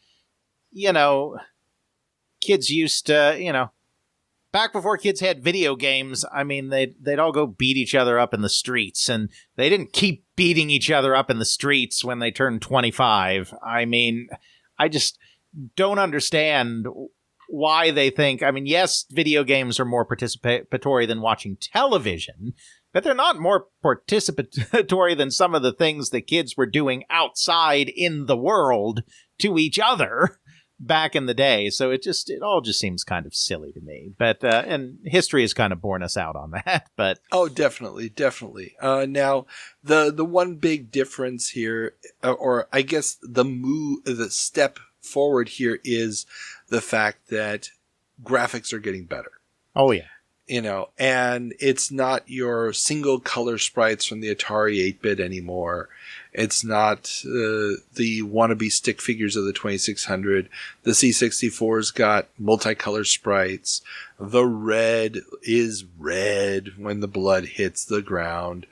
The blood stain doesn't disappear. It scrolls off the screen. I mean, the game is absolute crap. I played it for a few minutes. But it is something that exists.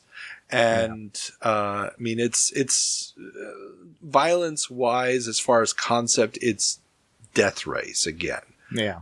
But a little bit more primitive actually from the gameplay, but less, but much closer to Carmageddon as far as, the different types of targets and things like that. But yeah, it's the beginning of something, and it's going to be with us for a good long while. Absolutely. Well, that gets us through our computer news. Now we're going to turn our attention to a few legal things going on. And at the top here, we have Aladdin's Castle finally beats Mesquite. Mesquite, Texas has decided to withdraw its petition to the U.S. Supreme Court for review of a Fifth Circuit ruling against it concerning its its ban on people under 17 playing games at arcades. Aladdin's Castle, in exchange, has removed its president, William O'Donnell Jr., who was rumored to have business ties with mob boss Gerard Katina. The city's attorney isn't happy with the compromise, but the city apparently didn't want to incur further costs. Yeah, and that's interesting that the headline is framed that way, because my understanding is that it was William O'Donnell Jr.'s cocaine habit that basically disinvited him from being in charge of Aladdin's Castle. I'm not kidding. And I mean, he's told, I mean, he hasn't given interviews really about his time in Bali, but he later, I think, did work on addiction recovery. I mean, he did get clean. And so he's been candid about the fact, so I'm not, slandering the guy. He's been candid about the fact that he had a very bad problem that was, evident in this time period. And so I have to wonder, if that's true, if Play Meter isn't getting some stuff garbled here, I do have to wonder if the thinking of Bally was, well, we're firing him anyway, so whatever. Yeah. I mean, but we do, at least from the way they're reporting on this, there is a compromise. And they do have a quote from the city attorney who is not happy with this compromise. Oh, yeah, I know. I get that. But I mean, and so... yeah, I don't doubt that they ultimately fired him because the drugs played a role. But, this Gerard Katina thing, they talked about a little bit. I can't remember the details. Something along the lines of, O'Donnell's family had some business dealings with some Katina So this Bill O'Donnell is the son of the Bill O'Donnell who led the consortium that bought Bally out of the Bally name and other assets out of the Lion Manufacturing bankruptcy back in the 60s, and who himself was forced to step down from Bally when CEO of Bally when they were trying to get their casino license in Atlantic City because of his past ties. So the Katina family and the O'Donnell family has been linked. Now this Bill O'Donnell is that Bill O'Donnell's son, and he is specifically in charge of Aladdin's Castle. He remained with the company when his father left. And so it's certainly believable that there may have still been some ties there, but I'm pretty darn sure it's his cocaine habit that got him fired. And that this was kind of a, I think they were maybe selling Mesquite a bill of goods in this compromise here, but I don't know the details. I haven't talked to any of the people involved. I haven't interviewed Bill O'Donnell Jr., so I don't know. Gotcha. It would be interesting to find out, but ultimately, what it does mean is, if you're under 17, you will be able to go to Aladdin's Castle in Mesquite, Texas. Yes, indeed. Next, we have computer hacking laws proposed. An increasing number of computer hacking cases have led to proposals in both California and Wisconsin to enhance laws criminalizing such behavior and to close loopholes for non-malicious hacking. One of the main targets would be the posting of usernames and passwords on bulletin boards. Well, I'm sure some of this is inspired by actual crime that is going on. I wouldn't be surprised if more of it is actually inspired by war games and they're just too embarrassed to say that that's the case. Because this is really when the hacker gets a bad name. I mean, the hacker had been this relatively benign individual. It's a term that came out of MIT just for doing something cool, used by the Model Railroad Club, and then they all became computer programmers, so then they applied it to that. And so computer hacking was just doing cool things on a computer. Sometimes doing cool things you weren't supposed to be doing, of course, but there wasn't really a malicious element to it. And then war games came along and basically completely altered the public's perception of what a hacker is. A hacker became that guy, often a teenager, sitting in a room and breaking into systems that they're not supposed to and changing things that they're not supposed to and, risking nuclear war. So.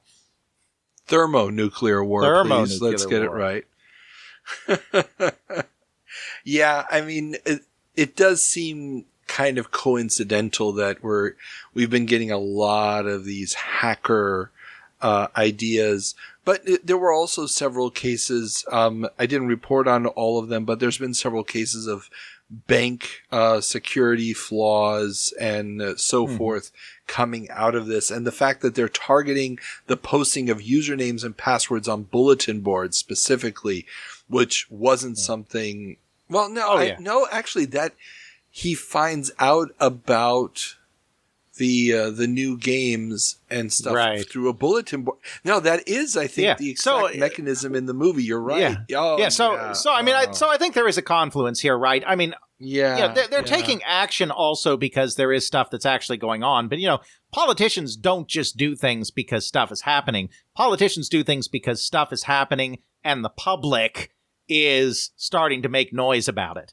And so even though I'm sure that they could point to statistics and crimes and whatnot to back up what they were doing, this has got to be some of the war games fallout right here in practical terms. Oh, definitely. Yeah. But that is not the only computer crime that has people all worked up, as piracy has Apple in a tizzy. According to Apple, 90% of Apple-branded computers in Asia are counterfeits, and current U.S. law is toothless to stop the import of such machines into the U.S. John Scully, Apple president, said that customs officials cannot seize machines, but only turn shipments away, and that counterfeit computers only lead to misdemeanor charges, while pirated software like video games can result in felony charges. So this one hits a little near and dear to my heart because, as I've said, I think before on the show, did live in the Republic of South Korea, or the Republic of Korea. They don't call it the Republic of South Korea. From 1984 to 1986.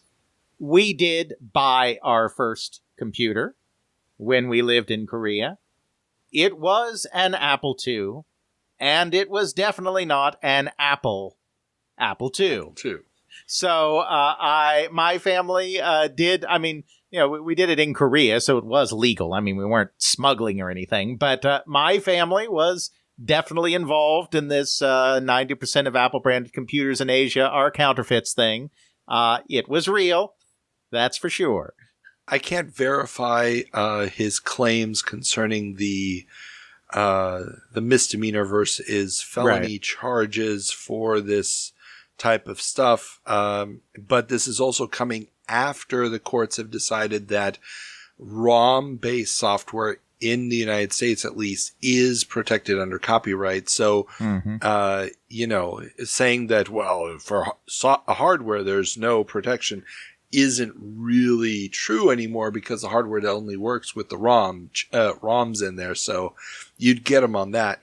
But, there is a big market elsewhere in the world for this, and the already aforementioned Japan bashing, which is very much present in a lot of the discussions on this at this time, is not without merit of discussion. Let's put it that way. Absolutely. Next, we turn to a long-running story that we have been covering in at least a couple of jumps here, back to the 80s. Japanese industry backs MITI. The continuing debate in Japan about the regulation of software IP protection got a new participant as the influential Japanese Business Federation, and I'm going to kill the pronunciation, Kaidanren, through its support behind the Ministry of Industry's proposal to limit software protection and create an arbitration board to force licensing on publishers. So just a quick recap, if you have missed the last few episodes, the Japanese Diet is expected at some point in the near future to vote on a bill that would create formal recognition of IP protection, intellectual property protection for software. Does not exist at this point in Japan. And the question is, do they go with what the cultural department wants to do, the Ministry of Culture or something along those lines? I can't remember the exact name of the government organ. They want to go with the international standard, just give it normal copyright, 75 years, blah, blah, blah, blah, blah. And the Ministry of Industry, which is very much in control of how business and banking and so forth works in Japan. This is also, for long-time listeners, this has been a boogie-boo of mine to try to understand the Japanese economy. I recently found a great history, a book on the history of financial regulations worldwide with an extensive chapter on Japan that I've been devouring.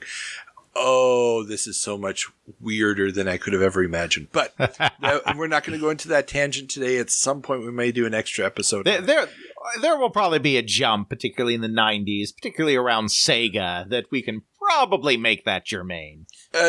We will talk about it there, but if we ever do get back to the 20-year jumps, 2006 is the key year, actually.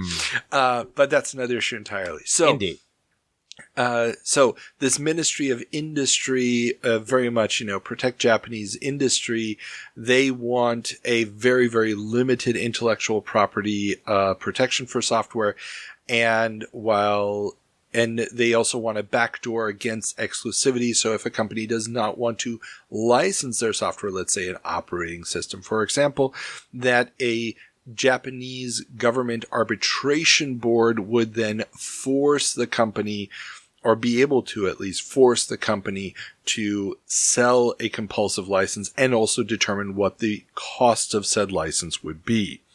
Of course, if the Japanese should have software that needs to be sold and the arbitration board says, no, this one is okay, that would also be possible. So you can see why the U.S. government especially and U.S. industry representatives have been lobbying the Japanese government for months now to not adopt the Ministry of Industry's proposal.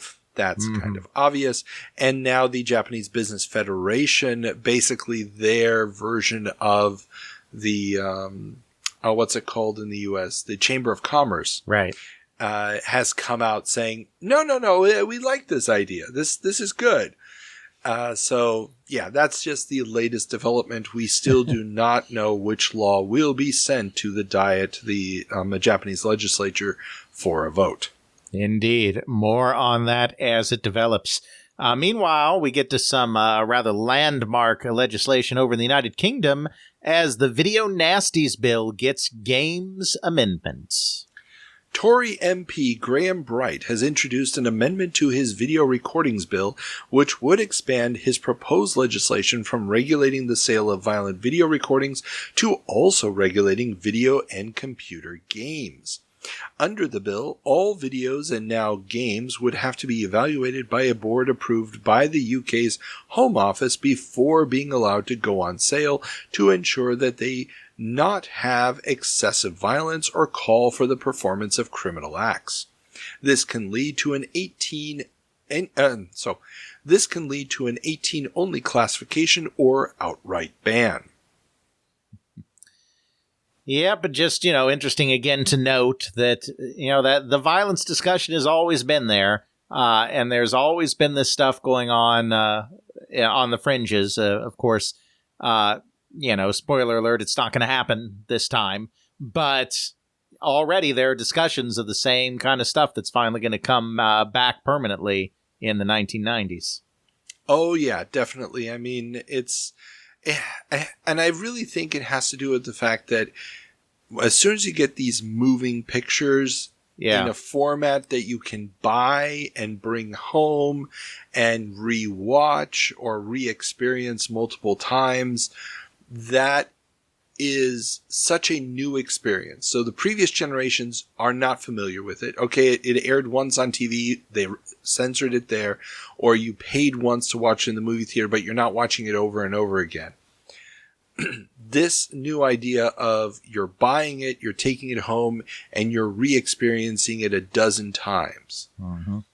That is the thing that's getting people. So, it's not that you ran somebody over in the game once, but you did it 20 times in the last 30 seconds.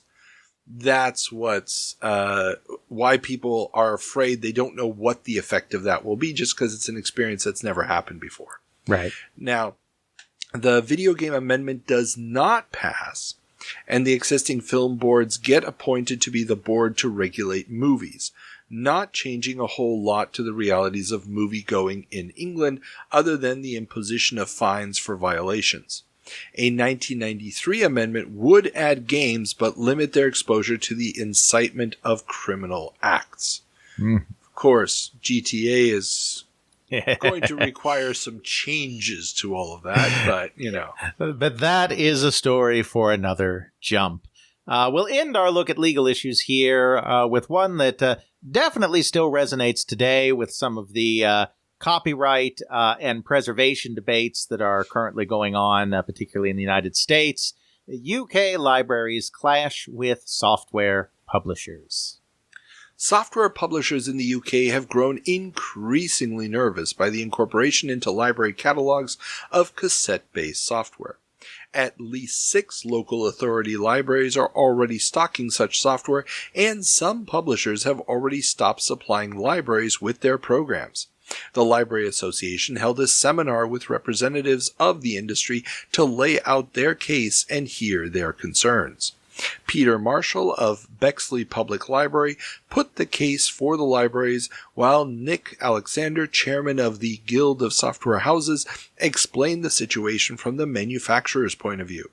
Jeff Crabb from the Council of Education Technology laid out the existing copyright laws from the point of view of the libraries.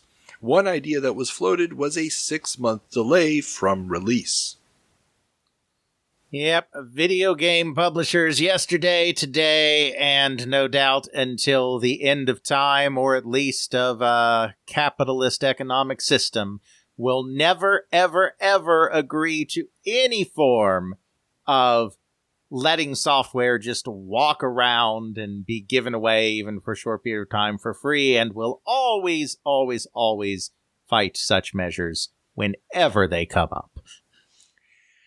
Yeah, basically, yes. And I mean, you have a background in library sciences. I do. I'm sure that this was an issue that you guys, during your education or work experience, also dealt with, correct? Mm-hmm. Oh, sure, absolutely. And I mean, libraries today don't tend to loan computer games. I mean, after all, everyone gets their computer games on Steam, but libraries will sometimes lend video games, but never, in my experience, in very large numbers or with very much interest. Not because they're afraid of the publishers coming in and slapping them down. I mean, we're to the point now where I think everyone's kind of come to a grudging acceptance with video games, not so much computer games. That this is something that's going to happen. But yeah, from a preservation standpoint, and I realize this tussle here wasn't about preservation. It was about, allowing the kids to come to the public library and check them out. But from a preservation perspective, this is a huge topic right now. And the people at the Video Game History Foundation, Phil Salvador especially, are really, fighting to get fair use exemptions even for researchers in institutions with limited access and no checkout to be able to play, games that have been broken free of their copy protection or whatever else, on site at an archives. Because the powers that be on the software side don't even want to give that much ground on the issue, and it's. I understand some of the concerns, especially not so much on the preservation side. That I have no sympathy for, but I understand some of the concerns with they've already got a piracy problem, and having these things be checkoutable in the library, these cassettes, is just opening the door to that piracy problem becoming even worse. So I understand a little bit where they're coming from, but on the other hand, no. Yes, the function of a library of making media available exactly to the public is just too great. It just really is. Absolutely. All right, then. Finally get near the end, people. Wrapping up with a few of those miscellaneous stories we always throw at the back. We'll start off by getting a little deep here. Are computer graphics art?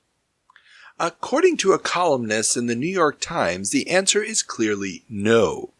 They argue that the technological feat of getting a computer to reproduce anything, be it lines in Pong or the jerky objects of Microsoft Flight Simulator, while technically impressive, are no more art than the myriad pie charts that seem to be all the rage in offices, despite, in the author's opinion, conveying no more information than a well-chosen word would.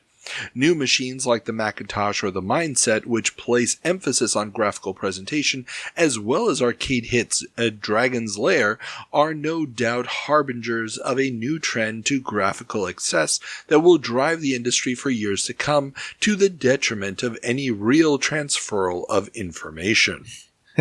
In other news, old man yells at cloud. Exactly. This was an interesting one. Just reading it, it was clearly just, the idea that you're trying to tell a story, or that it takes artistic merit, or what is the definition of art, doesn't even get touched on here. It's exactly. Me no like the new thing. Exactly, because I could see an argument that could be made for, art is, expressing something, and the people that are making computer game art are really, because the technology is so primitive, are just trying to hang on and trying to, they're not producing what they would produce if they had a full suite of materials. They're not really producing what's in their head. They're compromising to get a commercial medium out the door. You could argue that commercialism on a philosophical level would render it not art, unless there was a specific artist intent to do something interesting or abstract. So there are arguments that you could make. I'm not saying there are arguments I'd necessarily buy into, but there are arguments you can make around intent and about making compromises for commerce versus for artistic integrity, and et cetera, et cetera. But yeah, these arguments are not it. Exactly. This guy was in a meeting, got a pie chart, couldn't understand what it said, and then just turned against anything that was on a screen, all because of one bad pie chart. And that's a bit much. His publisher took away his typewriter, and he's pissed. Right. Exactly. So while there is an interesting discussion to have there, this is not it. But it is very interesting to see the paper of record, the New York Times, even engage in the debate. And so even when somebody brings up the idea only to just dismiss it in the most ridiculous way imaginable, they brought it up. And that means... Yeah. We're winning. Well, yeah, what Gandhi said, Tron, they didn't mention Tron, so there's because I could look up the exact quote, but basically what Gandhi said is, first they ignore you, then they laugh at you, then they get mad at you, then you win, something like that. It's like we're on that path here with our computer graphics art. Meanwhile, smart devices invade homes. 1983 article, or 1984 article, I promise. Yeah. An editorial in the New York Times goes on a bit of a tear about how all the new home appliances have become, quote, smart, end quote, devices with clocks, timers, and the like. There are some grumpy people at the New York Times in 1984. It is Reagan's America, so there you go. Now this one's interesting because I read it basically at the same time that I was starting to really do my deep dive on East German technology and East German industry. So yeah, everything at this point has to have a digital clock in it. Everything has to have a timer setting, and none of this is allowed to be analog anymore. It has to be integrated circuit based. And this is also the death knell for the exporting of manufactured consumer goods from Eastern Bloc countries to the West. Because one of the things that they weren't allowed to export to the East were virtually all integrated circuits. And so up until this point, they could sell you a microwave that had, an analog clock function on it. Right. But the moment that your customers want the fancy blinking digital display with the digital clock and the multiple programs, I want to just put in 2 buttons and have my popcorn done. When they can't deliver a consumer product with that level of integrated circuit in it, their entire industry collapses. And that is what spurs this moonshot-like project to create a 32-bit chip. To finally try to catch up again because they can't import these components. And they also don't have the resources to make them themselves. Sorry, touching back to our discussion from earlier, but this article really hit me as I'm basically got that running on one side and I see this article. I was like, oh crap. So yeah, the expectations of what our devices can do have changed, and the fact that they're calling them smart was already kind of cool. Indeed. And next we have Seikau introduces the smartwatch. Yeah. You call it Seikau? I just looked up a pronunciation online. This very really? moment. The internet could be lying to me, but because I would have thought Seiko. Yeah, that's how I've always called it. But so. But that doesn't it wouldn't be the first time the internet has led us astray. Really? No, you don't say. The show is on the internet. But yeah, it's possible that that's how it is pronounced. So how is it? Say it again. Yeah, Seikau. Sounds like Saykow, which I interpret to be Seikau. Seikau. Okay. My apologies if the internet has led us all astray. Okay. This could rank up right up there with Trump won the 2020 election in terms of internet falsehoods, but there you go. Okay, well, let's give it a go. Seikau. Seikau's UC2000 is a 10x4 character grid LCD screen that has 2 kilobytes of RAM, 6K of ROM, and has a 62-key keyboard attachment for basic programming powered by a Z80 processor. The whole setup can be connected to a computer via an RS232C interface.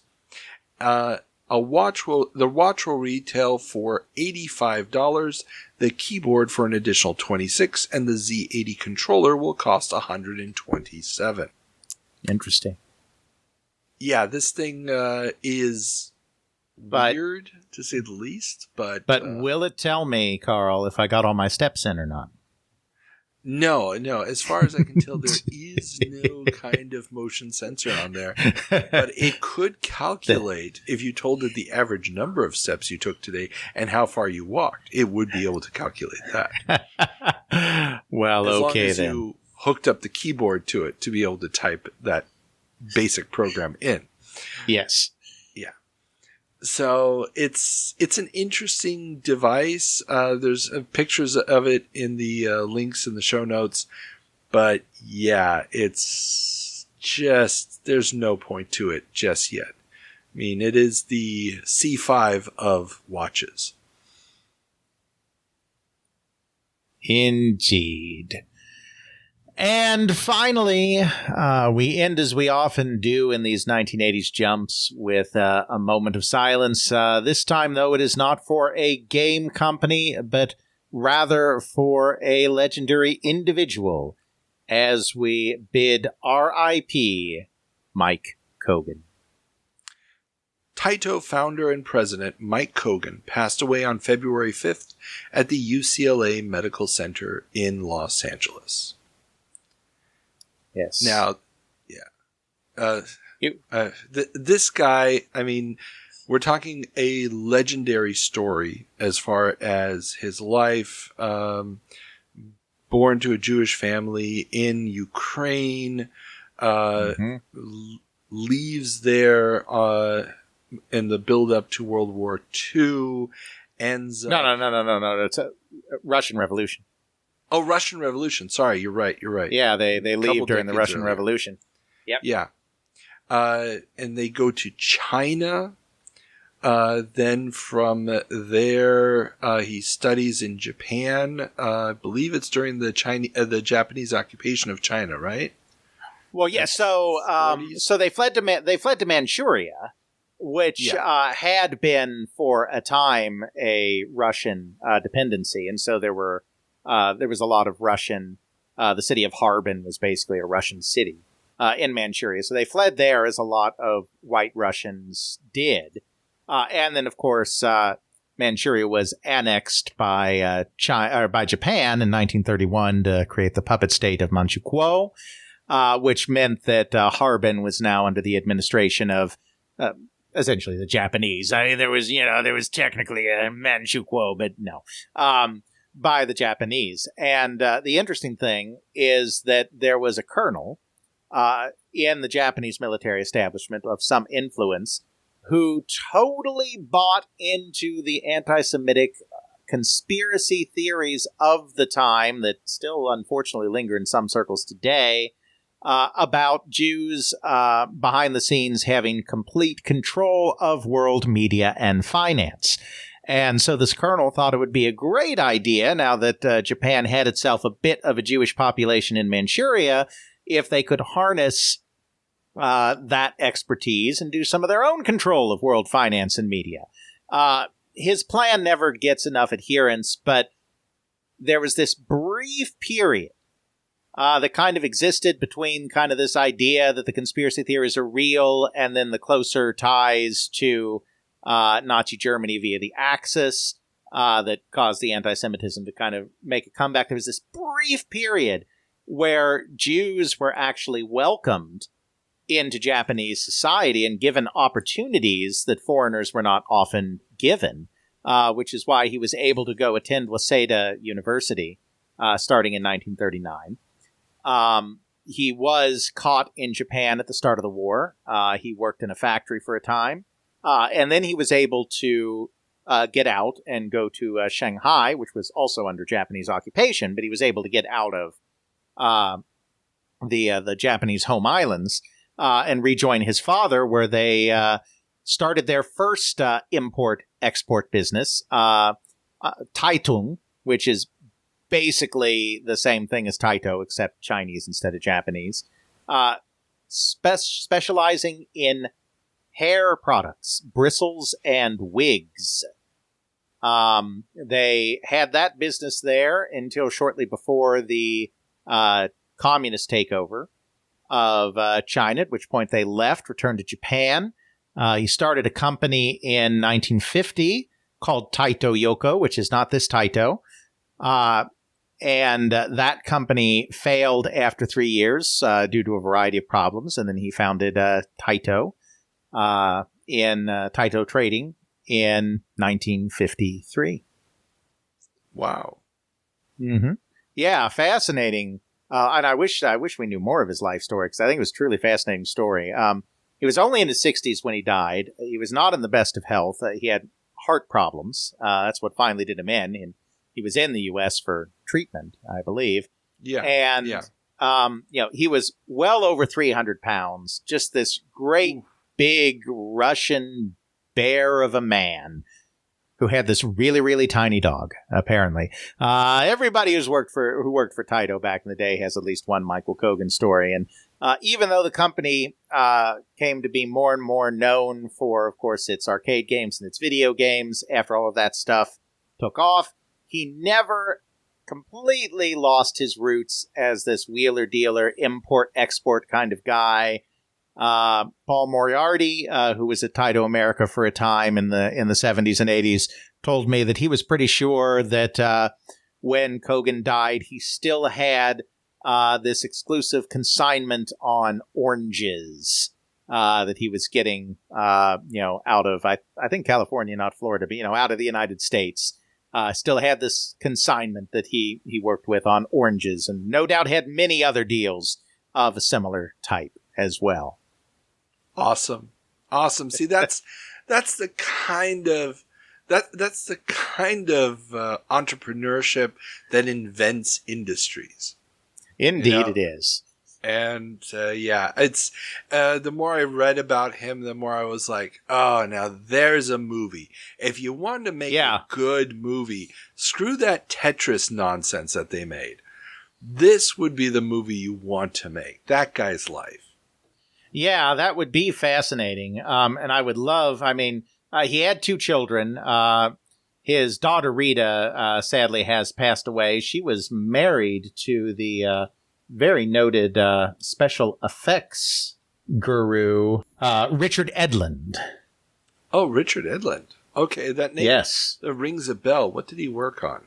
He was co-founder of Industrial Light and Magic. He worked on a little thing called Star Wars, Carl.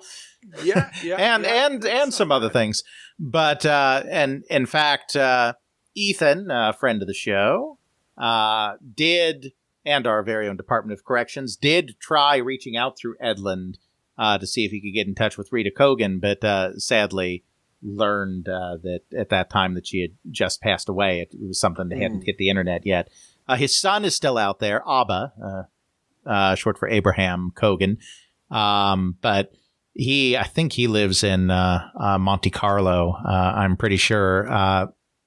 Loves race cars. I don't know if he races anymore because he's getting up there in age, but did a lot of racing and that kind of thing.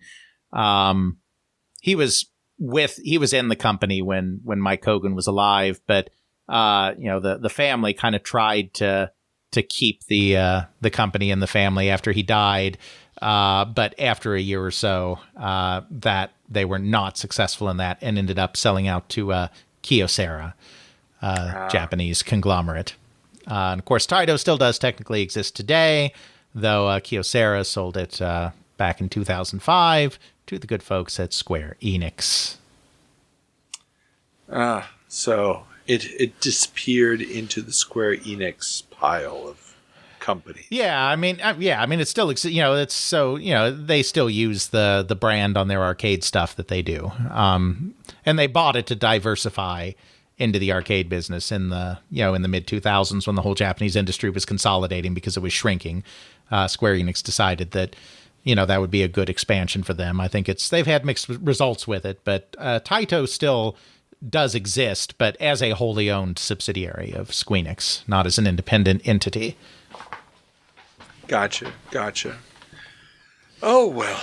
So, yes, a giant has passed. Literally and figuratively. Yes. He was I think he was over 6 foot as well. He was over 6 feet tall. He was over 300 pounds. He was just like larger than life. That's insane.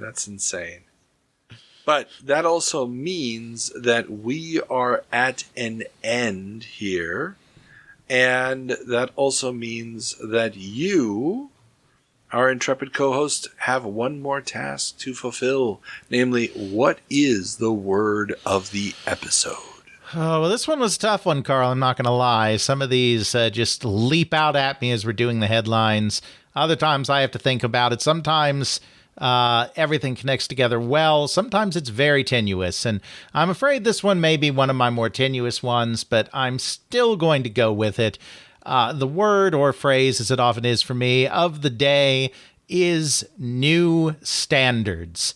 Everyone is looking for new places to make a mark in different ways, either in marketing, thematically, technology, whether it's all of the arcade game companies, either embracing Laserdisc or embracing interchangeable systems, whether it's Intel that is sub-licensing its cheaper chips all over the place to make sure that the Intel architectures become standard architectures, whether it's companies like Lotus and Commodore starting to get into this primitive form of multitasking with Windows to create new standards in the integration of business software, or some of these book and computer game publishers trying to create a new type of computer software in bookware. It feels like there are a lot of attempts here to create new ways of doing business, new ways of thinking of and grouping together products, and new ways of pushing forward to the future. I cannot think of a better term for this, or better word for this month, because really that is what it feels like. So, Alex, remind everybody where they can find your fine work. As always, we are over at theycreateworlds.com with the podcast, which can also be directly accessed at podcast.theycreateworlds.com. At the time of this recording, we have dropped our first part of a two-part look at Accolade, the American computer game publisher and video game publisher of the 1980s and 1990s. And part two of that will then be dropping in the near future. Excellent. And all the links in the show notes. As always, remember, everybody, if you want to contact us, ask questions, comment, blah, blah, blah, blah, blah. All the links are in the show notes. Support us on Patreon. Get to watch the Let's Play video version of the 7 Minutes in Heaven. And with that being said, have fun.